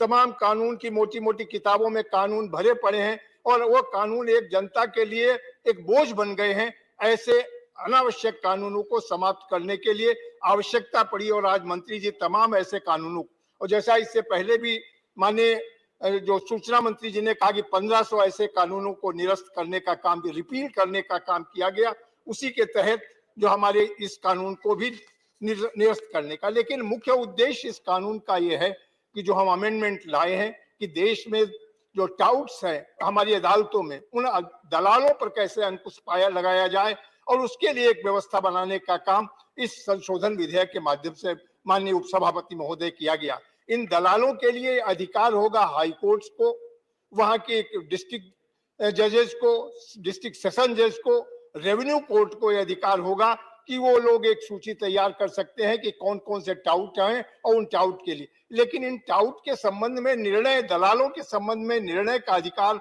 वहां की बार काउंसिल को होगा। बार काउंसिल अगर बहुमत के हिसाब से कोई निर्णय करती है कि यह व्यक्ति टाउट की सूची में रहने योग्य है या नहीं है, वो निर्धारित करेगी, ताकि हमारी ये व्यवस्था पारदर्शी रहे और हमारा गांव का जो सामान्य सा किसान है वो कहीं अदालतों में जाके छला न जाए, ठगा न जाए। जन सामान्य को न्याय कैसे मिले, litigant interest is the first, ये लिखा रहता अदालतों में। ये वादकारी का हित सर्वोच्च है, लेकिन वादकारी अदालतों में जाके लुट जाता है। तो माननीय मंत्री जी ये कानून इसलिए लाए हैं कि वादकारी के साथ कहीं छलावा न हो, धोखा न हो, इसलिए वादकारी के अधिकार हमेशा सुरक्षित रहें। ये बहुत महत्वपूर्ण कानून माननीय उपसभापति जी आया है और इस कानून के आने से देश के 140 करोड़ लोगों को इसका लाभ मिलेगा। मैं माननीय मंत्री जी को इसके लिए बधाई देना चाहता हूं और भारत सरकार को कि विलंब से सही, लेकिन ये संशोधन बहुत आवश्यक था कि हम आजादी के बाद जब हमने 1961 में एक अधिवक्ता कानून बनाया, उसके बाद इन तमाम 60-65 वर्षों में हमने इस पर कभी चिंता ही नहीं की कि हमें इसमें संशोधन की आवश्यकता है। मैं इस संशोधन का भरपूर समर्थन करता हूं और सदन से भी अपेक्षा करता हूं इस महत्वपूर्ण विधेयक को सर्वसम्मति से पारित करें। बहुत धन्यवाद।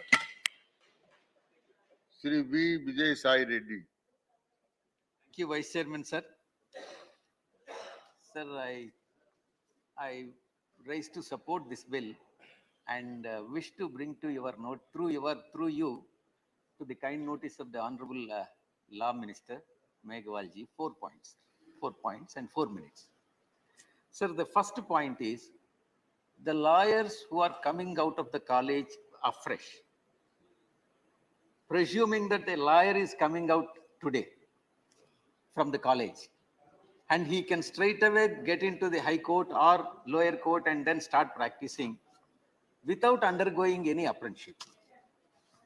Sir, this is in fact the Honorable Supreme Court, Apex Court, in the case of Sanjay Kumar versus State of Bihar, deprecated such practice by observing that the half-baked lawyers or inexperienced lawyers misuse the process of the court and waste public time. This is the observation of the Supreme Court, not my observations. Sir, the Advocates Act, I urge the Honorable Minister to amend the Advocates Act to ensure pre-enrollment training and apprenticeship to enable the clients get an experienced advice from the experienced advocates, sir. Sir, the point number two is, sir, the legal fees. Sir, legal fees in India is currently unregulated. There are, Deputy Chairman. Please continue. Please continue, Vijay Sai Reddy. Sir, you are also an advocate, sir. No, sir, he's a journalist, senior editor. Sir. But I know advocates very closely. Sir, the legal fee in India are currently unregulated. There are so many advocates, even in our own house, sir. Deputy Chairman, sir, in our own house, Rajya Sabha, there are some senior lawyers, including my senior advocate, Niranjan Reddy, and also Kanakamadal Ravindra Kumar, and also Chidambaram ji, and also Amar Kapil Patnaik ji, sir. Amar Amar Patnaik Patnaik ji, ji sitting behind. and also Kapil Sibal ji, charge exorbitantly high amount. Chairman Rajya Sabha, sir, he was practicing. Come on this subject. Hefty fees. That is again, sir, per hearing. Please. No cross-talking. They charge on per hearing basis, sir. For every hearing, for every appearance they appear before the Supreme Court or High Court, they charge an amount ranging from. You don't know. Sir, I am waiting for your attention, sir. Please. Amount ranging. We have to maintain time also. These senior lawyers, sir, they charge hefty amount per appearance, ranging from 5 lakhs to 50 lakhs per appearance. Sir, I can't imagine earning of 50 lakhs per appearance for about half an hour or 1 hour. It is impossible, sir. Sir, this is why. Why this is happening? This is because there is an extreme information asymmetry between the client and the senior advocate. See, somebody from Sir, house has told that this is not the subject. Please. Sir, Advocates Act. Sir, and again, sir, my beloved friend Kanakamadala Ravindra, he asked for adjournment intentionally. See, because for the second appearance, he gets another. Please come on the subject. Sir, some sort of ceiling or cap on the maximum amount that can be charged by the senior advocate has to be fixed, sir. The next point, sir. 2 more points, sir. I'll close it, sir. The social security for the lawyers, sir. Sir, while top lawyers are charging exorbitantly lakhs of rupees and crores of rupees, junior lawyers are really struggling, sir, to make their living. And of course, Honorable Law Minister is introducing touts, prohibition of touts, and of course, it's totally justified, sir. What about the junior lawyers? They are really struggling. And in fact, I have introduced a private member bill, sir, in this August House to ensure that adequate social security benefits, including stipend, housing, insurance cover, are extended to junior lawyers. Sir, this has to be the amount that is payable to the junior lawyers as a stipend should be collected from the senior lawyers because they are charging exorbitantly, sir. Sir, the next point, sir. The next last point, sir. The common criticism has been that regulatory framework for legal services is insufficiently independent, insufficiently accountable, insufficiently transparent. There is no transparency, there is no accountability, there is no independence. So therefore, the current bar councils and the state bar councils, comprising of very lawyers, these bodies are intended to regulate. This is an obvious conflict of interest in the garb of self-regulation. So I request the Honorable Law Minister to deal with these issues and then do the justice to the junior advocates and also clients like me, sir. Thank you very much. Suffering. Thank you. I am also suffering in the hands of the senior advocates, sir. Thank you, माननीय विजय साई रेड्डी जी. आपने film पर चर्चा करते हुए struggling heroes के बारे में कहा. आपने फिल्म पे चर्चा करते हुए स्ट्रगलिंग हीरोज के बारे में भी एक फॉर्मूला बताया था. आपने इसके बारे में भी बताया, स्ट्रगलिंग जो नए वकील हैं उनके बारे में. Thank you. Honourable G K. Vasan, please. Sir, I am here to support this bill, sir, and also to be suggestive, sir. To start with, sir, our senior member of this house and former law minister, former deputy chairman in the Lok Sabha, Sri Thambi Thurai, requested our honorable law minister that Madras High Court should be changed as Tamil Nadu High Court. So I also request the honorable minister, sir. Sir, the amendment made in the Advocates Act 1961, I feel, sir, sometimes it affects the independence of the judiciary. Whether the introduction of section 45A amendment equates advocates as touts or touts as advocates, vice versa. If the amendment equate advocate as tout, it amounts to interference of independence of judiciary, sir. Sir, subordinate court or executive, if they shall decide this, then I am sure, sir, it becomes a difficult problem. I will only suggest to the Honorable Law Minister, sir, that the authority committee which has to be appointed by the highest court should decide about the touts issue, and it should be specifically made out in the bill also, sir. With this, I support this bill, sir. Thank you very much. Thank you, Honorable G.K. Vasan ji. माननीय राम जी. धन्यवाद उपसभापति महोदय की मुझे आपने बोलने का अवसर दिया, और साथ ही मैं आभार व्यक्त करता हूं अपनी पार्टी के मुखिया बहन कुमारी मायावती जी का. मान्यवर, इस बिल के सपोर्ट में खड़ा हूं मैं.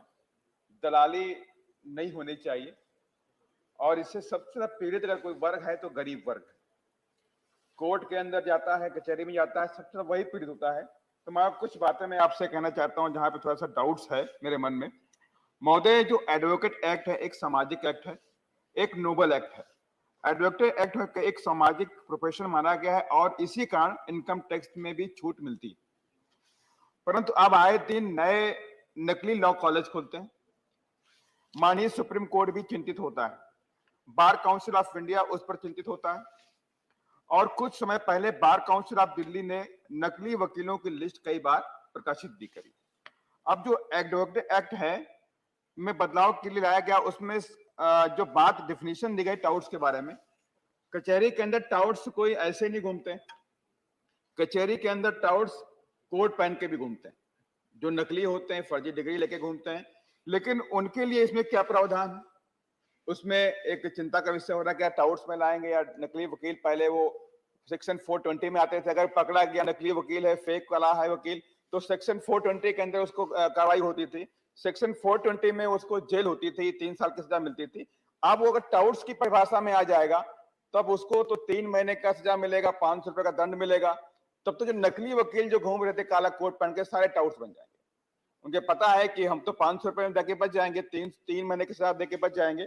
तो इसी बात को लेकर के थोड़ा सा एक संदेह बना हुआ है मान्यवर कि अब इसमें होने वाला क्या है. इसमें 45A सब सेक्शन 3 एविडेंस के बारे में कहा गया है. Evidence general repute, evidence of general repute, evidence के ऊपर एक एक्ट बना हुआ है, एविडेंस एक्ट. तो एविडेंस एक्ट में अगर कोई बंदा उसमें पाया गया तो वो एविडेंस एक्ट के तहत दंडाधिकारी होगा।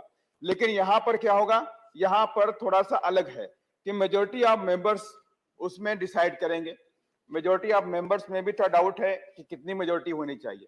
अगर माने 5 लोगों की जूरी बैठती है, सबको पता है उसके खिलाफ, टाउट्स के खिलाफ एविडेंस भी है, 3 लोगों ने बोला कि ये दलाल नहीं है, 2 लोग बोल रहे दलाल है, एविडेंस है, तब उसमें क्या होगा, क्या उसको दलाल माना जाएगा या नहीं माना जाएगा, ये इसमें ये डाउट्स की बात आ रही है।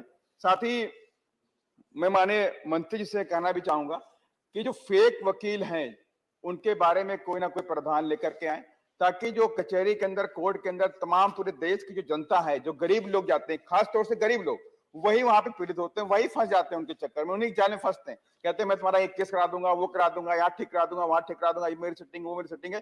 तो उनको बचाने के लिए जरूरी है कि फेक वकीलों के लिए कोई ना कोई प्रावधान आप लेकर के आए मान्यवर। और साथ ही अभी हमारे रेड्डी जी ने भी बोला है, मैं भी उन्हीं बातों को बोल रहा था कि जो नए जूनियर वकील होते हैं बहुत स्ट्रगल करते हैं, शायद वो 100 रुपए या 200 रुपए के लिए पूरा दिन रात एक कर देते हैं, 100-200 रुपए भी नहीं मिलते हैं। तो उनके लिए भी, उनके प्रोत्साहन के लिए कोई ट्रेनिंग की व्यवस्था की जाए, ताकि वो लोग भी प्रोडक्टिव लेवल के वकील बन सकें, और उनके कोई ना कोई स्टाइपेंड की व्यवस्था की जाए।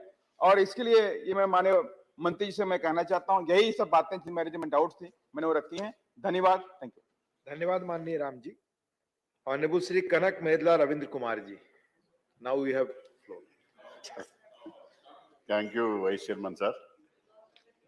The bill pertains to the crores, thousands of advocates who are engaged in legal profession across the country.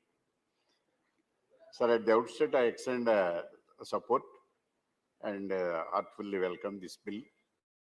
But the bill aims to include the touts in the Advocates Act 1961, either to provisions relating to touts were found in the Legal Practitioners Act 1879. Sir, earlier all these provisions pertaining to Legal Practitioners Act 1961 were incorporated in the Principal Act 1961. Only section 1, 3 and 36 are left out in the Legal Practitioners Act in 1879.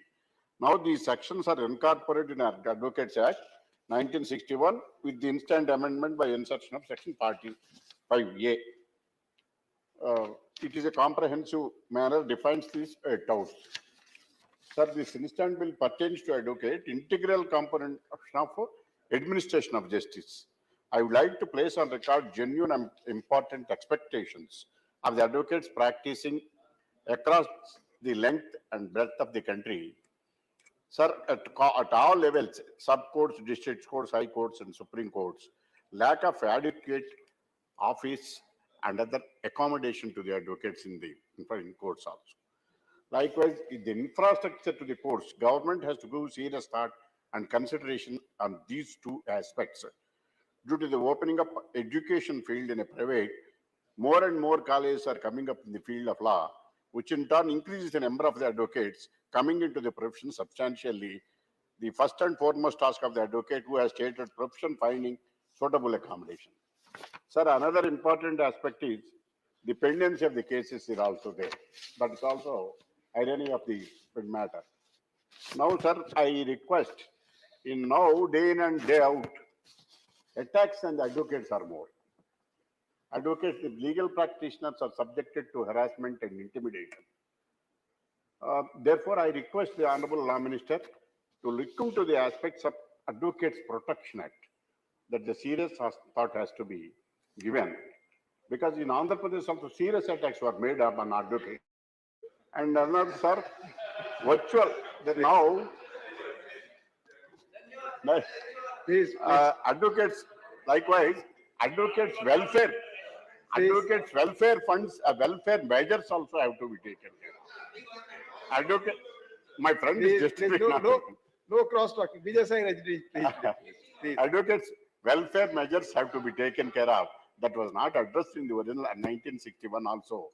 I request the Honorable Minister to take care of it regard to 1961. Initial junior advocates to support my friend Vijay Sai Reddy has already referred. So my friend is also senior practitioner in chartered accountants. Same problem is there in advocates also. junior advocates are not supported by the government, has to take care of to give stipend other things to the junior advocates by giving a practitioners. Another, with regard to the other issue is concerned, the honorable member Thambidura, with regard to the change of the name of High Court and other. Likewise, there is a similar problem in Andhra Pradesh also. Andhra Pradesh, in pursuance of the AP Reorganization Act, in Amravati, High Court has been constituted. Subsequently, the Andhra Pradesh High Court has constituted. Now, there is a cloud in respect of the place of the High Court in view of the decision taken by the present government. The reason behind it, they wanted to shift the High Court. The advocates shifted from Hyderabad to Amravati. Now they wanted to shift to another place. There is an ambiguity. The court has already created. The court has already created. I request the Honorable Law Minister to avoid to clear the doubt and to continue the High Court in Amravati without any doubt. With these submissions, I wholeheartedly supported the bill. Thank you, sir. Thank you, माननीय करक वेदा रविंद्र कुमार जी। माननीय मंत्री अर्जुन राम मेघवाल जी, आपका जवाब होगा। Thank you deputy chairman sir. मैं सबसे पहले एडवोकेट अमेंडमेंट बिल पे जो लोग बोले हैं उनको धन्यवाद देना चाहता हूं। सुजीत कुमार जी ने शुरुआत की, फिर विजय पाल सिंह तोमर साहब ने उसमें कुछ अपनी बातें रखी, एस निरंजन रेड्डी जी ने उसमें और कसावट लाई, और एम थम्बुतराई ने विरासत पे गर्व करने जैसी बातों का जिक्र किया। अशोक वाजपेयी जी ने भी इस बिल का समर्थन करते हुए कुछ बातें रखी। विजय साई रेड्डी साहब ने कई चीजें, training, bar council of India, legal fee, ऐसी कुछ सुझाव दिए।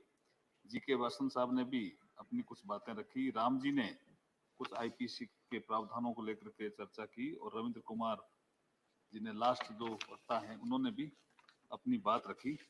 मैं सभी मान्य सदस्यों का धन्यवाद करता हूं जिन्होंने इस द एडवोकेट अमेंडमेंट बिल 2023 पे अपने विचार रखे। डिप्टी चेयरमैन सर, मैं थोड़ा ब्रीफ में कुछ चीजें बताना चाहता हूं कि आजादी से पहले इंडियन हाई कोर्ट एक्ट 1861 बना। इसका पर्पस था, और ये ब्रिटिश पार्लियामेंट ने बनाया था, इसका पर्पस था कि जो लीगल फ्रेटर्निटी है, जो लीगल प्रोफेशन में लोग काम करते हैं, उनका कोई रेगुलेशन हो, इस पर्पस से उन्होंने इसको बनाया। फिर लीगल प्रैक्टिशनर एक्ट आया 1879 में, और उसमें ये जो सेक्शन 36 है जिसमें टाउट्स का जिक्र आता है, ये भी बना। फिर बॉम्बे प्लीडर एक्ट बना 1920 में। आप चूंकि इतिहास के जानकार हो इसलिए मैं कुछ चीजों का जिक्र कर रहा हूं। फिर 1926 में 1926 में इंडियन बार काउंसिल एक्ट भी बना। लेकिन जब देश आजाद हुआ तो आजादी के बाद जो हमारे संविधान निर्माता थे उन्होंने भी संविधान सभा में चर्चा करते हुए भी कुछ विचार आया कि ये चीजें देश काल परिस्थिति के अनुसार बदल गई, तो कुछ नया सोचना चाहिए। क्योंकि उस समय जब संविधान सभा थी उसमें बहुत लोग एडवोकेट थे, और मैं इस हाउस को बताना भी चाहता हूं कि हमारे स्वतंत्रता संग्राम के दौरान भी जो अधिकतर जो हीरोज थे वो भी अधिकतर एडवोकेट थे या बैरिस्टर कहलाते थे। महात्मा गांधी हो, चाहे सरदार पटेल हो, चाहे जो पहले संविधान सभा के अध्यक्ष सच्चिदानंद जी जहां से आप आते हो वो रहे हों, चाहे डॉक्टर राजेंद्र प्रसाद बाबू रहे हों, या बाबा साहब डॉक्टर BR अम्बेडकर रहे हों, ये सब एडवोकेट ही थे। तो इन्होंने सोचा कि आजादी के बाद इस पर कुछ चर्चा होनी चाहिए, क्यों हम इन पुराने जो अंग्रेजों ने जो बनाए हैं उसके अनुसार हमें चले, हमारा लीगल प्रोफेशन नोबल प्रोफेशन। तो लॉ कमीशन को ये कार्य दिया, और लॉ कमीशन को जब ये काम सौंपा गया कि जुडिशियल एडमिनिस्ट्रेशन में थोड़ा रिफॉर्म करें और नई परिस्थितियों के अनुसार, फिर ये ऑल इंडिया बार कमेटी भी, इसके लिए उन्होंने एक कमेटी बना दी, और 1953 में उन्होंने कुछ सिफारिशें, रिकमेंडेशन 1953 वहां से चल रहा है, और उसके बाद 1961 एडवोकेट एक्ट बना। इसको बार और लीगल एजुकेशन इसको रेगुलेट करने का विषय रहा। ये मैंने थोड़ा आपको इतिहास इसका जिक्र किया। ये सिंपल सा एक्ट है लेकिन सुझाव बहुत आए हैं, इसलिए थोड़ा सा मैं इस संबंध में कहना चाहता हूं कि ये एक्ट जो है ये 45 सेक्शन 45A को इंसर्ट करता है, और जो उस समय जो सेक्शन 36 था टाउट्स को लेकर के, उसको यहाँ ये कहता है कि इसकी जरूरत है। अब ये जो विषय जो आया बार बार कि टाउट्स की क्यों जरूरत है, तो लोगों ने कहा नहीं, ये दलाली नहीं होनी चाहिए न्यायालय परिषद में। तो फिर हमारे यहाँ डिपार्टमेंट ऑफ लीगल अफेयर्स में कमेटी बनी और लेजिस्लेटिव डिपार्टमेंट के कमेंट भी उसके लिए लिए गए, बार काउंसिल ऑफ इंडिया से भी सुझाव लिए गए, कमेंट लिए गए। सभी ने माना कि एडवोकेट एक्ट में संशोधन तो हो, जरूरी है, लेकिन टाउट से संबंधित प्रावधान रखे जाने चाहिए, क्योंकि ये दलाली न्यायालय परिसर में ठीक नहीं है। जो ठगी करते हैं या दलाली टाइप लोग आते हैं, ये ठीक नहीं है। तो फिर लीगल प्रैक्टिशनर एक्ट जो था माननीय मेघवाल जी 1 मिनट, 6 बज रहे हैं।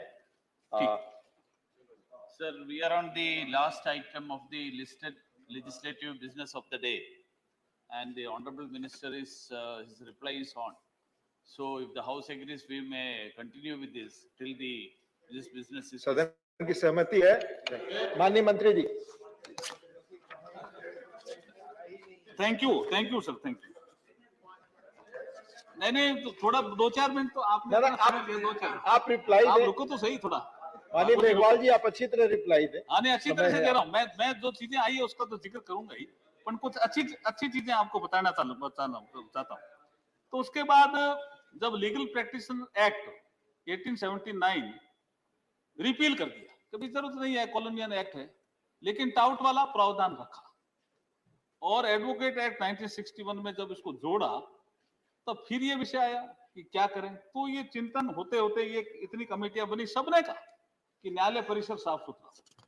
मैं डिप्टी चेयरमैन सर ये कहना चाहता हूं कि नरेंद्र मोदी जी के कालखंड में स्वच्छ भारत अभियान चल रहा है, तो न्यायालय परिसर भी साफ सुथरा रहना चाहिए ना।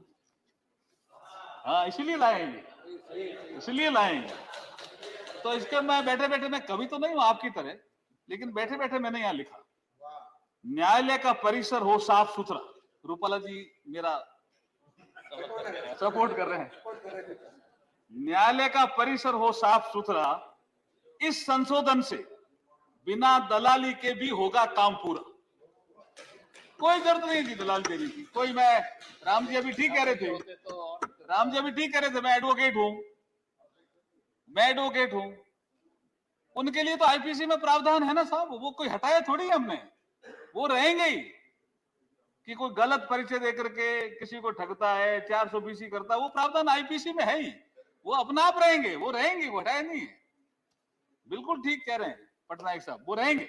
लेकिन ये जो टाउट्स वाला है, ये इसलिए जरूरी माना गया कि ऐसे लोग हैं जो वकील चले जाते हैं कि साहब मैं कोई क्लाइंट लिया हूं क्या, क्लाइंट को कह देते हैं वकील मेरे जान पहचान का है, या आगे भी चल करके कह देते हैं जज भी मेरे जान पहचान का है? तो ये सब चीजें फिर साफ सुथरा कैसे होगा न्यायालय परिसर? जब स्वच्छ भारत अभियान चल ही रहा है तो न्यायालय परिसर भी साफ सुथरा होना चाहिए। इस उद्देश्य से हम इस बिल को लेकर के आपके समक्ष आए हैं। देखिए, मैंने जब स्वतंत्रता संग्राम में वकीलों का योगदान की बात की, संविधान सभा में भी अधिकतर वकील थे। 52 से आज तक वकीलों की भूमिका समाज में महत्वपूर्ण रही है। बहुत से ऐसे वकील हैं जिन्होंने फ्री केस भी लड़ा है। तो समझा गया भी ये नोबल प्रोफेशन है, इसको गंदा करने वाले लोगों के खिलाफ कार्रवाई होनी चाहिए। तो इसमें कार्रवाई का प्रावधान दिया, प्रक्रिया दी है। मैं एक चीज का जिक्र करूंगा, घनश्याम जी उधर चले गए। उन्होंने कहा घनश्याम का मतलब कृष्ण, मैं अर्जुन, और आप भी चूंकि इस चीज के जानकार हो तो मैं महर्षि अरविंद का एक जिक्र करके बात को रखूंगा। महर्षि अरविंद जब अलीपुर द्वार केस में जेल में थे तो लोग सोच रहे थे कि इनको सजा होगी, कुछ लोग कह रहे थे इनको फांसी की भी सजा हो सकती है, इतना बड़ा केस था। लेकिन अचानक आपको पता है, सब आपको जानकारी है कि एक प्रसिद्ध वकील उस समय के बहुत प्रसिद्ध वकील थे, श्री चित्तरंजन दास। महर्षि अरविंद ने वकील नहीं किया था सर, ये नोबल प्रोफेशन है, उन्होंने वकील नहीं किया था। लेकिन अचानक श्री चित्तरंजन दास कोर्ट में पेश हो जाते हैं और जज को कहते हैं कि महर्षि अरविंद के पक्ष में मैं आया हूं, ये इसको गलत पकड़ा आपने, कोई केस इन पे लागू नहीं होता। तो महर्षि अरविंद से पूछा, ये आपके वकील हैं? तो अब ये तो कथा है कि उनको भी वहां कृष्ण दिखाई दिए, जज में भी कृष्ण दिखाई दिए, ये सब लिखा है किताबों में। लेकिन चित्तरंजन दास का मैं यहाँ इस अगस्त हाउस से अभिवादन करना चाहता हूं कि महर्षि अरविंद के बारे में उन्होंने सुना कि वो इतने महापुरुष हैं, किसी केस में फंस गए हैं, जबरदस्ती फंसाया जा रहा है, तो बिना किसी के कहे हुए महर्षि अरविंद की आपकी ये वकील बन करके उनको सुरक्षा देने के लिए, उनको छुड़वाने के लिए आए, ऐसे चित्तरंजन दास का यहाँ स्वागत होना चाहिए। Unsung heroes. तो घनश्याम जी ने जो कृष्ण और अर्जुन की बात की, इसलिए मुझे ये याद है। मुझे उम्मीद है कि उनका वो कोट भी बताएंगे जो ऐतिहासिक है, जो अरविंद के बारे में। यस, वो कोट भी ऐतिहासिक है। आपका भी धन्यवाद नहीं उसके लिए। यह अलीपुर बम केस था। एक विषय आया कि ये जो टाउट्स है इसमें बार काउंसिल ऑफ इंडिया, देखिए मैं इसमें प्रावधान बहुत हल्का सा छोटा सा ही है। जैसे पता चला कि ये आदमी ठगी करने के लिए आया है, तो चाहे सबऑर्डिनेट कोर्ट हो, चाहे रेवेन्यू कोर्ट हो, चाहे डिस्ट्रिक्ट कोर्ट हो, कोई भी इसकी पहचान करेगा और अचानक कार्रवाई नहीं करेंगे, उसका लिस्ट हम चिपकाएंगे, नोटिस देंगे, उसके बाद बार काउंसिल ऑफ इंडिया को कहेंगे क्या करना है। तो जब अपना नाम हटा देंगे तो फिर एक ऑर्डर जारी होगा कि कोर्ट परिसर में ये आदमी घुस नहीं सकता। फिर भी वो घुसता तो क्या करेंगे, तो 3 महीने की सजा और जुर्माना, ये दोनों भी हो सकते हैं। ये एक इसमें प्रावधान रखा गया। मैं जो 2-3 सुझाव आए हैं उनका जिक्र करना चाह रहा हूं। सुझाव कुछ अच्छे भी हैं। देखिए, एक सुझाव आया सुजीत कुमार जी से कि एडवोकेट प्रोटेक्शन एक्ट लाना चाहिए। ये चर्चा में है, लेकिन विषय राज्यों से संबंधित है ज्यादा। तो जैसे आपने कहा कि कुछ राज्य इसमें एडवोकेट प्रोटेक्शन एक्ट बना रहे हैं, ये डिमांड है। मैंने मंत्रालय में पता किया, और जुडिशरी के जब मैं बात करता हूँ कुछ न्यायाधीशों से, तब भी ये विषय आता है। और मैं बार काउंसिल ऑफ इंडिया के फंक्शन में भी गया, बार एसोसिएशन में भी गया, सुप्रीम कोर्ट बार एसोसिएशन में गया, तब ये विषय आया। तो हम इस पे आगे जो कार्रवाई करेंगे राज्यों से मिलकर के और चीफ जस्टिस ऑफ इंडिया से सलाह लेकर के इसमें कार्रवाई करने का प्रयास करेंगे।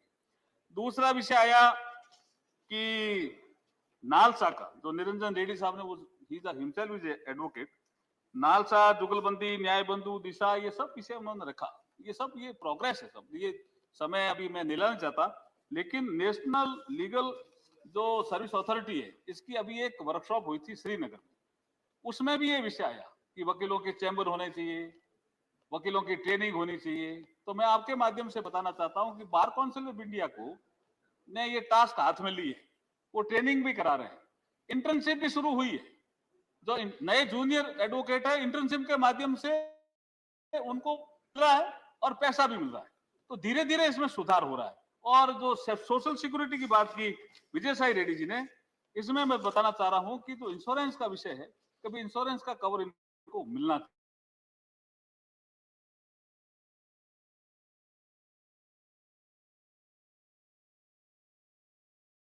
चाहिए।